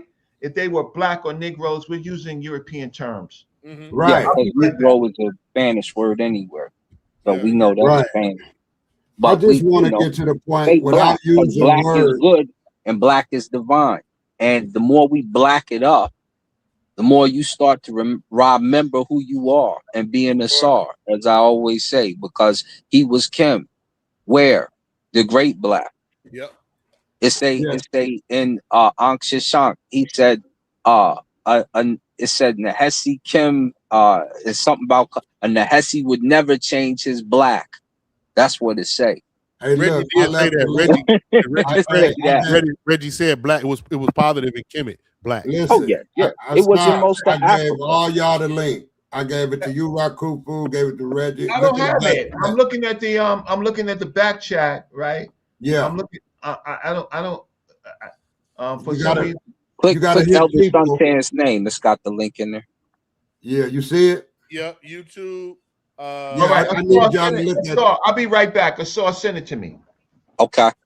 I need y'all to look at, especially you, Rakufu, because I'm sure Asar, is familiar, but Rakufu, you're a fact checker, so I need you to check that out. All right. All right? Yep. Yes, sir. I think you're going to enjoy that, Raku. All right. Let me take a snap picture of it, too, so I can.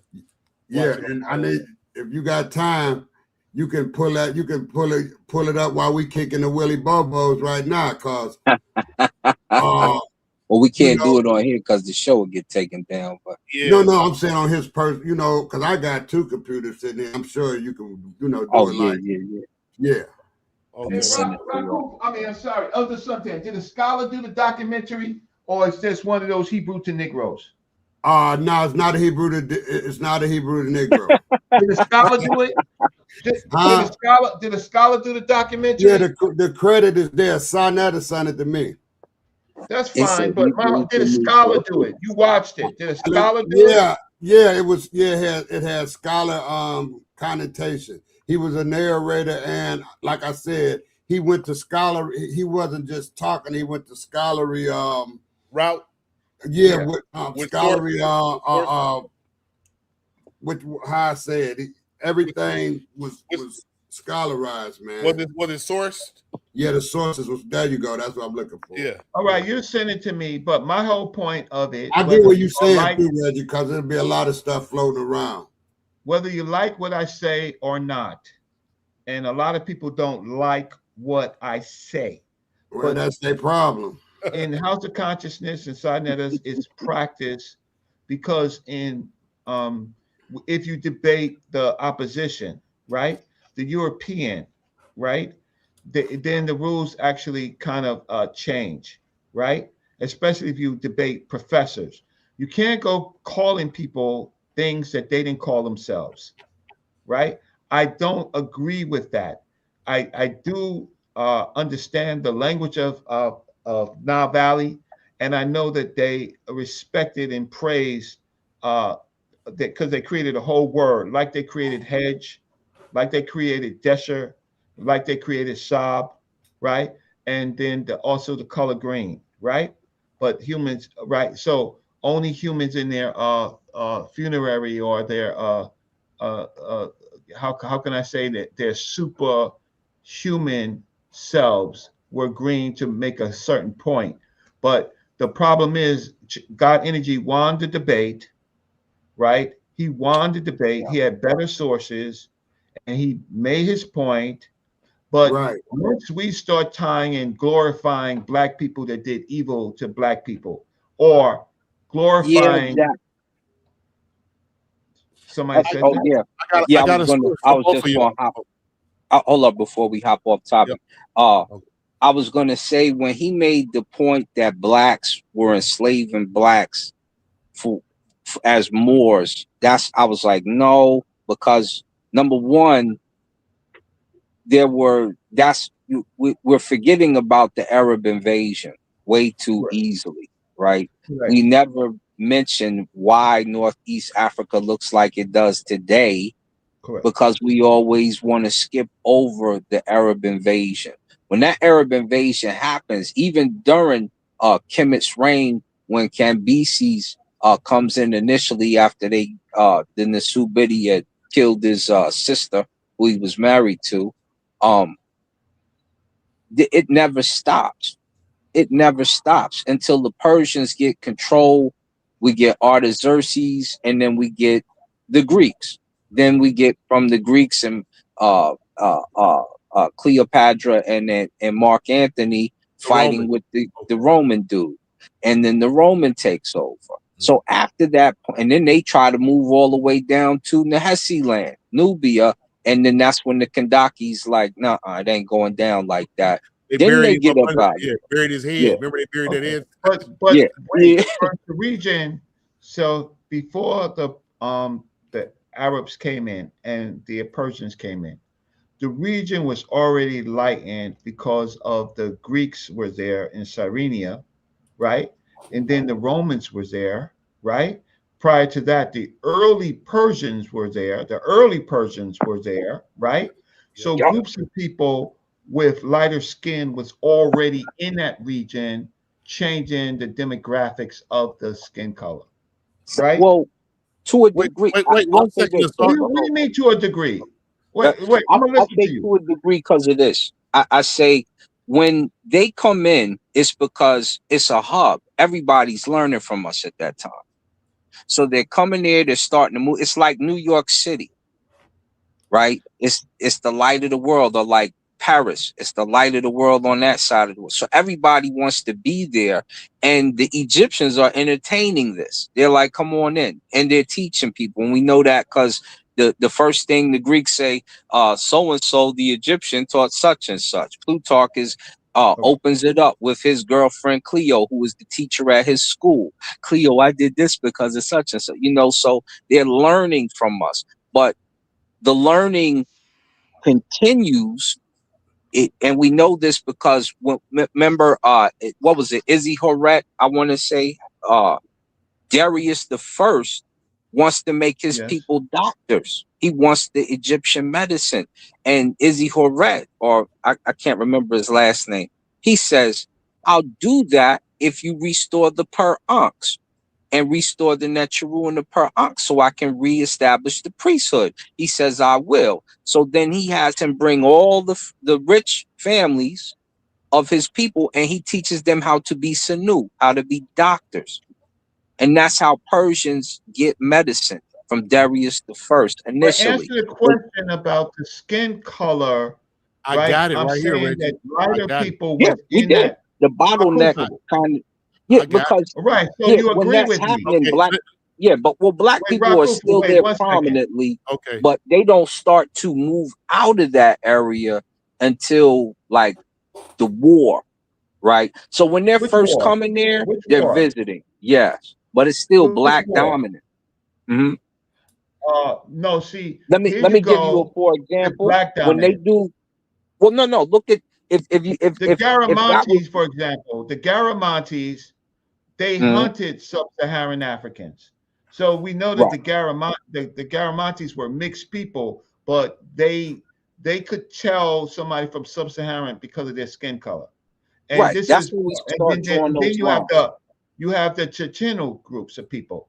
The Checheno groups of people are very, very mixed, right? You Yeah. have lightning in that area, but if you want to call them black, right, then that's what you're calling them, but not necessarily with evidence.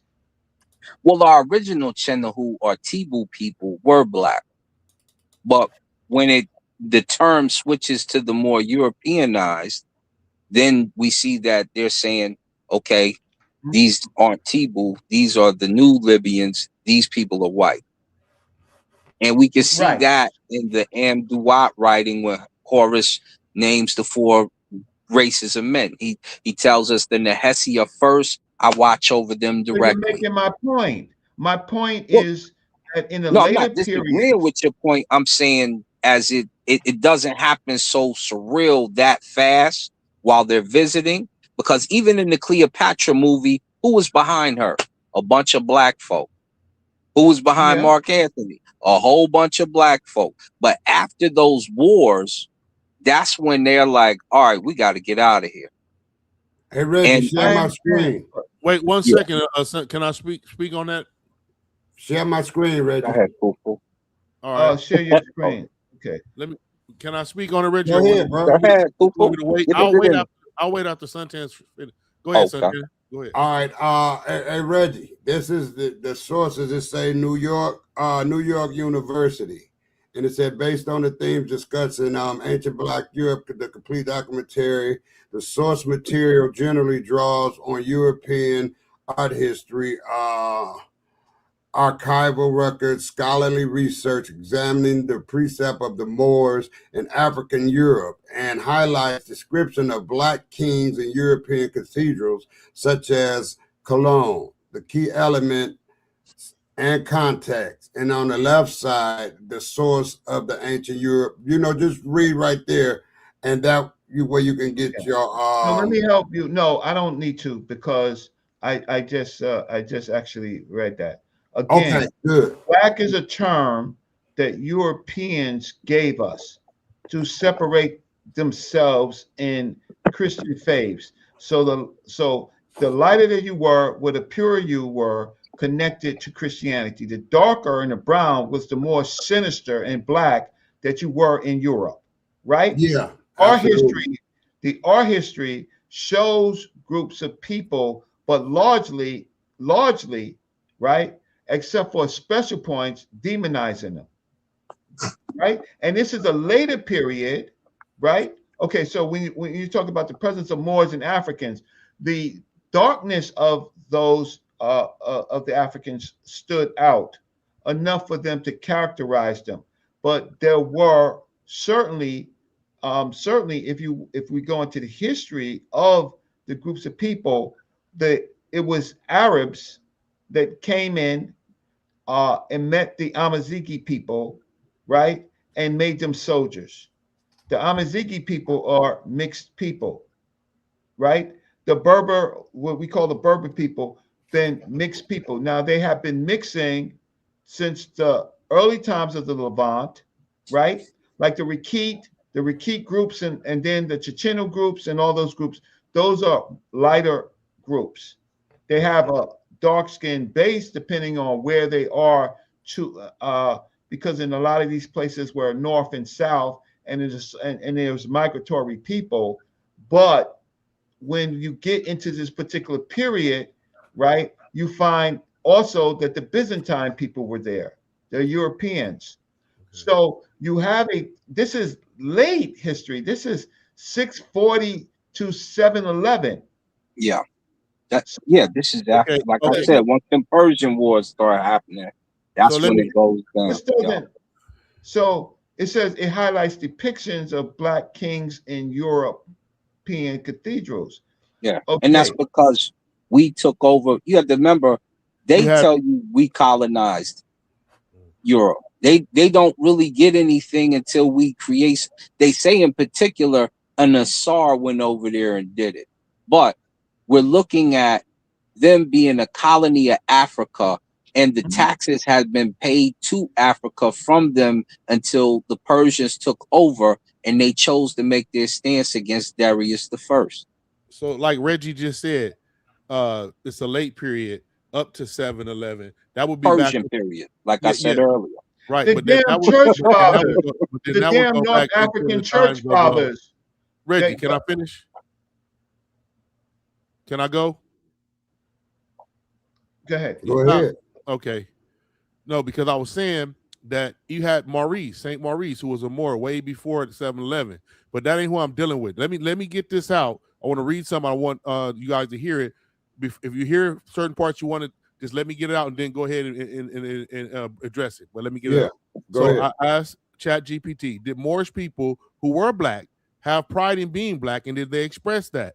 This is one of the key people I gave God energy to go research, because I got it from Dr. Ben and them way back in the day and reading their books about Al-Jahaz, who wrote the superiority of Black over white in the Abbasid dynasty of Moors, of Muslims. So it goes, yes, some Moors who were Black did express pride in their identity, but it was not framed the same way as modern Black pride. Identity was usually based more on religion, Islam, tribe, language, and status than on race alone. What Moors actually were. Moors was a broad term used by Europeans for Muslims from North Africa and Iberia, included Amazigh, Berber peoples, Arabs, Black Africans from regions like the Sahel and West Africa. So there were definitely Black Moors, especially in Almoravid, Al-Mahad Empire, Trans-Saharan networks, courts and armies of Al-Andalus. Did they have Black pride? Yes, but expressed differently. Pride in Blackness in Arabic literature. Writers like who I said Al-Jahaz, 9th century, wrote texts such as the boast of the Blacks over the whites. So they were very race conscious right there. And he's one of the highest scholars recognized in Iraq at the time.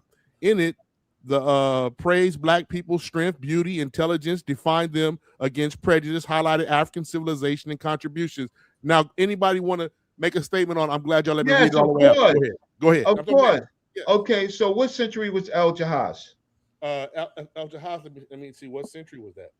What? Let me ask him, Reggie. Give me a second. Go ahead. You just said it. I did? I didn't know. Yeah. Let me see. What century? Al-Jahaz, it just says writers like, 9th century. Okay. What century are we dealing with? The Moors would have been what? 711 to 1492. So we're dealing with different. Was Al-Jahaz a Moor? Yeah, no, he was a Black. Okay, so we're not even dealing with the same subject. Okay. See, that's the problem that I have. So you not No, we are, Reggie, and your problem is not to be a problem, because if you understand, he was right. He was alive in the times of the Moors in Spain. He's just living in Iraq, and he's writing about, because the Abbasid was the most racist Islamic people then. They were bringing that racism, and he was checking them, and he was the top black scholar in Iraq. So while the Moors were crossed over in Andalus, he's in the east of that, and he's telling them about themselves, talking at that time. Okay, so so I got that. Okay. So he's writing about that.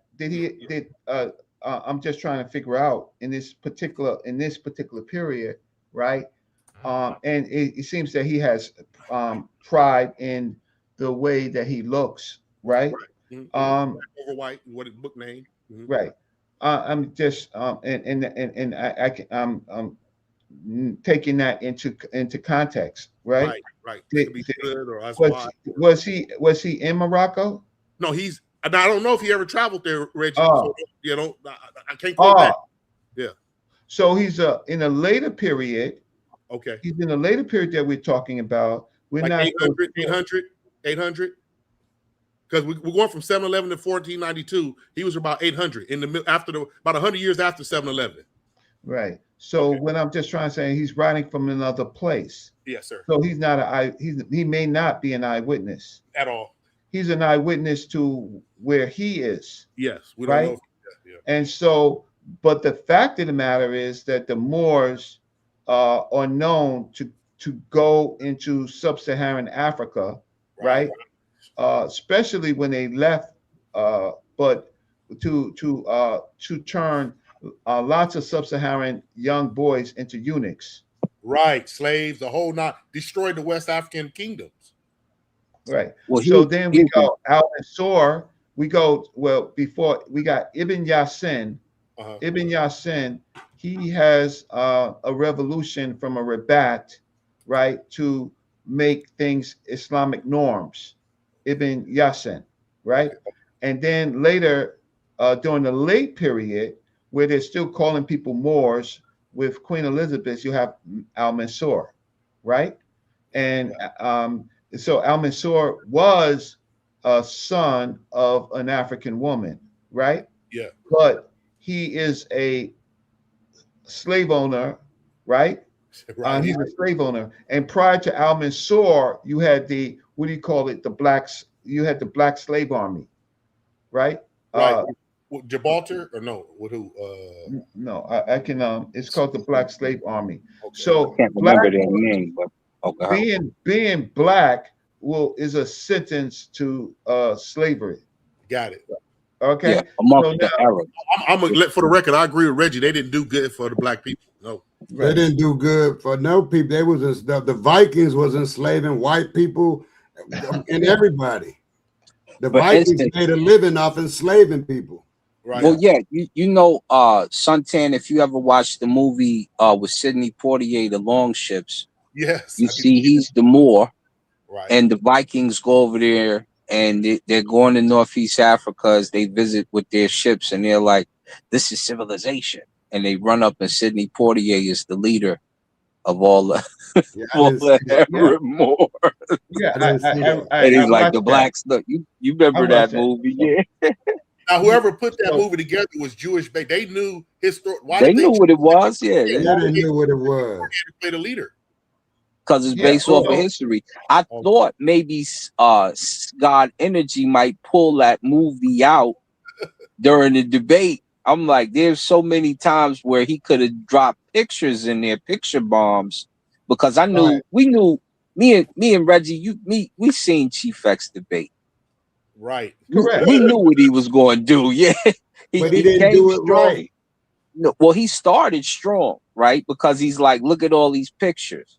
But his problem is he ain't had no substance behind them. You ain't, and then he was showing slides that had counter information. His slide in the back one time said, and blacks were usually in the armies. Right. And that was the main point he was trying to refute, is that they had nothing to do with going to war, taking anything over. And this is why I'm looking at God Energy like, this cat then jumped to 10,000 BC. I don't care what y'all agreed to. I'd have pulled out that black statue of the Moor in the middle of England with the shield and their sign on it with the red lips. That's would in have the showed. documentary that I sent you, sir. Asar, Yeah. what about the would you would have pulled out the castle in Germany, the little cloth they got for the kings of Yeah. the white? Remember I told them Yeah. about the guy you pulled and talked about? Remember Yeah. when I was telling them how I would attack? I said Morris, the Moor, I would have brought him out. I would have brought out the there's a picture on one of the castles, which is what I was telling them, in Spain with the black dude and the wreath around his head, because we had the leaf wreath first, because the Nubians started the Olympics, and you see those colors up there because they represented the different countries that represented. The black is for Africa, the red was for this, the blue was Oceania, so I was thinking that he really would attack him. And I enjoyed how he attacked them. That's just how I would have did it. I would have really went in. It was a good debate. I'm just talking about. Let me get this off the screen. I'm talking about. I'm talking about nuances. So what I heard from you, first of all, and Saint Maurice. What period was Saint Maurice in? Way before that period you talked about. He was way in the beginning. What you were saying, Reggie.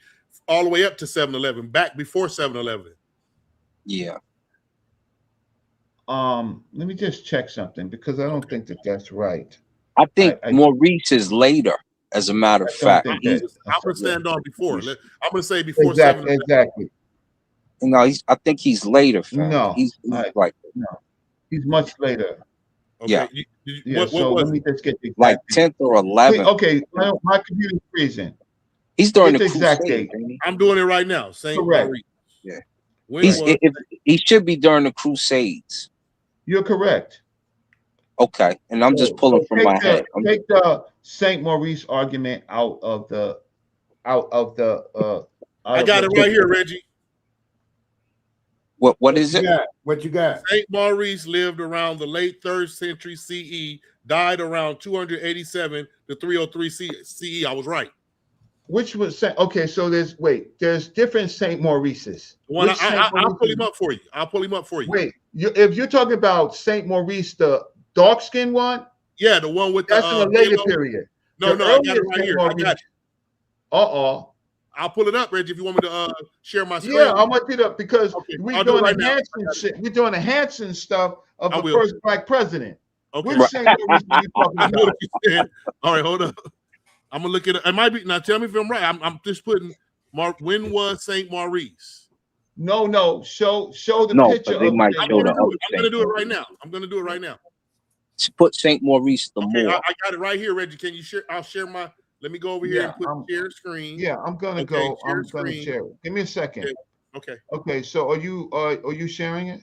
Yes. Okay, great. And you all can read. You know what? I know the one y'all talking about. Go ahead. If he's from the Crusade, actually, because remember, there it is. Okay, so now this Saint Maurice right here, right? Okay, so let me. So here it goes right here, Reggie. As I think about it, right, Saber and fellas, when I think about it, it goes that leper Christian king and Salah ad-Din are discussing terms. Once the leper dies, the Crusades come. Or they don't come yet. They try to get busy, and Salah ad-Din runs through most of Christianity. Then Saint Maurice comes with the Crusades to get those lands back for the Christians after. Then you have the Umayyads and all the others start to come, if I'm not mistaken, and they start to make it Islamic again. That's not right. But I don't like this type of. I don't like this because if you read it, he's a Roman soldier. This Saint Maurice was a Roman soldier, so he's not a Moor. That's not right. Yeah. This Saint Maurice. That's the one they're talking about. That was a Moor. He can't be a Moor. I agree with you, Reggie, what you said to a degree, but I don't because they're calling him a Moor. What? Pull up the source. No, stop. Stop. He's not in the period of Islam. You don't have to be in Islam to be a Moor. What are you talking about? You do have to be. No, I don't think so. I'm going to pull it up right now. He's not considered the Moor that we're talking about. No disrespect. Okay. Saint Maurice. I need to look myself. We're doing the Hanson thing with the first black president. I can't believe this stuff. And you keep fighting it. No, I have to stand corrected. The Moor. I'm going to put the Moor. I said I have to stand corrected. You're right. Oh, okay. Thank you. Saint Maurice the Moor. But I gotta understand. I had to look that up because everybody's throwing him on there as Moor. I got you. Well, that's why I said put the Moor in there. Because his name is Maurice. That's and why. So these people, they do the Hanson thing and then they do the sound like BS. And now I get what you're saying by Hanson because they try to throw him as the first. I get you. Okay. Yeah, and that's not the case. And so I'm glad I learned something. That was a learning point. Like I said, I believe it's first is that leper Christian king who him and Salahuddin are trying to keep the peace. Once that peace, what was the name of that movie? Matter of fact, they had a movie about it. Heaven and Earth? Kingdom of Heaven. The Kingdom of Heaven. Kingdom of Heaven, yeah. I think that's the one, right? That is it. Yeah. Yeah. That movie was pretty good. That movie right there covers the historical record and then it exaggerates a little bit.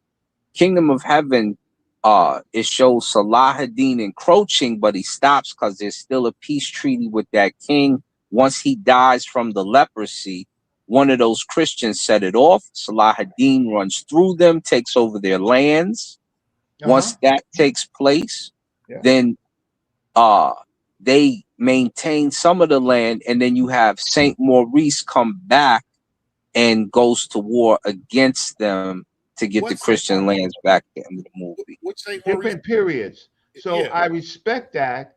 Wait. So So I'm not saying that you're wrong. What I'm just trying to say is that like one of the brothers say, the internet be messing up personalities and time periods. Right. Yes. We're calling somebody. When we start calling somebody a Moor just because they're dark skinned in the early period does not equate them to the period that we're talking about.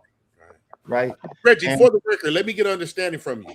We're talking about the period between 711 and 1492. Yes. When they go into, they're not Moors. They're not Moors really until they go into Andalusia. What year would that have been? That was between 600s and 700s. Yeah. 711 is when they go into that land. So I got to ask Reggie this then, as a scholar that he is. This person, Al-Jahaz, is a scholar, same level as you. Okay, but no, better scholar than me. But in that level, so you know what I'm saying. You got the time to think, critical thinking, what you do as a scholar. So he was probably doing what he was doing at his time, 100 years after you say the Moors started up their movement. So you think he didn't, with all that qualification, and in Iraq, in an Islamic country, they didn't have him going and understanding? Yeah, but what did he say specifically about the Moors? I gotta find it, Reggie. That's a good question. So we've been talking, and he's talking about racial pride, about who he is and his tribe and his ethnic group, right? I want to know what he's talking about, the Moors inside Andalusia. I'm looking it up right now. Okay. And I'm just going to ask, did Al-Jahiz ever speak specifically about the Moors in Andalusia? And Andalusia. Okay. Andalusia. Okay.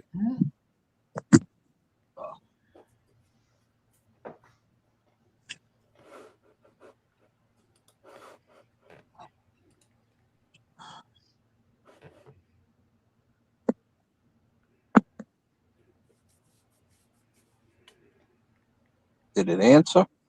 I'm writing it. I write it in there. I got to push it. Oh, okay. I'm like, okay. No, he never. It just popped in. Short answer, no. He never wrote about it, Reggie. Okay, so conversation over. He's out. Yeah, he's out. Conversation over on that. So at this time period, African slavery. I'm wrong. I'm sorry, Reggie. I'm wrong. No, I'm wrong on that. I think he did. Listen what it said. Listen, because I read just a little bit and I jumped. It said no. Short answer. No, Al-Jahiz did not specifically write about the Moors of Spain as a direct group. Why he did use the term Moors in a later European label, Latin Mori. Al-Jahiz wrote in Arabic and used terms like Al-Sudan, Sud, Al-Zanj, East Africa populations. I don't know if that could be connected to it. No, that what it connects it to is now these are the derogatory terms that they're applying to slaves. Yep. Yeah, he just called us a whole bunch of curse words in Exactly. Okay.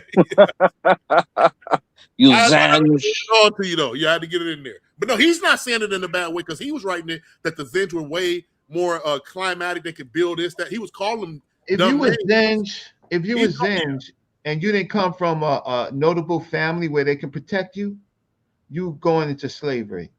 Ooh, right? I think that's what happened to him. He was a Zenj. Probably gonna get castrated and done. Right. I don't know. He's from Zanzibar. That's the worst. Zanzibar. Yeah, he was a slave. That's what happened, Reggie. He was a slave that was took to Iraq from Zanj, and then he became a scholar. That's what happened. It's taken from black. From black. Okay, so here's the narrow says, Right, Reggie, I just taught you that Romans weren't the only ethnic group in the Roman army. I know that. What part of it did you teach me? But they were not Moors at that time. Facts. So what are you teaching me, my good brother Hez De Niro? We're talking You know we about got that from indigenous black man. We didn't get that from you, Hez De Niro. Don't lie. Indigenous checking. Indigenous are funny, man. Yeah, he be doing some crazy stuff. Reggie is wrong. Birthplace of the Moors. He always talk like that. Okay, so now I have someone else, and so he may have some more information. Reggie, the wrong birthplace of the Moors is 543 in Syria, but were known as Moors after they left Egypt in 641 and on their way to the lands of the Berbers at 681. That is history. Okay. Okay, watch this. I don't have a problem with that. But what part of it has to do with the argument that they were all from this group, this area, to be Moors? So what is the so the term Moors has something to do with Morocco, Mauritania, particularly Mauritania, right? That is the group where I know that most of the etymology comes from. I'm not going to discount what you said, right? But I need a source. So I do need a source. So put the source in the chat because I appreciate that. Yeah. Right. So because they're not Islamized yet in 543 AD in Syria.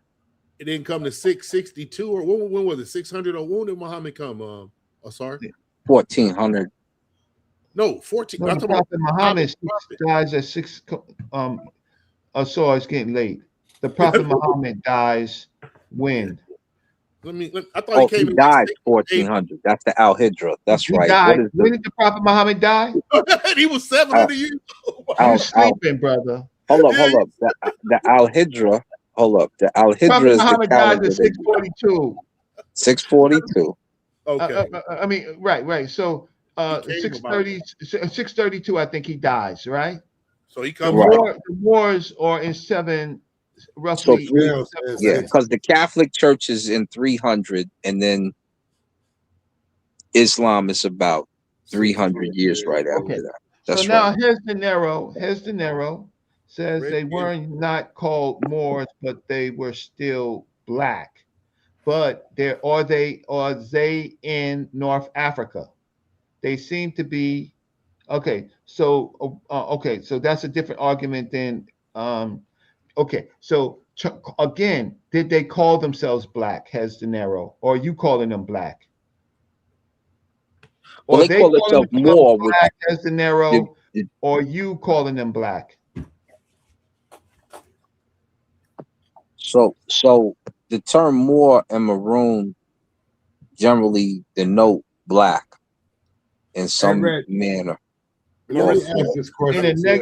in a negative way. Hey, Not Reggie, Yeah, let me negative ask this question to connotation. you and to Asar. Why do we say what they wasn't calling themselves so and so, and we never say what the Europeans wasn't calling themselves? What what do that say to you and to this well, it's the question. The answer is is really crystal clear. In the Christian church, purity was white.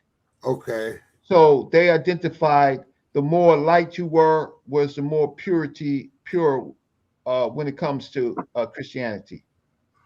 So So the So more in the darker you were was sinister, no, right? what I'm yeah, saying as a people, the Europeans, they was more pure, so they called themselves white. Uh, uh, basically to yes, them basically they seen white as the trope pure that would be Right. the I will. and understand dark that. is So sinister. but we never see this our commentary. We never heard them say they call themselves white, right? So why do we do that with blacks? Because Okay, We we don't called know because them who white. called nothing. We called them white and red. That's what I just okay explained earlier. because So we because Go ahead, Reggie. no, I'm gonna let Asar go. Go ahead, Asar. so when we denote something, we demonized it by calling it red or white. And then they make imitations of how they speak, saying they sound like what did they what was it said that they said they sounded like when they spoke or whatever in the Herodotus reading. So when we demonize something as black people, we would call it red or we would call it white. We would call it dead if it was white. Correct. We would call it leprosy if it was white. You see Correct. that with Manetho in his writings. You see that with several Oh, things. I get it. Correct. Yeah. You understand? So we called them white. But we also called ourselves black first, and then they called us black, but they put an evil connotation on it the Correct. same way we put evil on white and red. So if I Yeah. read from a yeah, Okay. so yeah, Well, we didn't Get call it white first. people. We didn't call. See, the thing is that just the terminology. We use the word desert, right? Yeah. We use the word desert to describe the Red. red people because at that time that's what they largely look like, right? The desert people, right? Red like Set, Like right? Seth. But I was gonna ask you. that's in the Egyptian time period. Yep. Now we're moving past the Egyptian period, right? So now we're going into the period of the Greeks and Romans, right? So Yep. terminology now changes, right? So Roman didn't necessarily have racial slavery. They had slaves of all groups of people. They were proud of that, right? Indentured service, right? No no, slaves. they were slaves. Reggie, before you go that far down, tell me if I'm right or wrong. I believe I read that in Diop or either Dr. Ben that before Greek, it can be argued that Crete was the first white civilization. But go ahead. Nobody was using that word white. No, well, you know what I mean. But I'm saying how they say the Greeks and the Romans are attributed to European civilization. Crete would have been the predecessor of both. I don't know about that. No, Okay. no, I don't Because disagree with say that. But that's off the point. The all point right. is that we're talking about the period of of uh, of the medieval period of after 1640, right? When the Caliphites invade North Africa. North Africa at this point is already mixed. You can play the black game all you want, but they're not calling themselves black, and not all the people there is dark. How do we know that? The Greeks were there. Wait, before that, the Persians were there. yep. The Greeks were there, right? The Romans was there. The Chino people, the Libyan people, the early Libyan people was there, right? Some of the Mont was there, yeah. So we have an idea. So when in the Book of Gates, when they show these groups of people and the Libyans, are the Libyans dark then? No. No. Okay, that's the point. That's the point. That's the point. Right. So we have they do they look like the Naheshi? At Nope. all. Opposite. Do they look like the people from Kemet? Nope. So why are we hallucinating? Nope. Well, that's why I was saying when that Persian era hit, that's when it appears that it was up. Yeah. So you know, as soon as that war was lost, the Nahesi, and I have a book, by the way, I need to send you because it says that there's particular kings that ruled all of Kemet and Nubia at the same time. Yeah, What period? What We'll reign? talk about that later. How about I don't this, y'all? understand. 25th I don't, dynasty. at this point, my problem is it's going on 12. So I think I should begin to end this, right? Yeah. Like, Yeah, I was looking get at your, not you all, right? Not respectfully for everybody that's in the chat and everybody that's here. There are good books to read. Making all people black is not necessary and it's not good. Talk about what the peoples did, what the peoples that you're characterizing. Talk about what they did. Certainly talk about what they did for in helping African people. Because in the periods that we're talking about, people that are brown and dark, right, called black, or in hell. Mansa Musa, F. Mansa Musa. Right. They don't even like him in their own country. He delivers 5 to 10,000 African captives to the caliphites. He's very helpful to the transatlantic slave trade because it's gold and slavery. F. Mansa Musa, right? So, but when we get into this particular period, right? I'm talking about the time period to 7-11. We have to look at the people, all the people just on the ground. Otherwise, we're no better doing things, no better than what white folks do. You're acculturating other people. So the Amazighi people, we know very little about.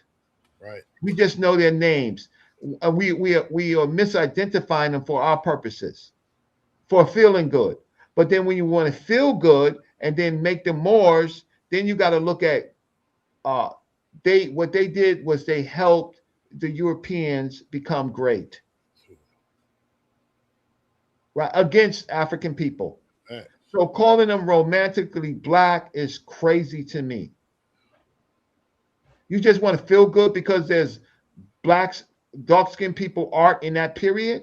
I want to know what the F they did.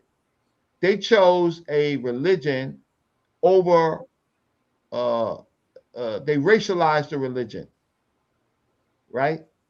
And then they became slaves themselves a lot in the black armies. So I got it. I got what you want to do, and I got that debate.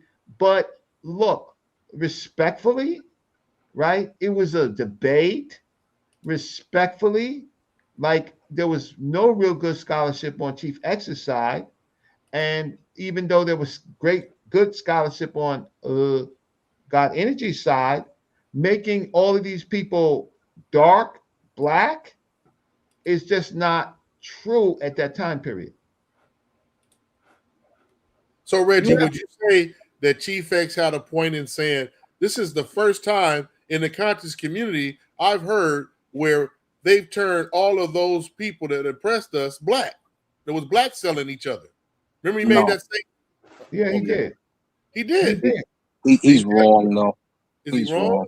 Okay. Yeah, because me and you talk about the homie all the time. Remember, they had to stop the homie from selling us. They had to bribe him. So it's not that blacks haven't committed atrocities towards each other, no different than whites, and they doing that right now. Russia and Ukraine is knocking each other off. But did you know, Asar, did you know it was a kingdom called Oyo Empire or Oyo Kingdom that was knocking the homies off first? So the homies just got back that revenge. Yeah. Somewhat. It depends on who you ask who started the beef. I'm respectfully, it's getting late. And you know how I know it gets late? When you start talking about things outside the period that we were initially talking about. Yeah, because you're tired. No, I'm not. I'm tired. But not you, Reggie, I'm saying in general. Yeah. But it becomes when you can't stay on the same period that we're talking about, right? That's a whole nother. This is a whole nother period. This is what we're talking about is before the transatlantic slave trade, Right. right? And those groups that you're talking about, unless you're talking about the ancient oriented thing, but we were talking about the Moors.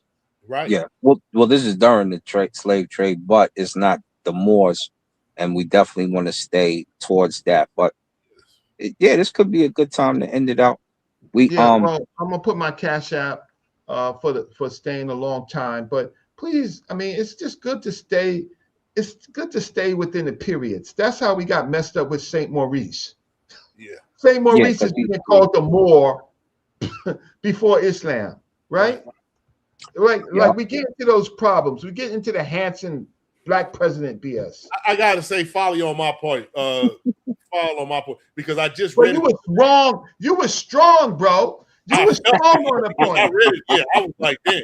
I do that, Reggie. I do that. But I did as strong as I did that. I recanted. Okay, Brian. What's it? Brian.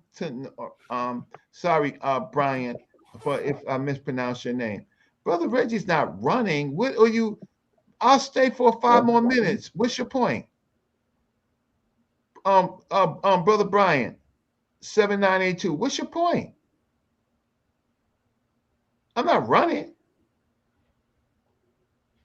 You're using a social construct, negative word that Europeans created to separate from Christian norms.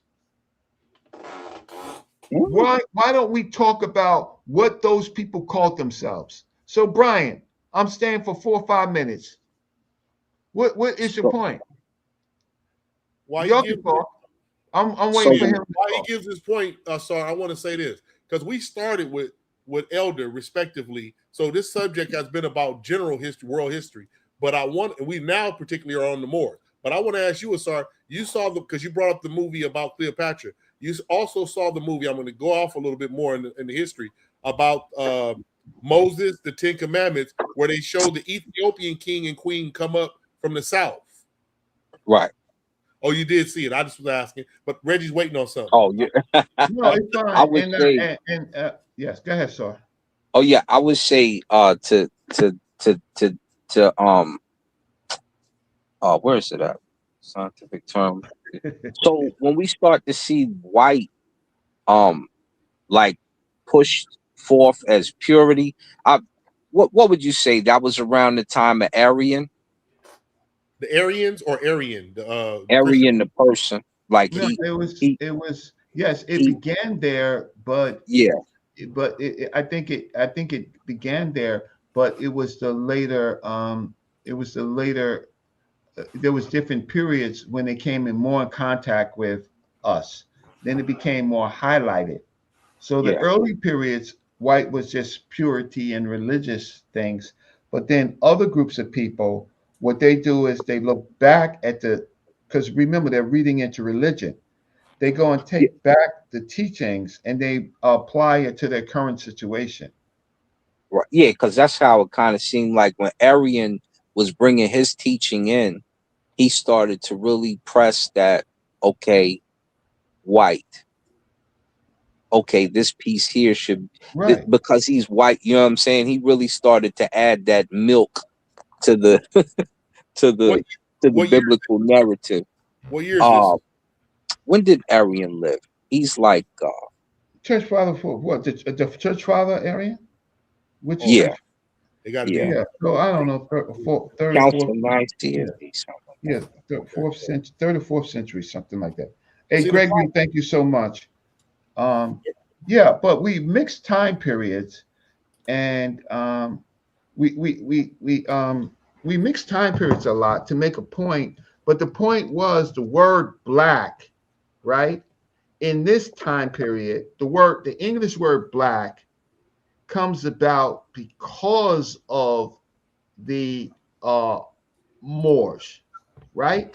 And it wasn't to Queen Elizabeth's time period where they expelled all Moors by calling them the Blackamoor. So would you say that it started to sneak in during during like that Greek period. Like when we get stuff like Herodotus's writing and they say stuff like to be really black is to be Yeah. scary and all, you know what I'm saying? Like to be Like, scared of stuff and Yes, to be they white start is to be demonizing it. But it first came, the first real racial determination was when the Assyrian king was fighting Taharka and captured Taharka's heir, and he yeah. said he looked black like tar. ah okay. He Wow. looked black. So that was really the first racial thing with the when the Assyrians captured. Because look, I mean, here's the thing. Here's the tell. The tell is that the people of Jerusalem that he remember Jerusalem with the Israel and what's the Israel and the other kingdom Judah, right? Yeah. He didn't name call them as far as their skin color, so they Right. were more mixed groups of people, right? Right. But the new how can I say the Nubians, right? Taharka's people, he captured he he he actually captured the air. Now at this particular time period, uh, Egypt itself, right? This is the later period, has been already conquered by Shoshank's people, right? Right. Shashank. And The Libya? Shashank, Shashank? yeah, right, Yeah. right. Shoshank's people and some other groups of people. So the Libyans now are running the delta in that whole area right there, and they are lighter period. But my whole thing is, we got to get to a point where, like I know Asar writes, he's a strong writer. Write an abstract with some citations and some stuff to prove your point, and we can just run the citation. I mean, an abstract, and through Chat GPT or any of the engines to see if it's even going anywhere. We have arguments that go nowhere in academia. Sounds Yeah. good because this is practice. Right. 1071 AD is too late for when they started to separate them, though, Brian. We're talking about more because remember, you already got terms for black, Yes. right? They're just in different languages. So 1071 AD is when it becomes probably an English term, but it has nothing to do with the racial lines being drawn. So as we're using the term more, which generally refers Right. to black, right? So Yeah. that comes before 1071 AD. I saw. Oh, go Oh, ahead. Bill and Company, thank you so much. And Charlene, wow, Owens, thank you so much. They were calling. They wanted a sister on a Oh, platform yeah. earlier. I wish you would have just popped in and just said hello. Um, but thank you so much. Oh, yeah, I Okay, saw. I I see. saw. Yes, sir. So you know, Yes, sir. Moreno in Spanish means dark. They got it from the word more. Yeah, that's what I was saying. And More. Morisco, Uh, what was that other term I used? Maroon. And maroon. yeah, all that. Yeah, I didn't know. I thought Yeah. maroons the was something. maroons. Maroon is one of them. That's where they used to run and go to different and hold their own little places. The maroons, I think they used it for the Jamaicans. Yeah. Jamaican, yeah, and some more Well, places in South America.